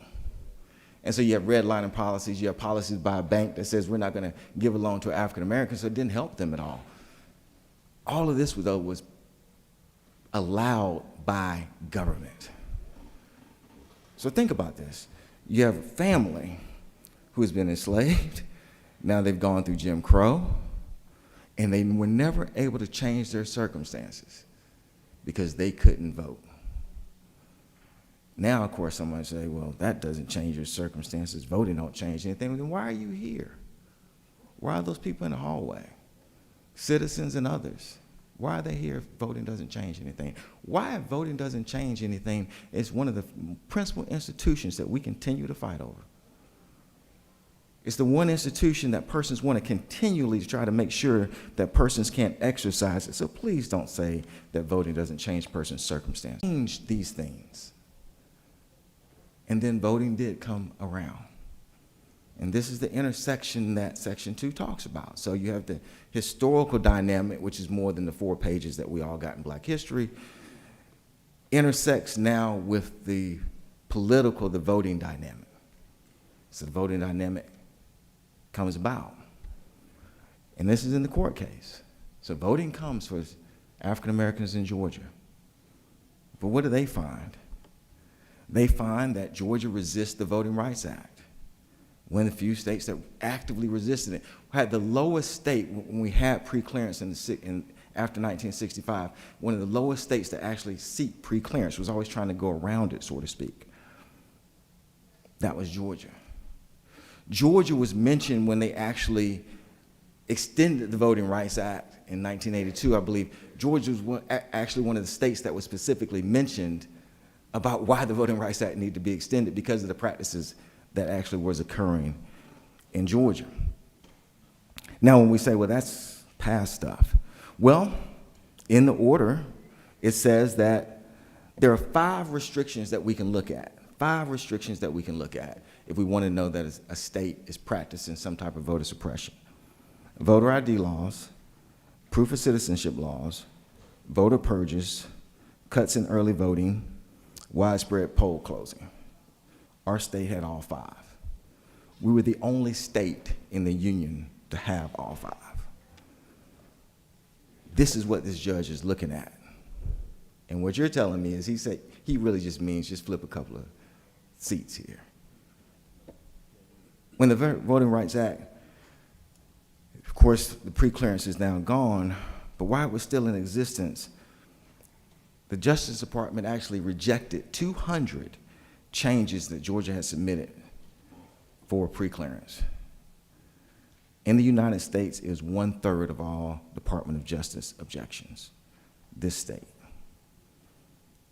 So when we talk about whether that map will pass, we have to ask ourselves, if we know what really has happened, which is basically we just moved a few people, that's the reality of it.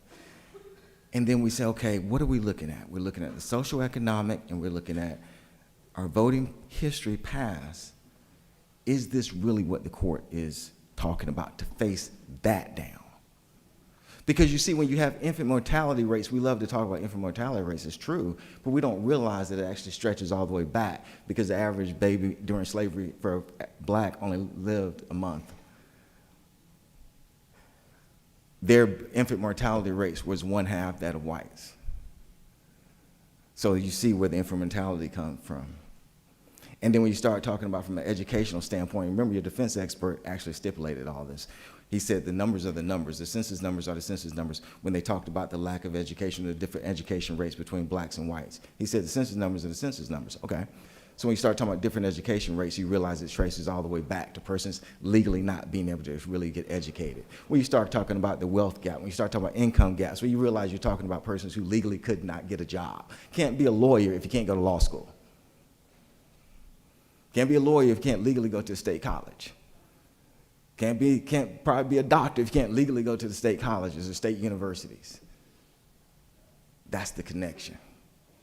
And what we're saying is this, what we've produced here, well, I have not produced it, but what has been produced here is going to satisfy this judge. When he's looking at all of this history, the social economic part, because it ain't the 4 pages you read in history, and the voting part. And he came back and said, you guys find a remedy for this. Because what I found is Georgia has a problem and it needs to be remedied. And you need to find a remedy, and these are the places that you can find that remedy. These are the different district locations. He didn't say replace anybody, he just said in that these persons who have faced these social economic problems, these persons who have faced these voting problems, all sponsored by the state. And the only way to change that is through voting. That's how we change it. And if we didn't believe it, then we wouldn't have these constant fights about voting. All of these things are sponsored by the state. He says, okay, understanding that slavery, Jim Crow was state-sponsored, understanding that when we start talking about the VRA, we start talking about Georgia's reticence to enforce it was state-sponsored, you now find a remedy through these districts that I've given you to show me how you're going to help these folks actually be part of the political process. And we say, Judge, well, this number was black, and so we put this person in that number and this person in that number. There you go. You got your 2 black districts. Are you happy? It's not going to work. We all know it's not going to work. And I would say this, because it will be mentioned, because it's been mentioned before, and I thought the judge was actually being nice as I conclude. In this sense, he talked about Georgia's come a long ways, and we've done a lot of good stuff, and I think he's really just being nice. I'm a citizen. My parents were citizens. My father fought in the Korean War. My grandfather fought in World War I. My mother was part of the WAC Corps. Why in 2004 was I the first African American ever elected solicitor in Augusta? Why is that something to be proud of? Why should we be proud of that? My family is American as any other family out there. And I'm not talking because it was me and my family. I'm saying they should have seen 30 or 40 African American solicitors. Why in Augusta did we just elect our first African American district attorney? That should have been happened. That young man's family is a pastor, the person who won our district attorney's race. His family's been in the military, just as American as anyone else. We're all citizens. Why are we still celebrating first? Talking about this is the first this and the first that. So I say he was actually being kind when he said, well, yeah, you're doing a lot of good things, and I guess it's better, but we're citizens. That shouldn't be taking place. First shouldn't even be thought of. The fact that we got our first black senator, that shouldn't even be thought of. That should have been happened. And if you understand our history, it's only because of race. And it wasn't because of individual hatred. It's because of state-sponsored discrimination. And the remedy state-sponsored discrimination is through the remedies the judge pointed us to. And that's where we need to go. And that's why I'm opposed to this particular legislation. And I will say this also. Persons are always fond of talking about Southern Democrats back in the day. So let's be like the Republicans in the 60s. So you want to be like the Republicans in the 60s? Reject this map. You want to be courageous like the Republicans in the 60s who voted for the Voting Rights Act and voted for the Civil Rights Act? Reject this map. If those are the Republicans you admire, reject this map. I yield well. Thank you. Thank you, Senator. Senator from the 27th, who wishes to speak?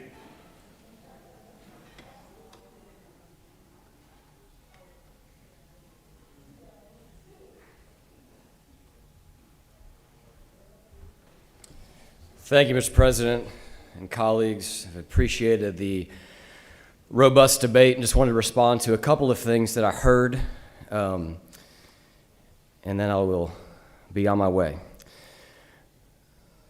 My friend, the senator from the 14th, walked through the Jingles test and talked about how we have created new bacon strips in South Metro Atlanta. The reality is we have had bacon strips in South Metro Atlanta for decades. The reason that we have the bacon strips and the reason that we created new bacon strips in this map was specifically to avoid packing. Specifically to avoid packing. So I appreciate the recap that he gave us on the Jingles test, but the only thing that really matters today is what did the judge tell us to do? Why are we here? Much has been made of this 500 and something page document. Nobody's referenced it. Nobody's read from it. I'd like to do that. First and foremost, I would like to read from page 220, where the judge states that Section 2 of the VRA does not require the court to find that the General Assembly passed the challenge maps to discriminate against black voters, or that the General Assembly is racist in any way. Nothing in this order should be construed to indicate otherwise. A lot has been done this morning and this afternoon to construe this order otherwise. So if we're going to talk about what Judge Jones said, let's talk about what he actually said. Nothing in this order should be construed to indicate otherwise. What is otherwise? That the General Assembly is racist in any way. I want to talk about the rest of his order. He recognized an injury, and he recognized a remedy. The injury was the 9 districts that he recognized and districts and areas that he recognized in his order. His remedy was simple.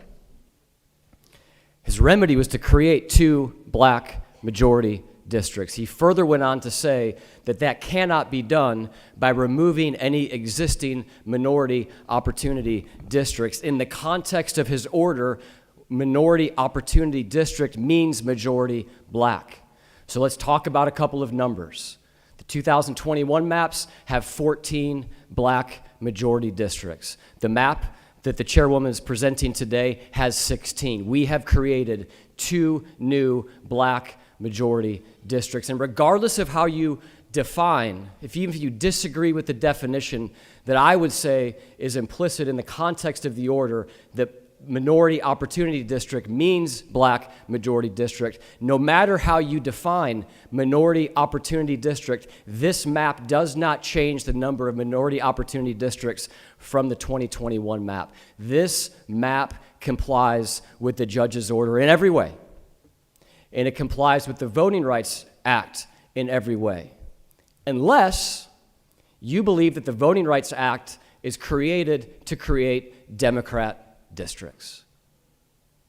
And if we're being perfectly honest, the reason that the objections are being raised is because this map does not create new Democrat districts.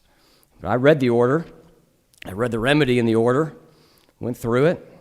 I don't see anything about creating new Democrat districts. What did the map do? Well, the plaintiffs in the case stated that they didn't know a whole lot about the state of Georgia. They admitted that. So the chairwoman outlined what she did. She focused on the redistricting principles. She kept precincts whole. She did not pair any incumbents. We only have 1 additional county split from the previous map to this map.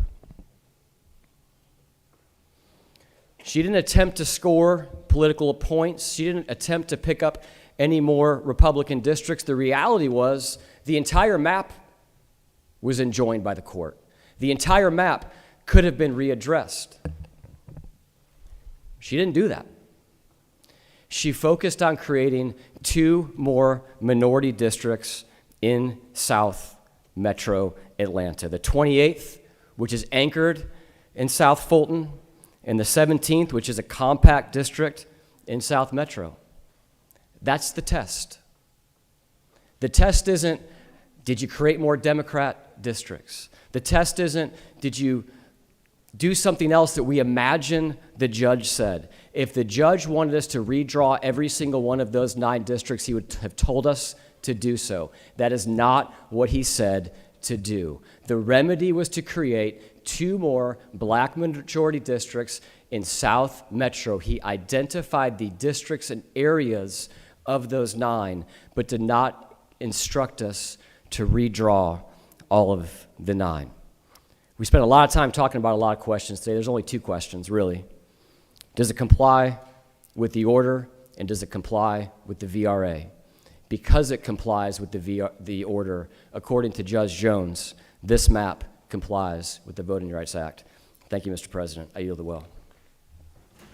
Senators yielded. Senator from the 18th, you wish to rise?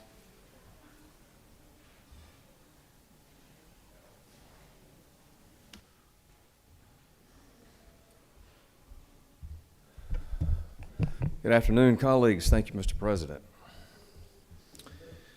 I wanted to make a few remarks as we sort of get near the end of the discussion process of this, but I want to begin with correcting a couple of things that were, quite frankly, just misstatements of the record of how this process has gone. The Democratic leadership made some comments at the top of the comments that were made that just don't reflect what occurred under the leadership of the chairman from the 49th on how she has run this committee, the redistricting committee. The first comment was that Democratic lawyers couldn't join the meeting for the meetings with the redistricting chair. So the question is, well, what happened there? And the answer is, and what wasn't told to you to round out the story so you know, is that the chair and the chair's staff, as per normal and per protocol, had asked for the folks that were going to meet with the chair to identify who they were so that she could be prepared. And the list didn't include any lawyers. And then so the lawyer shows up for a meeting with the chair, and the chair didn't have counsel with her, and she's not a lawyer. So fundamentally, how fair is that? Well, it's not. We all know that. But it's even more than just not being fair. It's the fact that there's active litigation going on, which is, quite frankly, what has brought us to a special session here in late November and December of 2023. So, yes, that is exactly how it was managed, and that's exactly how it should have been managed. Second, there was a statement that the chair in the redistricting committee did not allow or was not given invitation to receive questions. That too is not the case. The chair, who has worked diligently on this and knows this material and has devoted a substantial part of her life for the last few weeks to this, was prepared. The presentation she made showed that, and in fact, anyone who wanted to ask questions could. That's our committee process.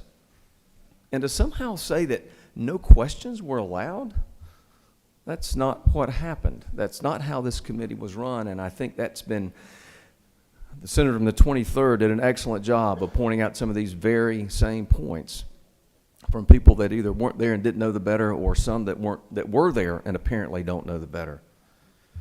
The third comment that was made that, again, is just, again, factually wrong, and that was that somehow the public wasn't allowed to comment on this.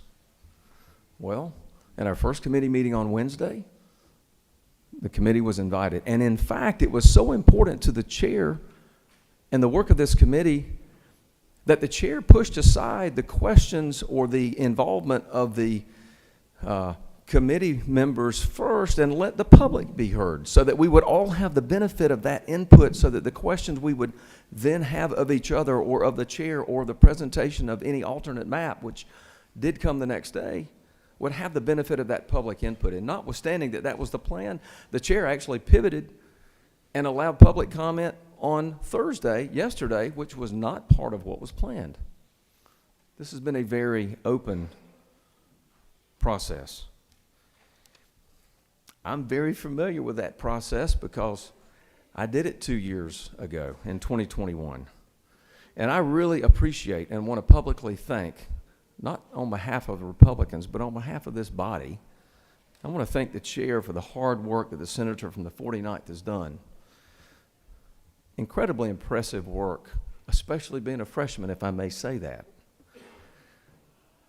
You know, it's not easy to manage, and she's done that along with the great aid and work of the senator from the 50th, the vice chair of this, who have done an excellent job of complying with the order and giving time for all senators who were impacted to come forward and talk, even under an accelerated time frame.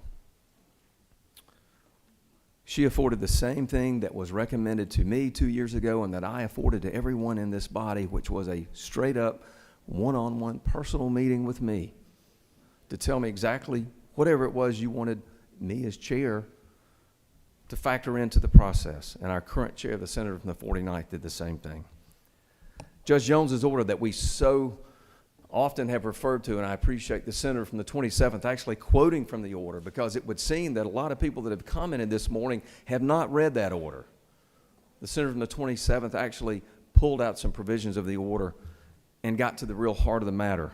You know, it is a comprehensive order and a review of the 2021 maps and the evidence that was presented by the parties over many days of litigation. His order is clear, it is thoughtful, it is clear as to what his findings are, and he is asking of this body that there be 2 new black majority districts drawn. Reviewing all of this is a complicated process and complicated for any judge. The length of the order certainly tells that, but we appreciate the clear direction that the judge gave, because it is absolutely straightforward and without question a matter of, he said, 2 new majority black districts. Now, we've heard all kind of fanciful arguments from folks who want to inject certain ideas and buzzwords into the public discourse surrounding these maps. But the bottom line is that the word for the redistricting committee, the work of this redistricting committee, has produced a map that complies with the specific direction that Judge Jones gave us. 2 new black majority Senate districts.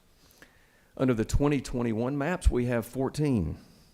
This map unquestionably adds 2.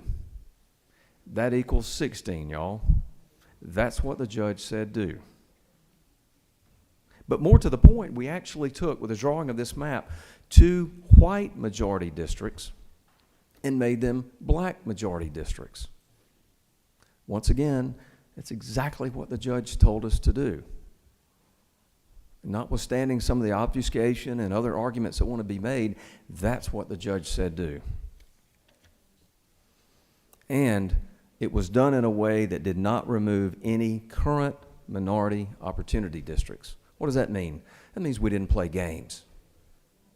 We didn't do things in a way that said, look here, but we'll do this there. No, it was a straight-up compliance with what the judge's order was, because as I heard the senator from the 49th say right after the order came out, we've got a lot of work to do, we've got to get to this, and we're going to comply with that judge's order.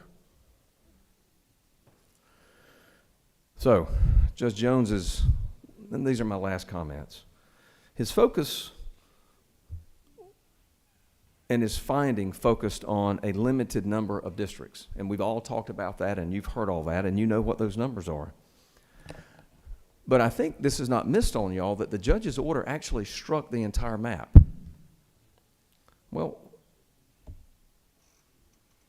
what's the importance of that? Well, he struck the entire map, and then he provided specific direction on how to comply. The Senate maps could reflect an entirely new Senate composition, totally disregarding the work that we did in 2021. Meaning what? Meaning we could have played games. We could have paired Democrats up in the same district. We could have redrawn the entire map to comply with the judge's order, but done things that, quite frankly, we didn't do in 21. And under the chairmanship of the senator from the 49th, we didn't do this time either. Because that's not the character of how this majority party has operated for the last 20 years that we've been working on maps. Again, I thank the chair for the work that's been done. I appreciate the deliberative process and the thoughtful process that everyone has given this. And I urge you to vote for this map. Thank you, Mr. President. I yield the well. Thank you, Senator. Okay, here's the posture we're in. Just to give y'all a frame of reference, the House took up their version of the maps finished up about 3 hours, almost 4 hours now. And they debated it for 2 hours on the floor. And now we're going into, let's see, almost 5 hours here. So I say all that to tell you, I think we've given everybody from both sides, the minority and the majority party, an opportunity to express themselves. We've got one more speaker from the majority party and the senator from the 46th, and we've got one more speaker from the minority party, the senator from the 6th. And then I think we will be pretty well satisfied in debating this thing about as long as you can. The senator from the 9th tonight, she was talking about wanting to make kickoff tomorrow, and I said, at this pace, we might not make it, Senator. So, so anyways, I recognize the senator from the 46th.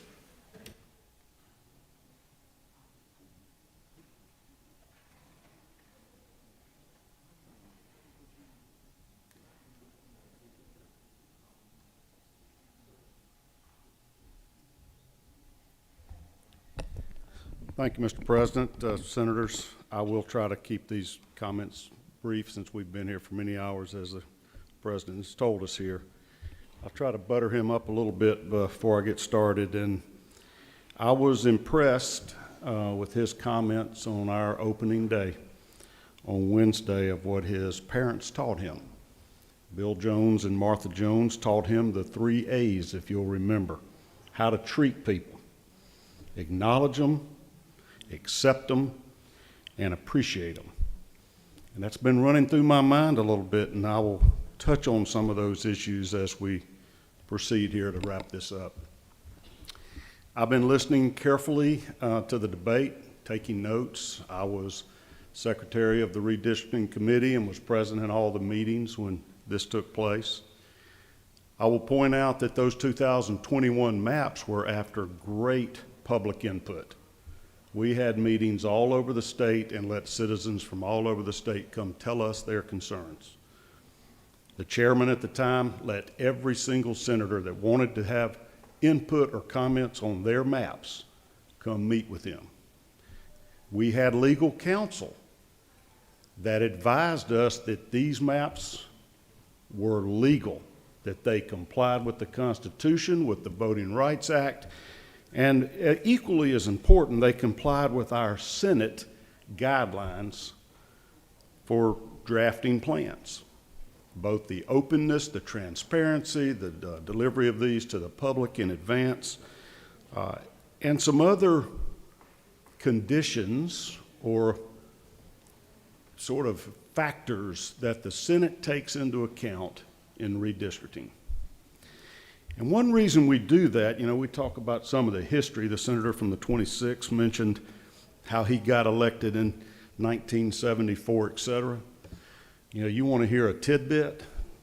In 1976, I was a senior at Macon Central High School, Lanier B, and we had a guest speaker in my American politics class, and his name, I can't say his name, the senator from the 30th, I guess, or the 26th, came and spoke to us. He was a very young African-American representative that had been elected to the State House. So our paths cross in lives, many times. I have watched, really the debate, so to speak, or just the issue, the broader issue of race relations in this country and in this state for my entire lifetime. And I have seen phenomenal changes and progress made. I remember as a very young child in Macon, Georgia, going to Woolworth's department store in downtown Macon on Cherry Street, and there was 2 water fountains. And one said white and the other said colored. And I remember asking my mama, what's this mean? And that was true in movie theaters and waiting rooms in doctor's offices, etc. And my mother taught me, even at that tender age, God treats everybody equal, and he loves everyone. And the song, Jesus Loves Me, This I Know, etc., was all the children of the world, yellow, red and yellow, white and black. That's the way I grew up. And I lived through some of these things that the senator from the 22nd was talking about, that arc of history that we've gone through. And I think we need to acknowledge that that's where we come from, and that's why we have the Voting Rights Act, and I acknowledge that. I am moved by many of the comments that I hear my African American colleagues mention of their personal experiences with discrimination and disenfranchisement. Now, all of us view the world from the lenses of our own experience. I can't put myself in your shoes and in your skin, but you have shared with us. And just because my skin color is not the same as yours does not mean that I don't understand it or strive to understand it and to remedy past wrongs. So I'm thankful somebody in their comments said, we don't judge you or hold it against you, these past sins of our fathers.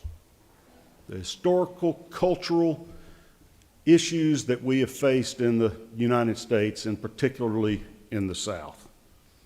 Because I don't share those views, and I don't think that was fair or appropriate. And I agree with Judge Jones's order that we have made remarkable progress in race relations and in fair treatment in our election system. I think both parties agreed that Georgia had a problem up until 1990 or 92, whatever the number was. That when they renewed the Voting Rights Act at that time, they said, you guys are still going to have to get pre-clearance because you have not been good. You have continued to try to discriminate, and we're going to check you. You're going to have to get pre-clearance by law so we can make sure you will treat African Americans fairly. Now, yeah, somebody said that I'm going to mention that this was done by Democrats. Well, let's face that fact. The Democratic Party ran this state for 150 years. And up until the early 2000s, both bodies of the legislature and the governorship were Democrats that were doing this discrimination. In fact, there was a time in Georgia where the Democratic Party would not even allow African Americans to vote in their primaries. So this is a statewide problem. It is not a partisan situation. Our past we share. And I think we need a little pushback here that we are conflating racial politics with partisan politics. Because when we start looking at these maps, I'll point out a few of the sort of things that Judge Jones made clear to us. We can't deny our history. We had slavery, we had Jim Crow, we had segregation. We had the favorite son of Georgia, Martin Luther King Jr., that had a dream. And he believed, as we were talking earlier today about this public safety training center, in peaceful, nonviolent protest. Love overcoming hatred. And he succeeded. We changed largely because of his leadership. And in 1964, the Civil Rights Act was passed. The year after that, in 1965, the Voting Rights Act was passed. And as the senator from the 36th mentioned, that was a bipartisan bill in the United States Congress. 82% of Republicans voted in favor of this law, the Voting Rights Act, and 78% of Democrats voted for it. Both had large majorities that agreed we needed to treat African American people fairly at the ballot box. And we've been trying to do it. So a little history from me. I think I'm closing this because maybe I got the most white hair and been here the longest of any Republican member. I wasn't here for the battle that the senator from the 40th mentioned back in 2001. That got tossed out, special master came in, and immediately after the maps became fairer, Republicans took control. I'm not blaming any one side or the other, whether those were racially discriminatory or not, but we acknowledge from both sides that sometimes courts are going to review what we do, and we don't mind that. We know that's coming. But a little pat on my own back, in 2011, Senator Mitch Seaball was the chairman of our redistricting committee, and I was the vice chair. And we were having a period of turmoil, let's just call it, in the state Senate, where the lieutenant governor didn't have nearly the powers at that time that he has now. And so that committee pretty much drew the maps with very little supervision from the pro tem and the majority leader. And it is a point of pride to me that we got pre-clearance. Remember, the law was extended in 1992 at all these many times you were told that Georgia was blocked from discriminatory laws. We were not blocked. We were checked. Y'all are good to go. These are fair maps. And nobody at all challenged them in court. There was not a lawsuit that cycle. And that's a point of pride for me, and I think it should be for our body. Well, one reason for that was because of that bloody battle back in 2001, where Republicans felt like they were treated so unfairly, that we went to court and had the maps overturned.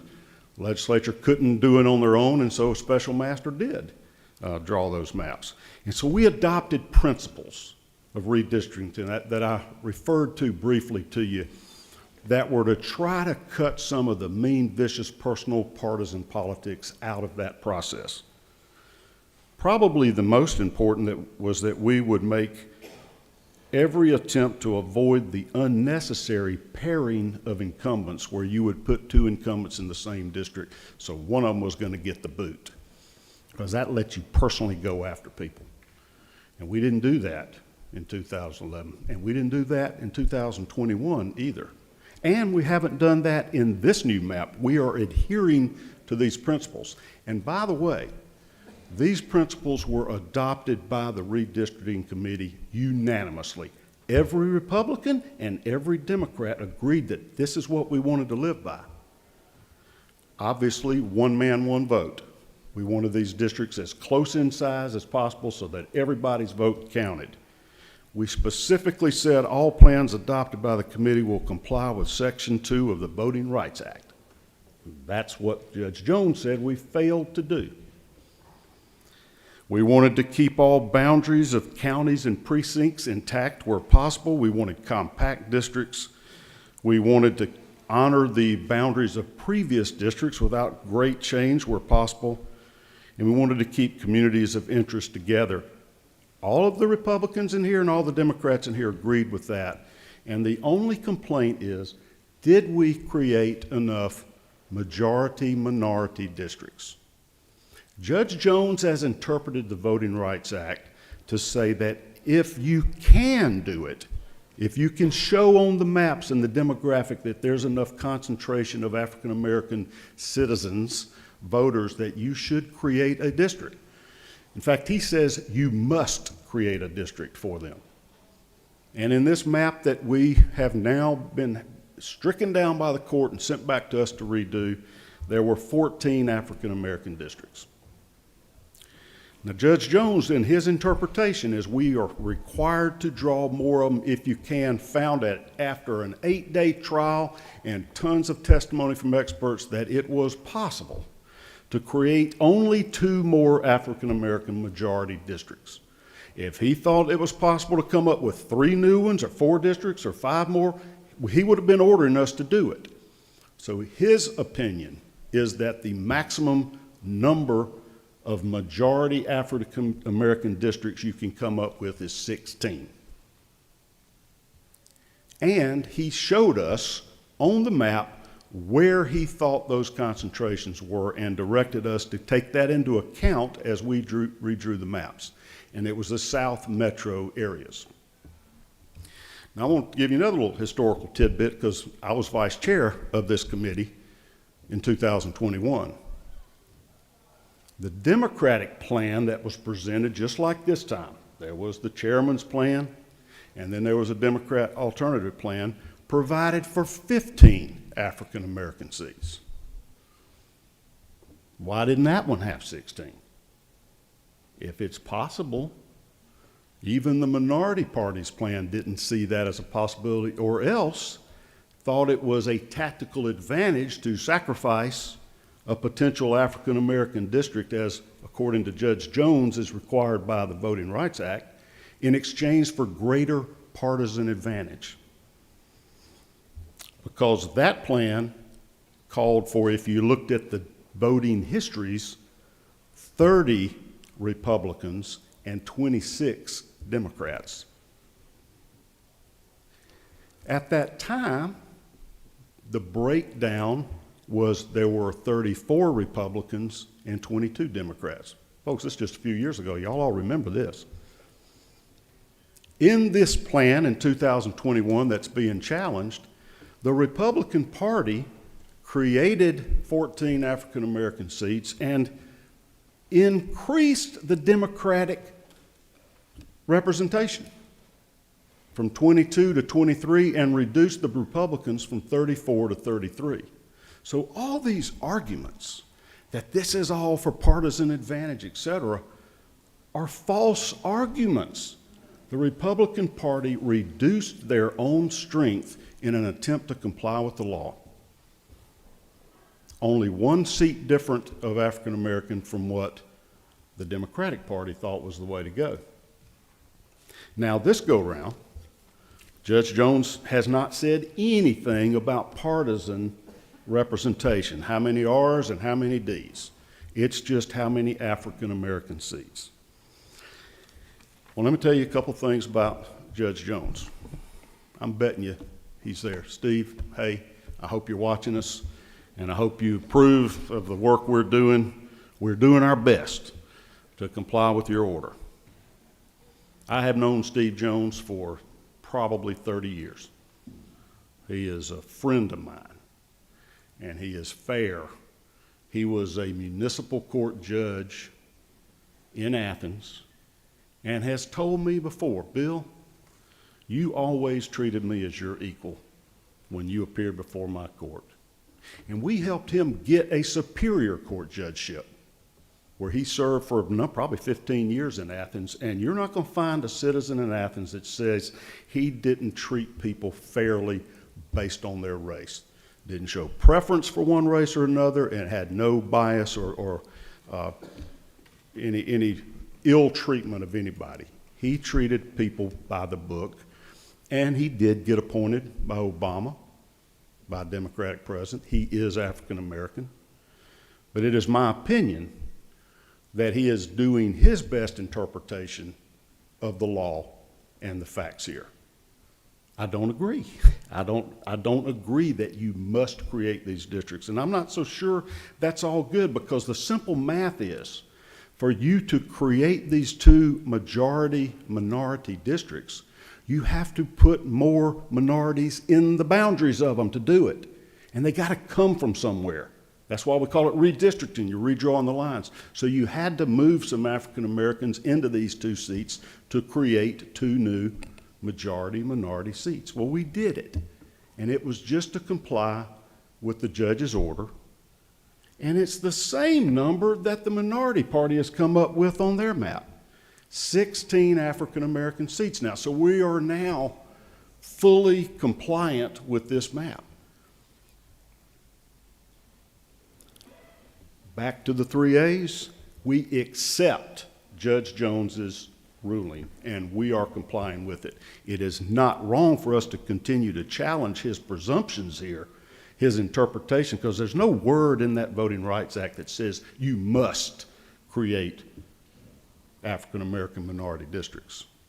You can't deprive somebody of a chance to elect a candidate of their choice. So we've gotten to this point where we have such racial polarization in politics that it's easy to conflate partisanship with discrimination. We are trying to make sure that we don't discriminate based on race. And I tell you, this map complies with the judge's order. It increases African American representation at the cost of white majority districts. You now have 2 more African American districts, the same as the plan that the Democrats have proposed, and pretty much the same areas. They're all in the South Metro area as directed. The difference is the Democratic plan changes the Republican-Democratic, the partisan advantage, to gain 2 additional Democratic seats. And that's why you're hearing all the wailing and crying and gnashing of teeth. It isn't because of any racial discrimination. It is for partisan reasons. Their map gives Democratic candidates greater opportunities to win. And just by looking at the numbers, past historical voting records, they know the histories of the people in these districts, and their attempt is to increase not only 2 African American seats, but 2 more Democratic seats. So it would take it up from 22, 23 now, to 25 Democratic districts, and reduce the Republican districts to 31. That's what this whole debate is about. And it is so irritating to allow this narrative, this hypocrisy, to go on and try to blame this on racism. I don't know if I should say it offends me, but it hurts my feelings. I get defensive about it because I do feel like I'm essentially being called a racist for supporting a map that is compliant on racial numbers with what the judge wants. I feel like my party is accused of being racist. We're accused of voter suppression when the facts do not support that. This past election had the greatest African American voter turnout ever. Where is the suppression? In this body itself, there are 18 minorities out of 56 people. Over a third of our own colleagues are minorities. I say we are doing what the law requires, and there is no racial animus whatsoever. That is a campaign tactic to generate Democratic voter turnout and to elect partisan folks that are in the Democratic Party. And listen, the general public doesn't realize how well we all get along. You know, we're not like Washington, D.C., where they're just totally dysfunctional and part of that goes back to Pierre Howard. As a Democrat, he was gracious to the Republican minority. And Casey Cagle was a member of that Republican minority, and remembered that he was given an opportunity to represent his district, to be heard, to serve on committees. And even today, we have honored that tradition that we learned from Democrats, to be fair to the minority, because it might be you one day. And you will notice there are several members of the Democratic Party that are allowed to even chair committees.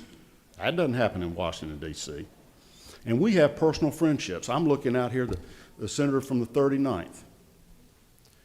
I got the kindest handwritten personal note from her when my mother-in-law passed.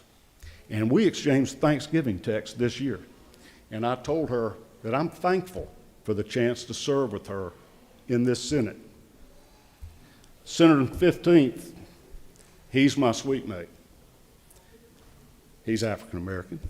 He is the real dean of the Senate. I had been in office for 1 year, maybe less. His wife passed. And we had a bus from the guard shack for any senators that wanted to go to that funeral. There were probably 30 senators that went, and I guarantee you 25 of them were Republicans. Now, more might have shown up there that didn't ride the bus. but we showed our bipartisan love and respect for him. I have teased with the senator from the 22nd. My God, he's good. He is so eloquent and smart that I've said, man, I would love to try a case with you one day, but for God's sakes, I hope we're on the same side. I hope we are co-counsel, not against each other. And I respect his point of view. And we had a little conversation in redistricting committee the other day, and he had one point of view and I had another, and we shared it respectfully with each other. And we came in here, and you know what he asked me? He said, I got one question for you, Counselor. And I'm saying, oh God, what did I say that was wrong or that hurt his feelings or was offensive? He said, are the Bulldogs going to win this game on Saturday? And that shows our camaraderie. I could go on and on down the list for the senator from the 2nd when he was getting into that sermon here and talking about MLK and the Bible. I wanted to stand up and say amen. I agree with many and many of the things that all of you have said. What I will tell you is this map that we have before you is in compliance with the Voting Rights Act. It's in compliance with the judge's order. It does not discriminate. It does not give any partisan advantage to the Republican Party that has enough votes to pass it. It keeps the partisan divide just like it is today, 33-23. So any arguments to the press that this is just a partisan gerrymander or whatever, or that this is in any way racist, are false arguments, and they are said for political advantage, for partisan advantage. We need to rise above that. So let me get to my last A, appreciation for each other. I am the best way to say it is I am proud of where we have come as a state. And I think that when Judge Jones said he applauds us in that order for the progress that we have made, I think we need to accept that compliment and build on it.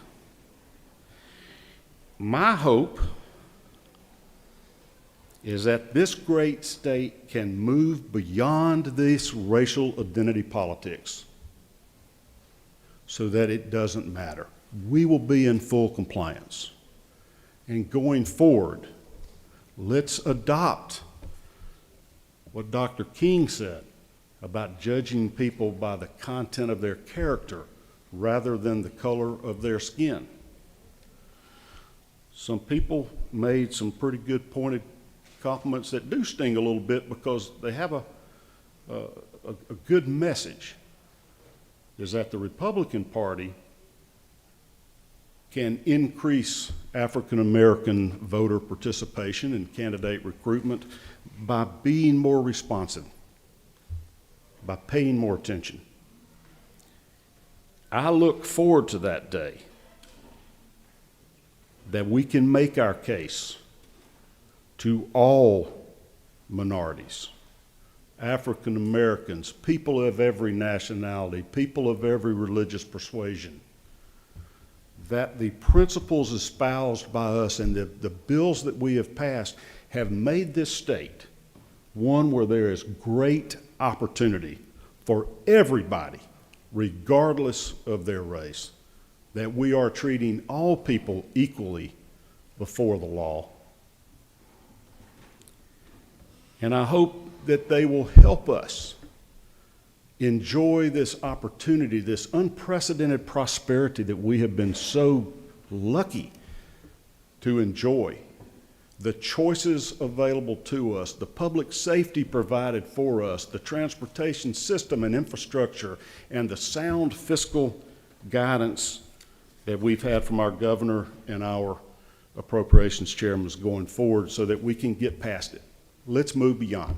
Let's get past, as we went through that continuum of history, from slavery to segregation to moving on to Jim Crow laws or whatever order all that happened. Let's move it on to the next generation and let's prove them that we improved as a society and we treated everybody fairly, and let's put the partisanship aside and let's pass this bill.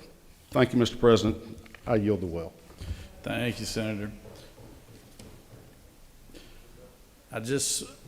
As earlier, as I told you, we'd have two more speakers, one from the majority, one from the minority. The Senator from the 6th and I discussed offline here, and he wants to yield his time to you, Senator from the 44th, if you still like to speak. Just so my friends in the media, who are always so good to me, know, earlier today, the minority leader and I got together, and she gave me the 15 names that she wanted to speak today, and I think we have done exactly what we said we were going to do, and I appreciate her leadership on that. So just so that nobody thinks that we have slighted anybody on any debate here today. So, Senator, the floor is yours. Thank you very much, Mr. President. Senators, I rise today to speak briefly about the proposed map. The Voting Rights Act of 1965 was enacted to remove race-based restrictions on voting. The 15th Amendment protected free slaves and guaranteed the right to vote for all United States citizens, regardless of race, color, or previous servitude. According to the judge's ruling, this map violates Section 2 of the Voting Rights Act and specifically says it does so by not providing black voters an equal opportunity to elect their candidate of choice, and it dilutes the black vote.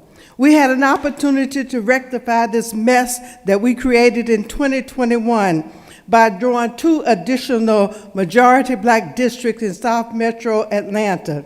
Instead, we have done the opposite. For example, the 44th district was already a majority black district. Why change that district and rename it the 17th? Just abide by the judge's ruling and create 2 majority black districts in South Metro Atlanta. I am disappointed because it seems this map that was voted out of committee simply changes numbers of districts. It is packing and gerrymandering and still dilutes the black vote. It appears that Georgia is a southern state that simply wants to defy the federal court's order. I understand in the state of Georgia there are still persons who do not want black people to vote nor elect the candidate of their choice. That's why the history of the Voting Rights Act is important, and the 13th Amendment abolishing slavery is important. The 14th Amendment giving citizenship to all people born in the United States. The 15th Amendment in 1870 giving black men the right to vote, and then the 19th Amendment in 1920 giving women the right to vote is important. We are public servants, here to serve the public.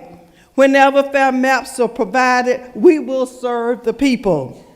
The plaintiff in this case, the oldest black fraternity of 100 years, Alpha Phi Alpha fraternity, has said this map still violates Section 2 of the Voting Rights Act. So colleagues, I encourage you today to vote down this map and find a more equitable way to draw a fair map and comply with the judge's order. Thank you very much, Mr. President. I yield the will. Thank you, Senator. Okay, we're in the posture now where the author of the bill has the opportunity to close or waive. Which one would you rather do? You're going to close. Come on up then.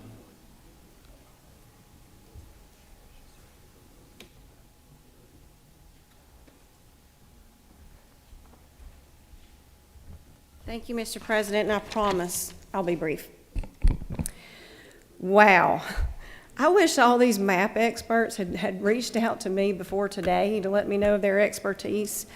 You know, it stinks sitting back there, hearing people throw accusations about me and the work I've done. So perhaps the best part of chairing this committee is that I get to speak last. So I'm going to set the record straight.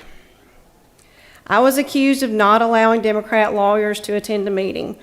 Well, that's accurate. That's a true statement. But the backstory before that is that when the invitations were extended to members, my administrative assistant asked who's going to be present in the meetings. The member will be present. And to all of our surprise, at the time of the meetings, a couple of lawyers came in the room too. Now, I'm not a lawyer, but I know a little about what happens when you're involved in litigation. I believe that for a lawyer to question the other party without their lawyer present could be considered unethical. So we just wanted to avoid that. Now, about the committee meetings. The minority leader declined to present her map on the same day I did. She asked me not to. She asked to go the following day. So after public comment closed on the second day, committee members were allowed to make comment. I asked, I believe twice, if anyone had any comments. Not one single person asked me a question. If you don't believe me, the video's online. Go watch it. You can see. I'm not sure why they didn't ask me questions, but they didn't. As a matter of fact, after we left, I expressed my shock to members that not a single question was asked. And then we keep hearing a lot about math and majority black districts, and we've just changed numbers, but we didn't add any districts. Well, math is math, facts are facts. You go from 14 majority black districts to 16 majority black districts. We didn't take away any majority black districts, we added 2. So that complies with the judge's order. Members, I close debate on this bill and I ask for your favorable vote. Thank you, Mr. President. I yield. Thank you, Chair Lady, and I know you did work hard, very hard on that, and good job. Try to be as fair as possible, I know. All right, we're in the posture now of calling the previous question. If there's no objection to the previous question being called, and I'm going to give folks a little bit of time to get in here, and we'll vote on. I appreciate everybody being patient. I know we've had a long day today, and we were trying to power through lunch and everything else, and I don't even think we took an official break, but I was trying to be mindful of everybody's time, and anyways, but I appreciate everybody being patient, and I appreciate the debate. So.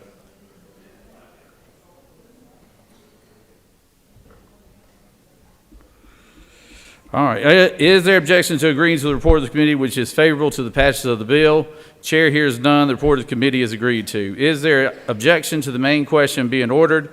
Chair hears none. The main question is ordered. The question is on the passage of the bill. All those in favor of the bill will vote yea. Opposed, nay. Secretary will unlock the machine.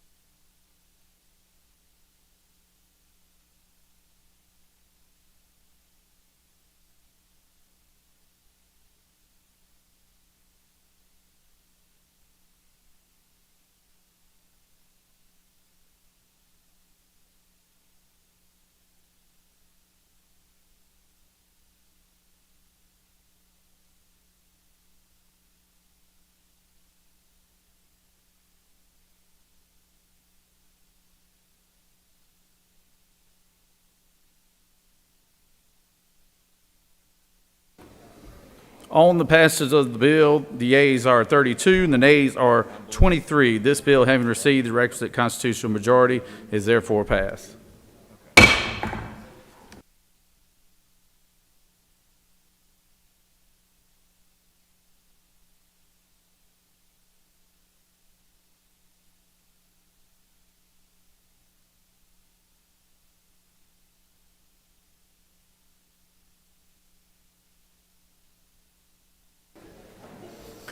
All right, we're almost done here. Just a few more moments. The Secretary will read a message from the House of Representatives.